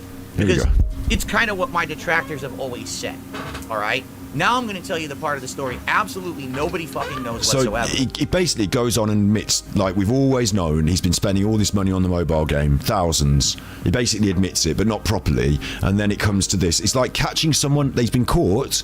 The evidence is there. There's circumstantial evidence, the Discord, all that. He's been caught. Check this out. All right? As of today, I don't have any control or ownership of that account anymore. All right? I sold it. At the times when I was like desperate for money and shit was going down, I sold the account. All right? And you might say, well, how is that possible? Right? Well, you may not think it's possible. You can 'cause go on the internet and you can sell it, yeah, okay. But Phil, if you sold the account, why did the person who bought it still continue to spend the same amount of money? How come there wasn't a day off in between the day that you had it and they bought it? The same person spent the same amount of money in the same pattern as you spend the money. That's just one of many questions we have for Phil, because he didn't sell the account, he's a liar. But imagine that, he's come clean about it all. I did spend money on the account, I was using the account, it was my account after all the evidence you've got to say it was my account. But at some point I've sold it, so it's not my account anymore. Try and prove it's my account now. Like, what the fuck are you, like? So that is an outrageous lie from Darkside Phil, and the sort that deserves a proper body language analysis and breakdown. And as you've seen, he talks for quite a long time about it. So I'm going to have to redo what I've just done. I'm going to have to set that up again and do it. I'll probably do it as a live stream, or I might do it as a video and then, you know, upload it. But like, it's Phil's biggest, most outrageous lie. There's quite a few lies involved in his rewatching of this documentary made about him and reacting to it, but that one is the most outrageous. So I really want to make sure I do a body language react to that. I don't know why I bothered you with it. You don't like watching Phil on this. You should do. It's part of Nutterwatch. He's one of the nutters. He's one of the big ones. He is. You have to accept it. Alan, do you want a bit more Alan before we do nice cards? What time is it? It's 1 o'clock now. How long have I been on? Oh, we started late, didn't we? We started late. Where's my window for my thing? I've been on 3 hours, 33 minutes and 33 seconds exactly. That was weird. All the threes. Stick that in your fucking coincidence and smoke it. Of course, it wasn't exactly all the threes, but it looked so close to all the threes I said it was. And now you don't know what to believe. Could be Darkside Phil in you. Could be Darkside Phil telling a mistruth. When he tells lies, he said he was misspeaking. Little box of horrors there. We didn't like them, did we? They weren't very nice. They can go back in there. Oh, let's do it this way.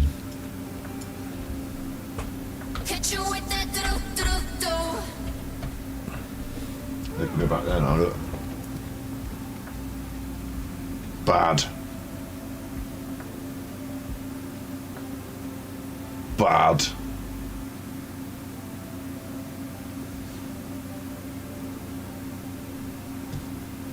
That's the mug.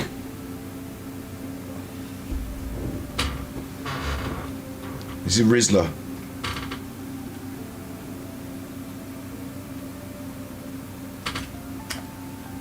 This is a seashell.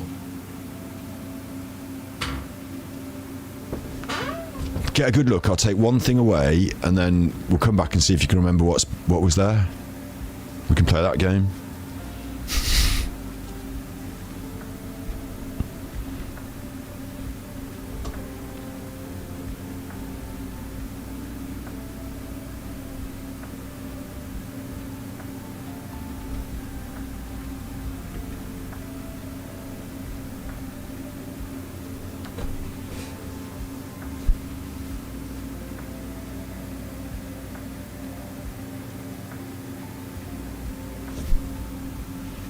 So half 1 in the morning. We were going to try and play some games on Twitch tonight, but I don't know about the timing now.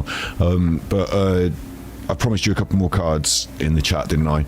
So, like, what new decks... I won't tell you what the other new decks are until they arrive, because I won't promise, and then what happens if they don't deliver? Amazon. So the other decks will come on their way, and when they come, you will see them, and they're nice. So what should we go with now? I mean, we've got the Golden Girls is out here. Golden Girls is out. That is the Friends one. And we're not doing major, like, we're not going mad, so I might turn some Golden Girls cards. How about that? We've got that. We've got some choice, but I don't want to give you too much choice. I'd rather just do the Golden Girls ones now. How come I haven't got any of Alan's artwork there? Should we do an Alan tarot deck? Should we make one for Alan? I could feasibly do it.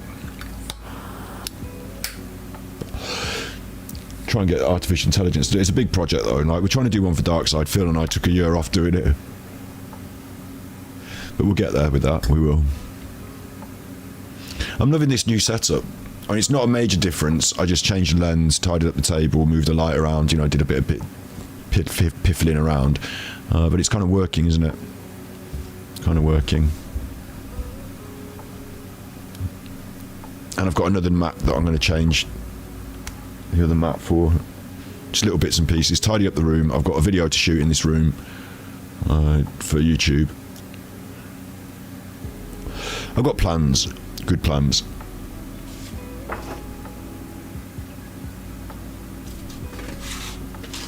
Good plans.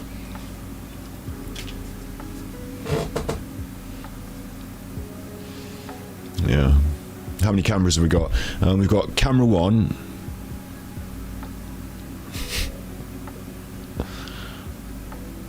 That's this. You've seen me through it many times. Camera 2 is the top down, isn't it?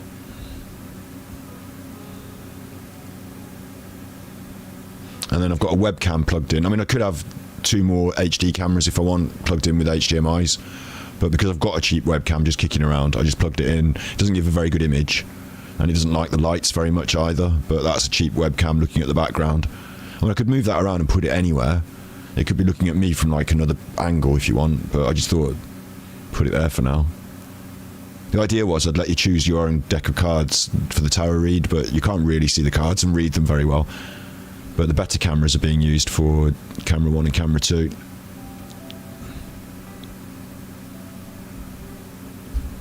And I've got one more nice camera that I could use. But it's like, you know, why have overkill? But if we had a guest in the room, if someone else wanted someone to sit in there's a little sofa next to me, and it's very easy to sit someone there and just point the camera at them. I probably need to get them a set of headphones and a microphone as well, but yeah, we're good for card reading. So, do you want... Were we going to do a couple of cards, like, who wanted a card? Did anyone say they wanted one? And I should really just do members, really. Did anyone say they wanted a card? Looking good. Kiss the face, kiss the face. Sorry, what?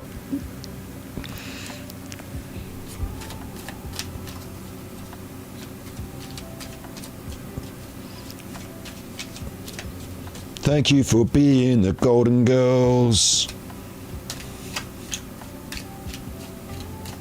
The Golden Girls.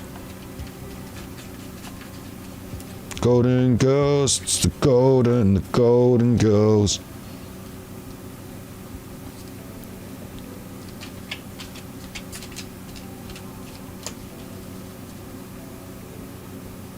I can't remember if anyone particularly wanted a card. Kaz wanted one. It's just like I'm just going to turn over a few cards. It's, it's not like I'm going to do like full board or anything. Just going to turn over a few cards. If you shout out in chat you want one, I'll turn one over and I'll read out what it says. Bit of fun, and then we'll finish the show. And it's been a nice chilled Nutterwatch. And then I might get a little bit of food, and I might consider playing Crime Scene. I kind of want to get into those games. Sunday we're going to do the dog game on Twitch, and then when it's finished I'm going to upload it all as one big playthrough to Genshin Shuffle probably. So I kind of want to get on with Crime Scene Simulator as well. I don't know if we'll ever finish Piggy's game right to the end, but yeah, kind of want to get in with some of the games. Do my Genshin dailies. Right, now it's going past fast now. We've got Kaz. We've got Angie. And Greg said they wanted one. So Dover and Dolly's mum wanted one. You're right. Let's start turning some cards.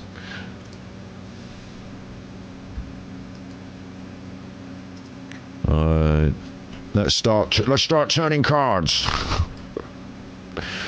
Gladiators, ready. Right, top deck, top one, Dover and Dolly's mom. Let's go with that first. Ooh, Queen of Pentacles inverted. And I didn't make a big thing of like whether they're all the right way around or not. So if they all come out inverted, it's because I've got the deck upside down. But Queen of Pentacles inverted. Ooh, although like, it's just a bit of fun. It's not a positive card. It's not positive. It's about hoarding, money mismanagement, finding yourself distracted and unable to focus on long-term goals.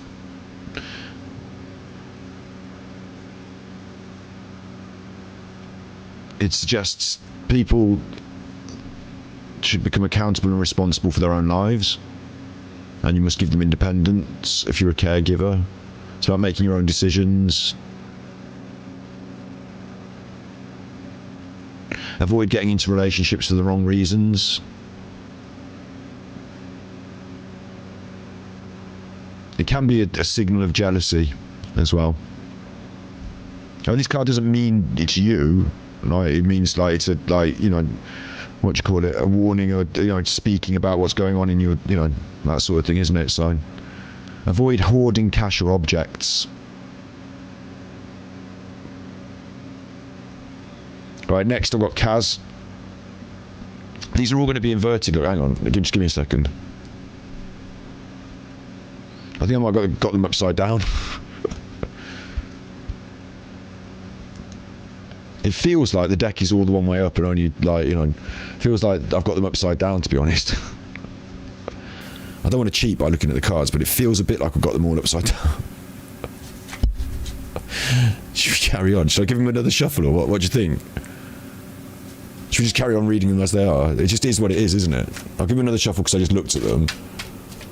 We're doing random cards for everyone deck. And I do this a bit, but I don't know if that helps or makes it worse.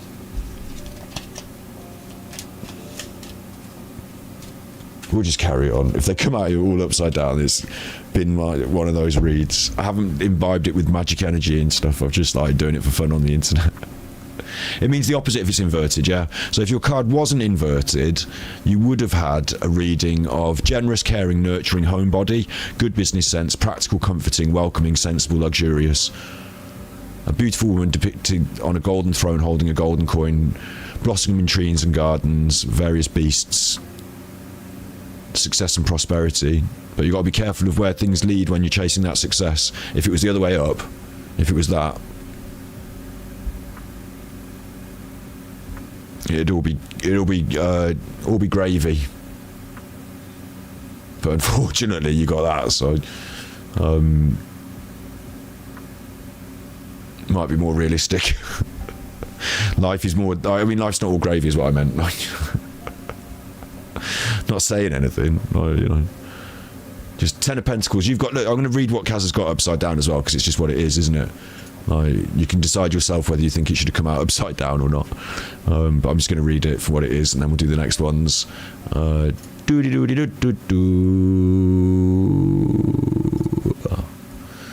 Family disputes, debt, fleeting success, conflict, instability, breaking of traditions, doing things your own way.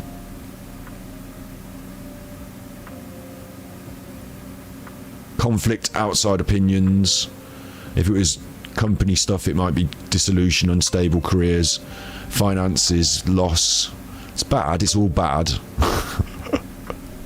If it was the other way up, it'd be the opposite. It'd be also all good.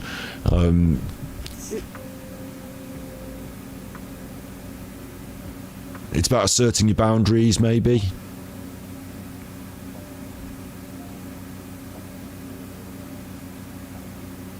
During these conflicts.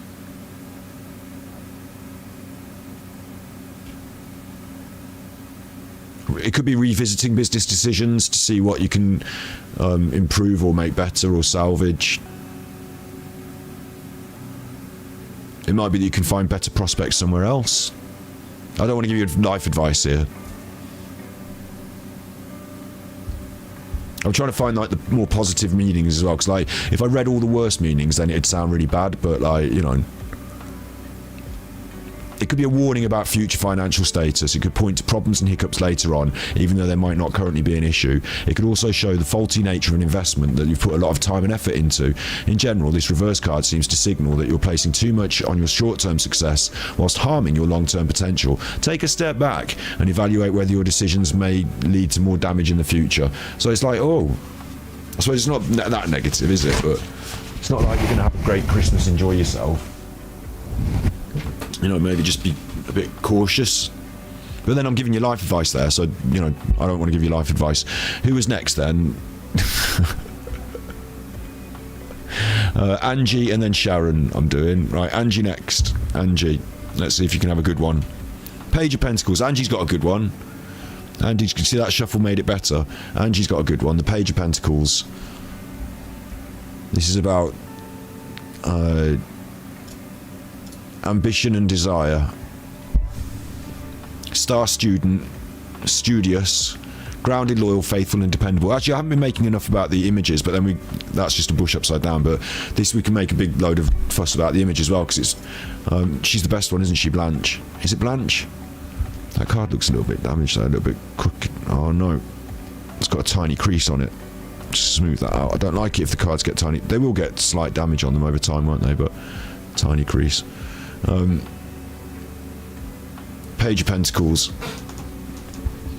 She's there in a snazzy jumpsuit, the belt, big smile.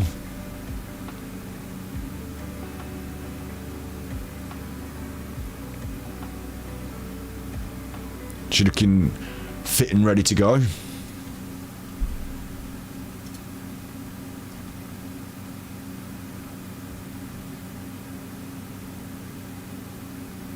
Grounded, loyal and diligent.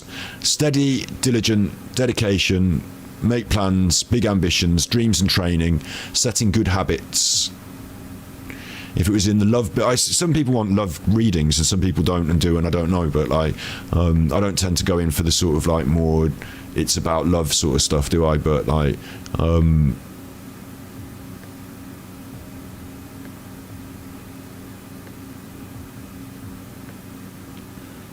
maybe it's someone that's more like if you I don't know if it's a bit rude to be like, you know, if you're looking for love or whatever, but it might be someone that's a bit less flash but more studious, or about injecting fun back into something and not don't put practicality before passion always, like, because it's a page, they're about that youthful exuberance, the pages are, aren't they? So it's about exuberance and vitality as well as diligence and dedication. It's a good card. Strong foundation, success, planning strategies. Don't be afraid to go for your wildest dreams. It's a good card. It's a good card. Next. I'm getting you in the right order. Next is Sharon. And then I'll do Greg. keep trying to get these in the right order. That's you. You've got tiny creases. Oh, you got tiny creases on the card. I thought you meant the clothes like had tiny creases. Next card. A Wheel of Fortune inverter. Oh, oh, an inverted Wheel of Fortune. They've really got lovely Art Deco imagery on these cards. Like obviously it's the Golden Girls, but the art style is Art Deco, the style. And some of them, like the Wheel of Fortune, it doesn't really feature the Golden Girls here, but it's got that beautiful Art Deco style, hasn't it? Which should have covered up enough time for me to be finding the Wheel of Fortune on this website, but just give me a second. I'm the number one tarot reader on Twitch. So, the number one. We're not on Twitch right now, but I am the number one. This is bad luck. Bad luck. Oh no. Who is this for? I just read your name out then. Too many names in my head to try and keep remembering. This was Sharon, wasn't it? It was Angie, Sharon, then Greg, wasn't it? This is Sharon, and then I've got Greg next. So, obviously, the Wheel of Fortune is about everything coming and going in that sort of, over the time, luck is balanced over time because things just happen, don't they? Like good and bad. But reversed, this is about external events affecting things, unable to adapt, forcing solutions, unexpected changes, bad luck in that way. But maybe it's about not clinging to control as well. Because like when things are bad luck, you can't control it, so you just have to accept it and let it go sometimes. But if things are bad, there's another core point to the Wheel of Fortune is that it turns. And it's funny, I was talking about whether I got the cards the right way up or not, kind of joking, but like it turns the Wheel of Fortune. So if you are in the bad space, then like it's important for things to get better. But if you're in the good space, then all things could get worse. So be careful. Like it could be a warning or a blessing in a way. Like because the wheel, overall though, what I would say about that is. Like, I'm not a gambling person myself. The house always wins. But in terms of luck, random number generation, randomness, like, the pattern is if you roll the dice enough times, you get one of every number 6 times. If you flip the coin enough times, you get heads and tails. So you get a bit of everything. So the Wheel of Fortune, when it's good, and when it's not so good, it's not so good. But if you look at it all from the step back position, it's all just a balance. Like the line might be wavy close up, but the more you step back, the line is just more consistent, isn't it? So the wheel turns. But at the moment, it's unexpected financial changes, failure to adapt, force past solutions at work maybe could be an issue, or external events affect a relationship. So don't be too hell-bent on trying to keep control of something that is difficult to control. Go with the flow sometimes, but again, I don't want to give life advice. That's what the card says. It's a bit of fun.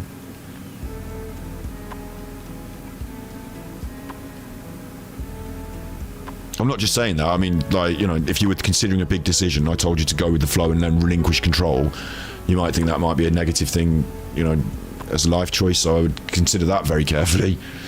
But I look young. Thanks. Alan will be cross.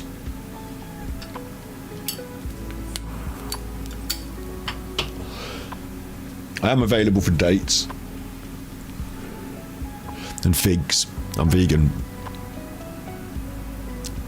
Yeah, Greg next, and then I'll do Not Blonde Swede as well if you want. Yeah, Greg next. The cards know it. And we've got an 8 of Wands inverted. Like, we did fuck around with the deck and flip it upside down and all that. So, like, we've got inverted again. It's fine. Inverted isn't all negative, like I said earlier. Like, I could read it negative, but it's not the more positive, proactive sense of this card. So 8 of Wands would be about lots of messages, things moving very quickly, and having to pick out which of those is the right path and the right way to go. But in reverse, it's going to be talking about chaos and slowness, losing momentum, or being unprepared.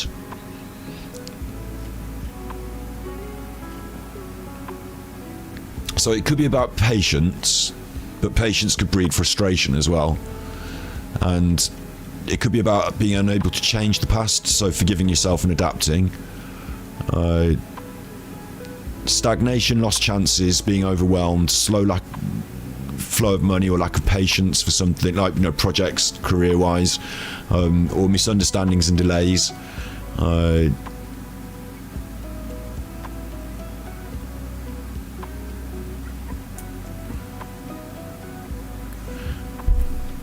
It's about being patient with that, though. Like giving things space and time.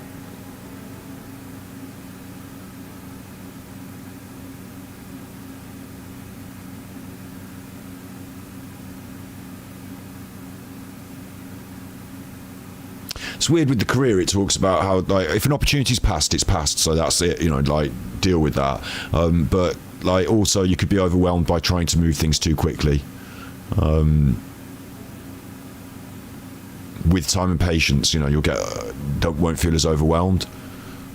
But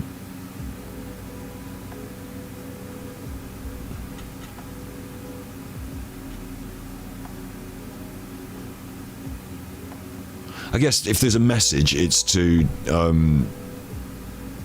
be accepting of missed opportunities and give things space and be patient with things, I guess.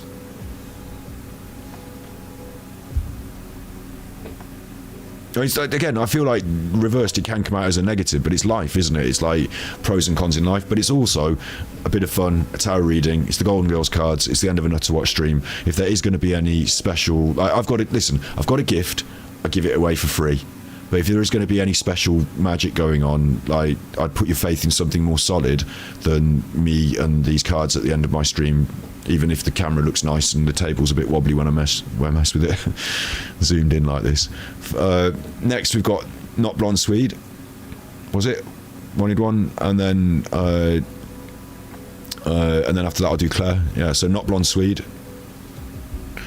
Oh, it's gone. And you got a nice one. I feel bad for Greg now. You got a nice one. 10 of Cups, look.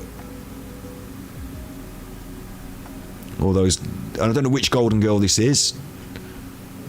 It's the Golden Girls, but I don't know which Golden Girl it is. I suppose it doesn't matter as such, does it? It could be any of them, like. But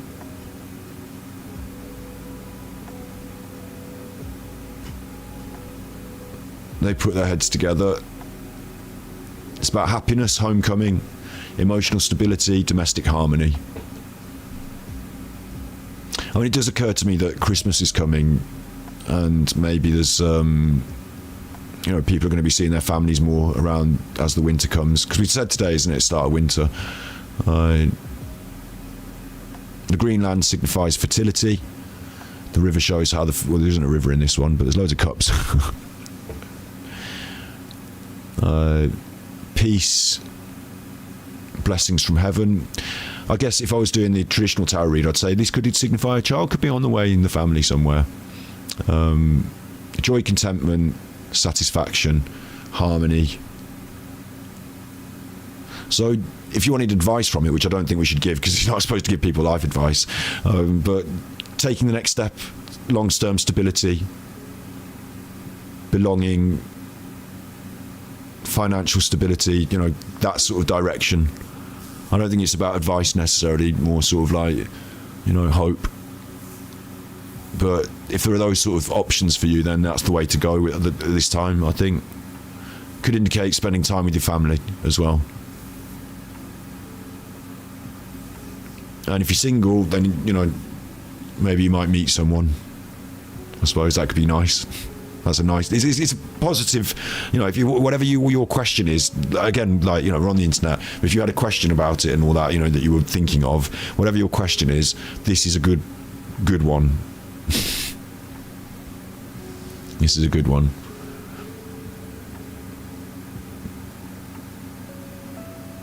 And then Claire asked for one, didn't they? So I'll do Claire.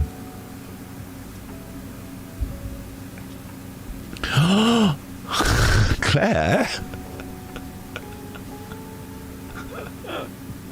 Claire? Claire? Look, Claire. It was inverted. And it doesn't, like, you know, obviously death doesn't mean death and the devil doesn't mean the devil and all that, but it's about temptation, it's about carnal desires, it's about sins, it's about giving in, it's about having that extra slice of cake, it's about that chocolate cherry sauce dripping off, it's about the little horns and the off-the-shoulder number. That's why it's, is it Blanche? I always get the names wrong. Is it Blanche? That's why she's the best one, isn't she? She's the best one. The devil, the cheat, the naughty minx. The devil. It was inverted though, but Claire reversed, it's about the freedom from that, the release from that, reclaiming power and control over things like that, instead of having that, you know, that naughty slice of cake, having that discipline and self-control instead. That's what it's about. Not that anyone's having any slices of cake. She's having a slice of cake in the picture. She's tempting us all with cake. And I like cake, and I intend to make one in the next few days. So there's nothing wrong with cake. But, like, reversed, we're talking about feeling in control of your love life, ending a codependency potentially, more accountability in your career, feeling empowered at the job as part of that, though. So, like, taking on responsibilities, but you gain from taking on the responsibilities, if you know what I mean. Taking control of your own decisions in those aspects. If you have bad financial habits or like feelings in that department, then taking control of your own accounts and responsibilities in that area, like, it's positive for that. It's about necessary change as well, though. Like, if you wanted to take a worrisome feeling from it, like, it's not easy to make those changes sometimes. You know, it takes your discipline. Maybe there's a situation where you know that you need to be more disciplined, but it's encouragement for that as well. You know, if it's about emotions, you know, in love life, it could be something to do with breaking free of old patterns, being in control of certain aspects. You're certainly not in a position to want to let people dominate you, I would say.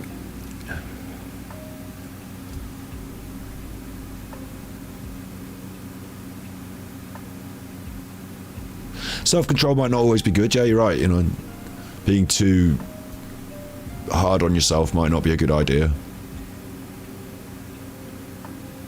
But healthy accountability and discipline, nothing wrong with that, I think.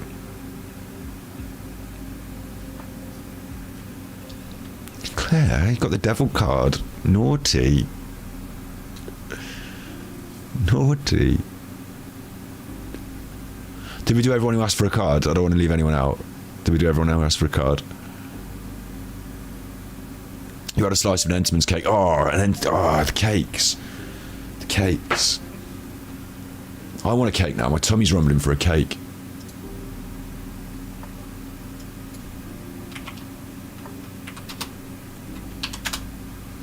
I wonder if Lao Yang's made a cake.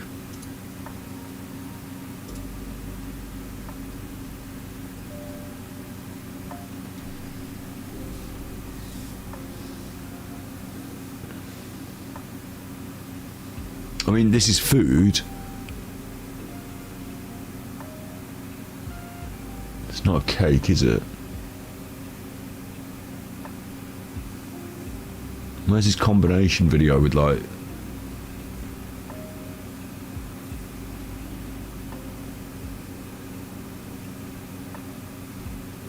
dark cuisine?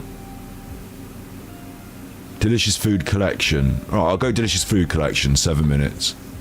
Or dark dishes in the mountains. Dark dishes in the mountains. It's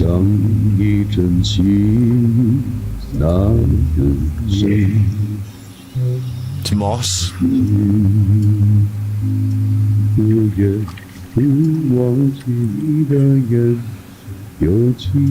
Doddy, did you want a card? Did you want a card? Yeah, I'll do a card, sorry. We'll look at that in a second. We'll work out what the hell he's doing there in a second. Yeah, I'll do your card. Should I shuffle these back? I don't think I should shuffle these back in, should I? I should just, like... You're still in... Yours is still the top card. It's just been waiting for you, yeah? You've got the Lovers inverted. And we did see a lot of inversions tonight, so if you want to feel that this is not quite right... That's all right. I'm the top #1 card reader on Twitch. We're on YouTube right now, but the Lovers inverted. You've got inverted Lovers. So... we are talking about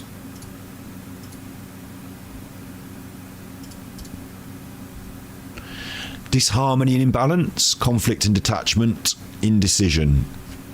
Obviously it's negative. In this particular card, and it's lovely that we can see the card so well on the screen, isn't it? Hooray. We've got Dorothy and her fella, and it looks like they're at a health club or a spa because they've got their dressing gowns on, but you see how the mother's looking over them from heaven, like, and she's like sort of like, you know, casting happy waves and judgment, like it's about harmony and all that, but inverted it's about disharmony. And it's kind of funny because like she's also cantankerous and difficult sometimes, isn't she, the mother character? And like their harmony is sometimes broken up by her and her difficulties and goings on. It's all flipped on its head there, inverted, but they're the same characters. And it could be an imbalance in a relationship. Could be about things being out of balance, thinking about your personal values and your belief systems, making sure they're aligned with the people around you. It could be about conflicts at work, troubles, maybe a romance at work leads to trouble. You know, maybe the conflict of those things being out of balance between emotions and work in some way. It could be about an impulsive financial choice. And in the same way as the previous card was about responsibility for actions, this could be about avoiding responsibility for actions and making a decision based on gratification rather than long-term feeling. If there are issues going on at work with other people, then you could be getting dragged into it. So a warning not to sort of follow down that path. Ultimately, it would say think about long-term future rather than immediate gratification, if there's going to be a portent to come out of it. But then again, I won't be giving you life advice. It's just a bit of fun on the internet, as I said. You think the creepy deck messed with the mojo? Well, I have kept saying it. I'm not going. They're all good. They're all readings. They're just one card readings, though. I think what happens when we do the bigger readings on Twitch, the reason they're so good, the gift that I have, being the #1 card reader on Twitch, is that we actually do a bunch of cards, like, you know, and they tell more of a story as we put them together. So you just got a sort of quick one-carder there, rather than the more cohesive narrative of past, present, future that we get. Should I do a card for the reader? Do one for me. Give me a good golden girl. Give Scotty a good golden girl. One for the reader, and then we'll have a look at this guy eating moss, and then we'll sign off. Give Scotty a good golden girl. What's a card for Scotty? What does Scotty need to know? You see, I didn't ask any of those questions. Scotty needs this card. I don't know which way up I'm supposed to flip it. I flipped it sideways so you can't tell. Judgment. There you go. One card for Scotty, judgment on its side. Well, I don't know what it's supposed to mean, so... On its side, it doesn't mean anything, does it? Judgment.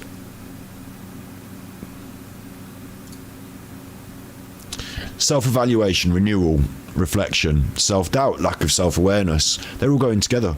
So yeah, I'll take it. Toot toot. I'll take it. Welcome to the Pleasure Dome. Where Lao Yang is making food. I promise it's food.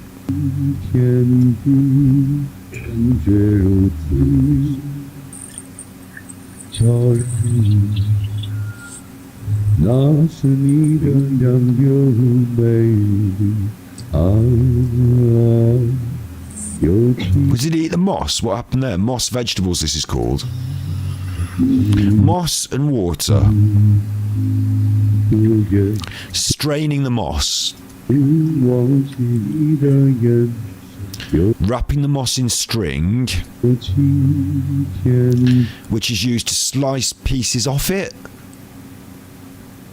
I think. Hang on, there's more moss in the pan.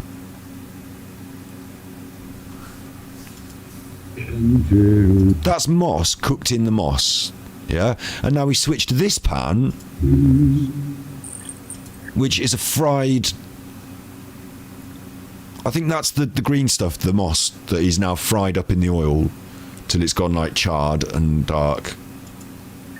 And then it's chili. You've got a lot of these chilies. Chili, lots of chili. Chili and moss. Moss for dinner.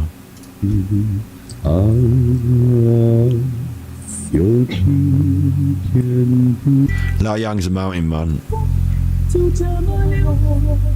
And from what I'm led to believe, this isn't what everyone does. This is just Lao Yang does this. I don't know, maybe people do it.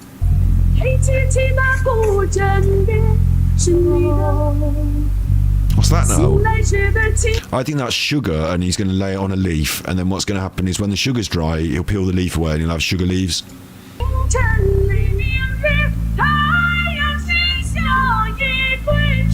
Blowing on it with his didgeridoo.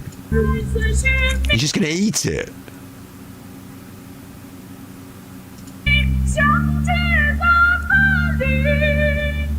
He didn't even wash the leaves. What's this one now? That's cabbage.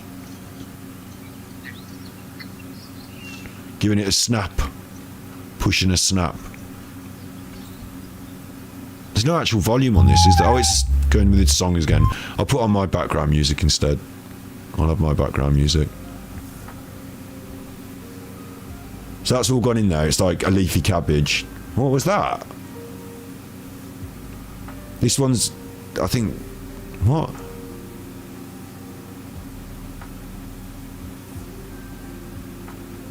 Chilies. Chopped, whatever that was.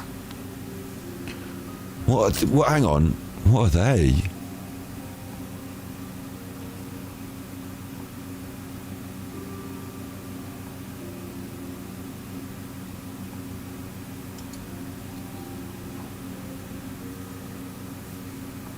He's eating them. They've gone. You like them? Oh, I know what this is. He's pounding. I don't know what he's pounding. It looked like he was going to be. I would assume rice. And you pound it, and it becomes gelatinous. Like it changes its consistency, and that's how they make like mochi. He's giving that a good pound. It looks. What's in it? Are you sure it's clean? It's got all bits in. Whatever that was, he gave that a good pound up anyway. That's the oil. There it is. It's got all bits in. Might be nice. There's some coals out of the fire. They've gone into the... I don't know what's going on with that. That looks like a bread now. It's a bread, is it? Like a big... The oil's gone in. He's just eating it. It's like a big naan bread. He's made himself a big naan bread. That's a bone. It's not very nice, is it? A bit gruesome. All the last bits off the bone. They've gone with some salt. Now he's have the bone open. He'll be going for the marrow bone, won't he? In the middle. People do eat this. Yeah, marrow bone out in the middle. Fair enough. I mean, quite gruesome and not vegan, but that's what he's going for. That's his dinner. Another successful dinner. This one is, I don't know what that is. He's broken it though. Half of it. He only wants half of that. Let's smash it up. Pop it in there. There's some flour. water, so we're going to be making a sort of batter. That's going straight on the fire? Are you insane? Is he going to eat the fit? Hang on. Flour, water, mix it up, straight into the fire. Okay, it's going so fast, I'm going to have to slow it down a little bit. Don't usually have to slow the videos down, but... Okay, this is like sugar cane. That's come out of the fire now, look. Look. I mean...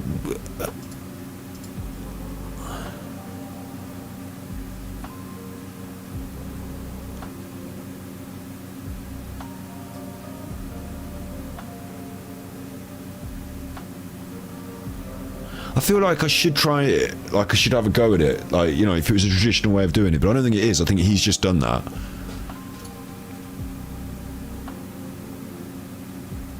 Like the worst bread, flatbread you've ever, like, flour, water, fire.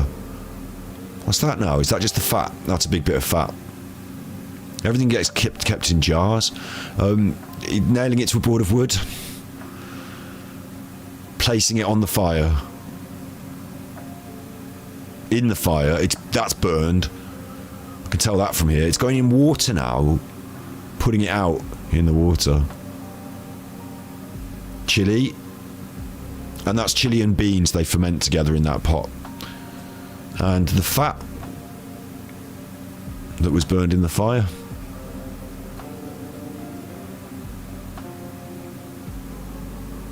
He doesn't usually do this badly. We haven't checked in with Lao Yang recently. He hasn't done loads and loads of videos, but what's that now? Oh, do you know what that is?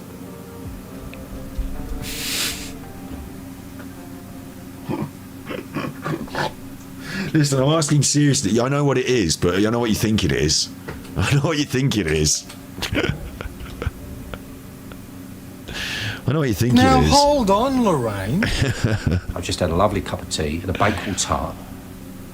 I know what you think. David Icke penetrate you with his penis. I know what you think it is. Disgusting!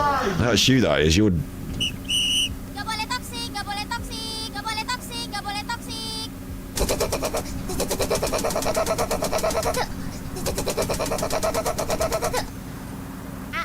Bang! Do you know what? You know I talk about Darkside Phil, right? Darkside Phil was ridiculed by very famous VTubers. Very famous VTubers. Top. Like, and when I talk about very famous VTubers, I'm talking about people who earn a lot of money and are at the top of their game. It was in the documentary. I never knew about it. Some of the top VTubers must watch detractor content or be aware of Phil. And it is my fingers crossed, because they live in those countries out there in wonderful, like, Japan and places like that. They're multilingual, they're talented voice actors, they're wonderful people, and they might even watch my stupid little content show, and then I can get married to one of them. It's all possible, but like, yeah, like, it's a massive weird surprise to me. I don't know why now's the moment I thought about it. Anyway, look, is it a cock? Is it a Willis? No.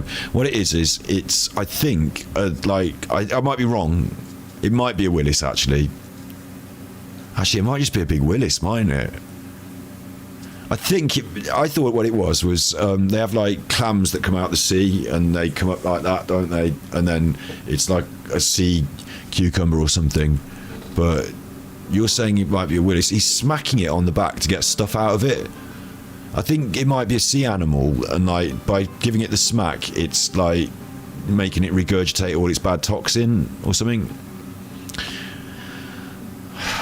I mean, you don't expect me to actually know, do you? It's going in the water. Yeah, look, it's got a shell on it. It's got a shell on it. I told you. It's one of those kinds. It's... You never know with these clams. You don't with some of them.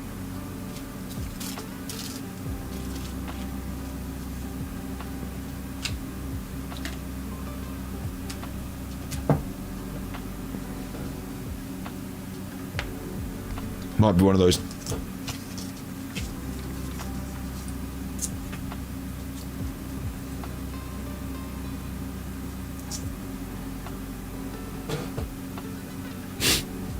One of them looks like he's got a poo coming out of it.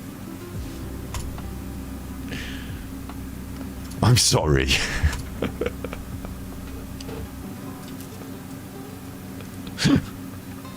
There it is. There's your dinner. Get that skinned off. Glad I'm vegan. I'll just have the rice. The chili and the beans thing that you've done. That chili and the beans look nice. What's this now? Sorry, I took my eyes off it for a second because I'm just trying to make a little chiffer, and then he's doing this. What's this now? It's like an ice mountain. Oh, what? Hang on, wait. This is that's incredible. Gordon Ramsay, eat your heart out. What a brilliant decision. I've never seen something so creative and wonderful in all my life. It's the clams sliced up, the big Wonka clam, the big Wonga clam. You know, the clam with the wang. Yeah, it's the clam with the wang, sliced up thin, and then placed on a dress of a creepy dollis. And he's going to take that to the table, and someone at the table is going to say, "I'm glad that you took my dinner and did this with it." A poocock, like a peacock, a poocock. You'd eat this. I mean, I'm vegan, but you know, in my life, when I wasn't, I'm open-minded to, like, you know, you go to the sushi restaurant and they serve you like sea cucumber or something, and all sliced up like that. I mean, if they brought this out, I'd be like, "What the fuck are you doing?" Like, send it back. Bring it me on a normal plate. I'm not having this at the table. What the fuck are you doing? I wouldn't be happy with this. Like, if it was like someone's birthday and they'd done it as like a cake, like in a nice cake, you might have it. But then again, the doll looks creepy. Like it doesn't look like, it's not like a. This feels like kind of like strange and scary rather than like, you know, it's a sort of like it's the sort of dinner that serial killers feed each other or something. Yeah, damn right you like vegan food too. Everyone likes vegan food because vegan food is food. It's all just food. Vegan food is food.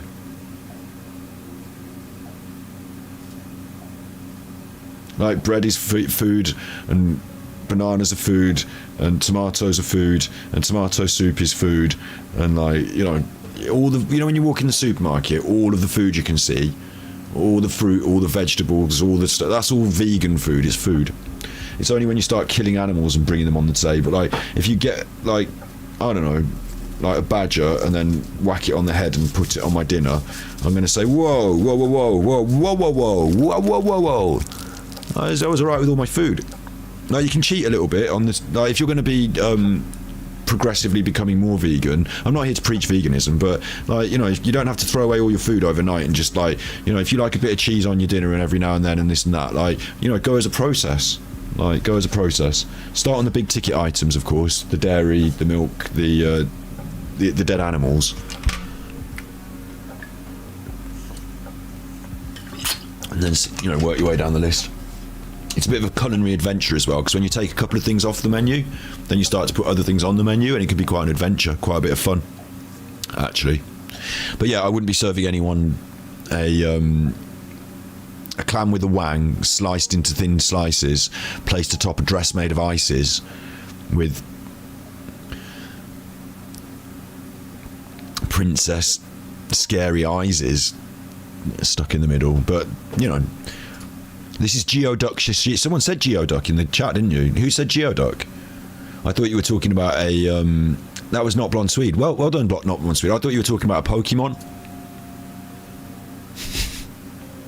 They're eating it now, so they must be enjoying it. That was that. This is. I won't tell you what it is. You can see or guess.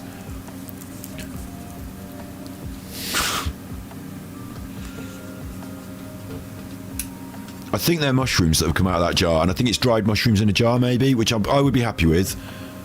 Like, obviously, like we're talking mountain man in China style food, but I don't know whether this guy lives in a street, like, you know, I don't know if he's like a homeless guy living on the street like a hobo, or if he's up a mountain living like a sort of ranger. Like, do you know what I mean? There's a funny sort of vibe about it all.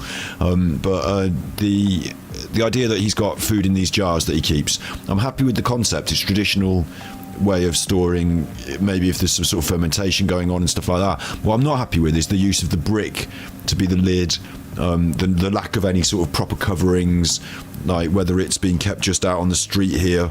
I think his hygiene setup isn't ideal, is it?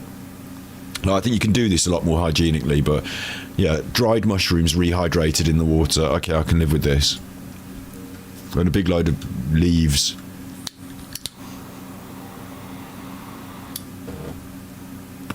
Just all leaves, look. MSG goes on everything.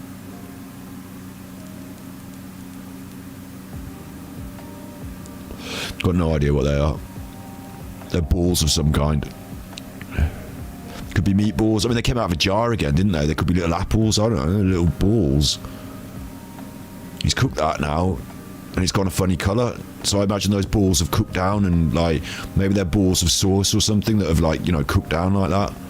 Made that, and now he's eating it. It's leaves. It's leaves and stuff. There was mushrooms in there. I would have been like, I'd have been all right with the mushrooms and a bit of sauce again. Like, he's got that chili thing with the. See, he starts off all right. Like, these just look like little cakes he's made out of something, and then he starts to add extra stuff that just ruins it. But I don't know what these cakes are even made out of, so I will be suspicious. Now he's got charcoal out of it. He does this sometimes. That's been smashed into a powder. Charcoal in your diet isn't awful. Like, it's not awful, but like, what's he doing with it here? He's like made like a charcoal tea. Now he's put the cake in the actual fire till that's cooked. Oh, it's hot. Get that, it's hot. Hot cakes, selling like hot cakes. Again, that looks like one of those balls. I think those balls are the fermented chili and the beans made into balls, and I think that's fermented chili and beans made into cakes. I think he eats a lot of fermented chili and beans out of that paste, but like, that's like the staple, isn't it? And I'd be all right with that, I suppose. I probably wouldn't have wanted it burned in the fire, but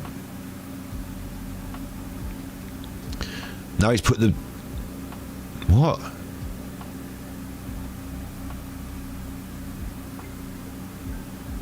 So the sauce is made of charcoal mixed in water. Hot. It was like you made a charcoal tea, essentially, and poured it through a sieve, and that's the sauce. Big ups blank faces. We'll look out for that. Sorry, I've got the chat above my head on a slight delay, but you recorded a good vid for Gary Watson, Shearer missing in Lanzarote. We'll have a look out for that, yeah. Big ups blank faces. Everyone check out Kelly's channel. Big friends. Yeah, I like this kind of content. This is ripe for Nutterwatch, isn't it, in a way? We've put it up on Super Chuffer for You before, a couple of these episodes of him doing this. We've looked at him before and we put it on Super Chuffer for You, but this is ripe for Nutterwatch as well. It's just a nice, like, palate cleanser for the end of the evening. I don't know why we've gone on so late tonight, but we will continue to the end of this one.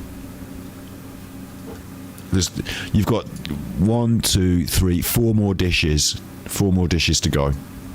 I mean, out of 10, how much do you think this is something you want to eat? Could you, if it was at the Chinese restaurant and they offered you like a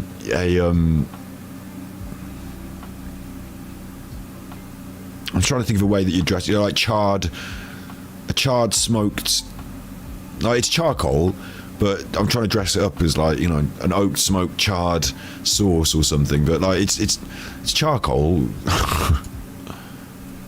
It's kind of good for your constitution. He's blowing a trumpet. Hang on.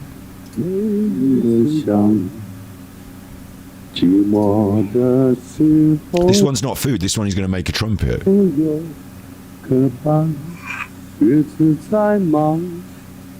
He burned a hole through a bit of wood.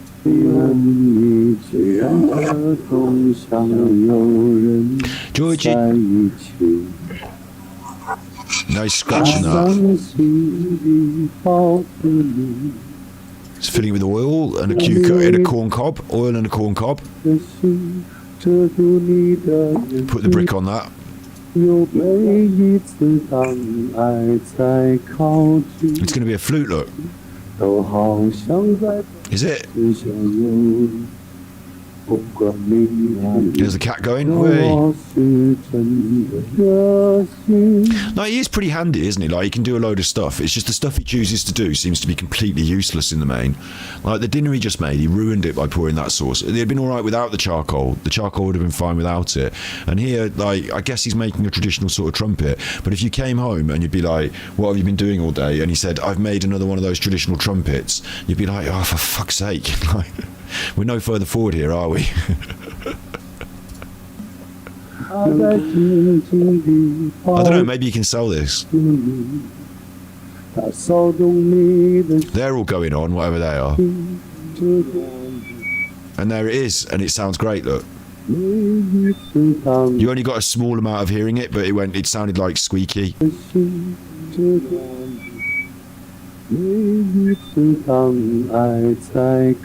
But that was good, he made that.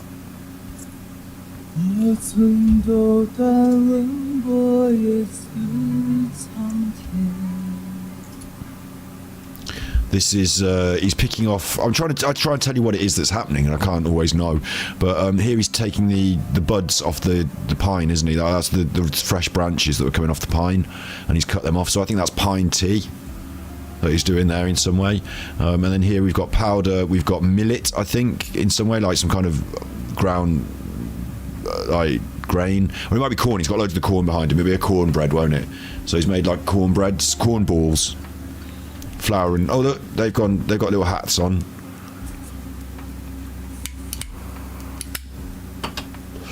Put the oil back.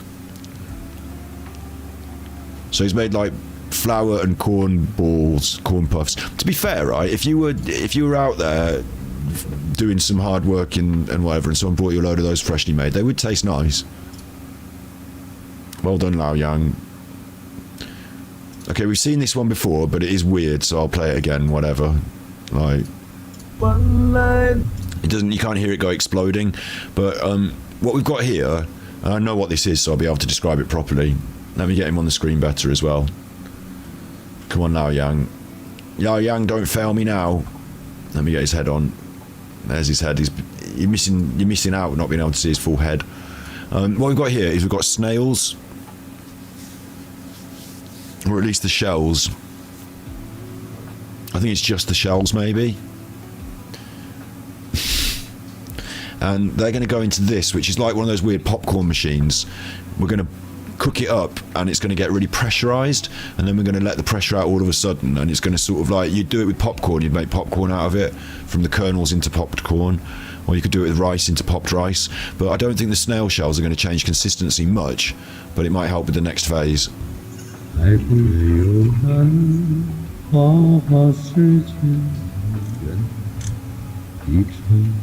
So they're in there cooking now, the snail shells.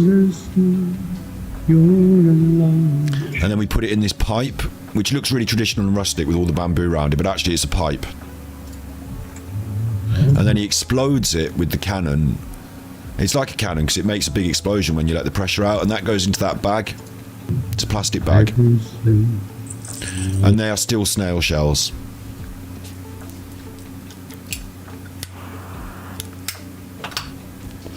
You're falling asleep, it's 4 AM. Is it where you are? Bloody hell, it's 2 AM where I am. Shouts out around the world, rings around the world. We just got one more, we've got next after this, we just got one more recipe or whatever it is, and then I'll knock it on the head as well. It's been a really good one though, actually. It's really nice to have a chill vibe, chill tone to Nutterwatch tonight. There's not always chill, is it? But tonight's Nutterwatch has been sponsored by I Felt Quite Chill, and we came on late, so we did a chillis. And yeah, I'm really enjoying it. So thank you for being here.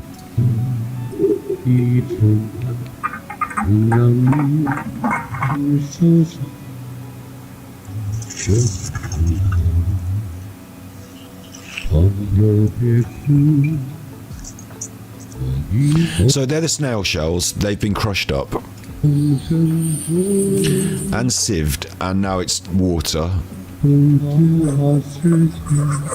because we've cooked it in some way, and now it's going into a, and that's going to be for the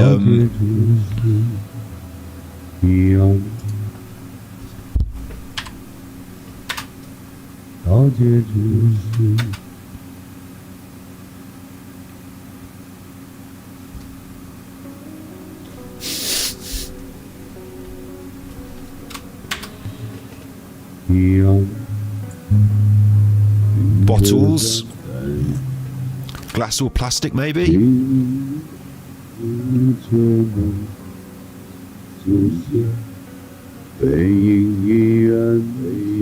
Oh no, I know what this is. They're not glass or plastic.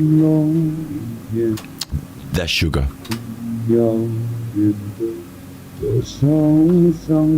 I've seen this one before as well. He's reusing his content here, the cheeky chuffer. If you want to watch more of this, like I say, I'll give you the link. We've got a channel called Super Chuffer for You, and I mean, I could do it more on Battery Exhausted, couldn't I? I could bring more Super Chuffer for You content into Battery Exhausted if you want, but because I don't update it quick enough, I don't update it enough. The last one was 3 weeks ago. I am behind, but you can definitely expect videos at least every month on Super Chuffer for You. And there is a store of these other good videos that we've watched. So, like, we've had Lao Yang up on Super Chuffer for You before. Look, Yao Lang is at it again there. And I think there's 2 videos of him up here, but there's also, you know, if it's just a thing, if it's like, I don't know, America's Top Bartender, 80s adverts, Neighbours, when we watch Neighbours, that goes up here, like stuff that doesn't really fit on Battery Exhausted or Super Chuffer, but Battery Exhausted could become more like this as well, couldn't it? So maybe, you know, Super Chuffer for You just becomes like less and less prominent as we do more and more stuff on Battery Exhausted, maybe, in that way. I don't know, I'm just talking anyway, but if you want videos that are already there, that are already like this, they exist over there on that channel that isn't monetized because it hasn't got enough subscribers, and I'm posting it in Pom Bears where you can't read it because I'm Pom Bears, not the right chuffer.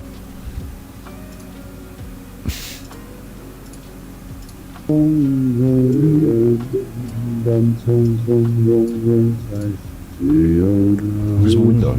Yeah.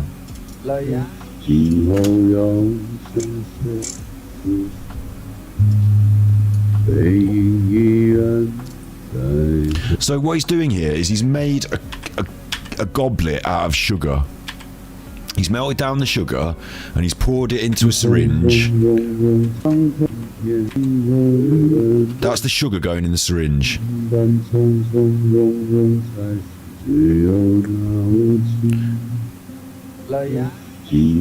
And he's layering it up with more sugar on the outside like that, and that tube in the middle is to be the neck of the glass. What, hang on, wait, what would you call that bit of the glass? What would you call that bit of the glass? Different parts of the glass, hang on. What is it? It's got a name, hasn't it? Not eyeglasses. The stem. It's the stem. The stem. What am I saying? The neck. It'll be the stem, won't it? Yeah, the stem. And then the epicure, the bowl, the rim and the chimney, with the base at the bottom there. A rim and a chimney. A rim and a chimney. A rim and a chimney. This isn't one of his greatest successes, to be honest. It doesn't go very well. It turns out it's really hard to make a glass out of sugar that looks good and is worth making. But you can drink out of it. There's the things that come up that you can't avoid. But so he drinks out of it, but I think that's a waste of good sugar, really. Sorry, Lao Yang.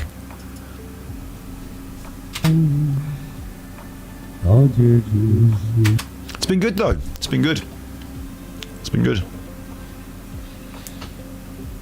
Another successful Nutterwatch in the can.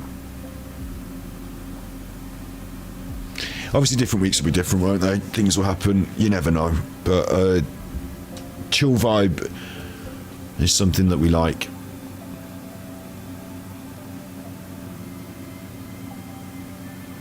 You seem to have had a good time, don't you, Chuffers? You've had a good time. You're late to the party, what we're watching. You're late, we're about to sign off now, sorry. Go back and watch it from the start, you nutter.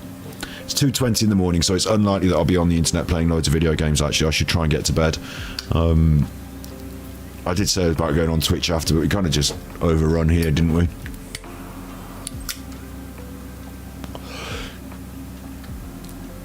So yeah, weekend. I will see you tomorrow at the weekend. I really need to do a Dark Side Feel Body Language react, so we might do that on Twitch tomorrow at some point.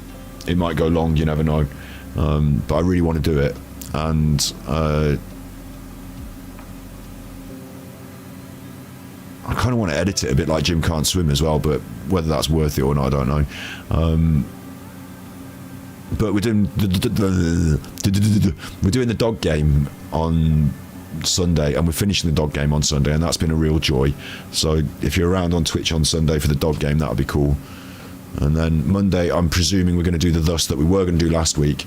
Although I did tell Steve it's going to kick off massive in Phil World, so we want to get this out of the way because you're going to need a week off.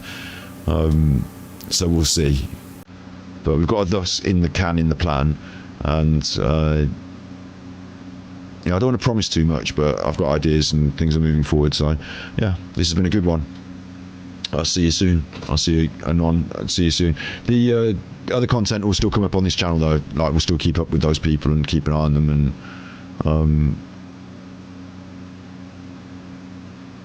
I don't need to explain it too much, do I? If Annan's going to be a horrible racist, we'll check in and out of it. But I'm not going to be broadcasting hours and hours of horrible racism on my stream. No matter how fucking awful it is. But maybe in the week at some point I'll do a proper Alan recap for those that are the hardcore Alan fans, and really just catch up on all his TikToks just to make sure we've looked. But yeah, for Nutterwatch, for the vibe for tonight, it just wasn't right. So I'm happy, I'm glad, I'm grateful. Mainly, I'm grateful. Thank you very much for being here. Overall, you be good, and if you can't be good, you're naughty.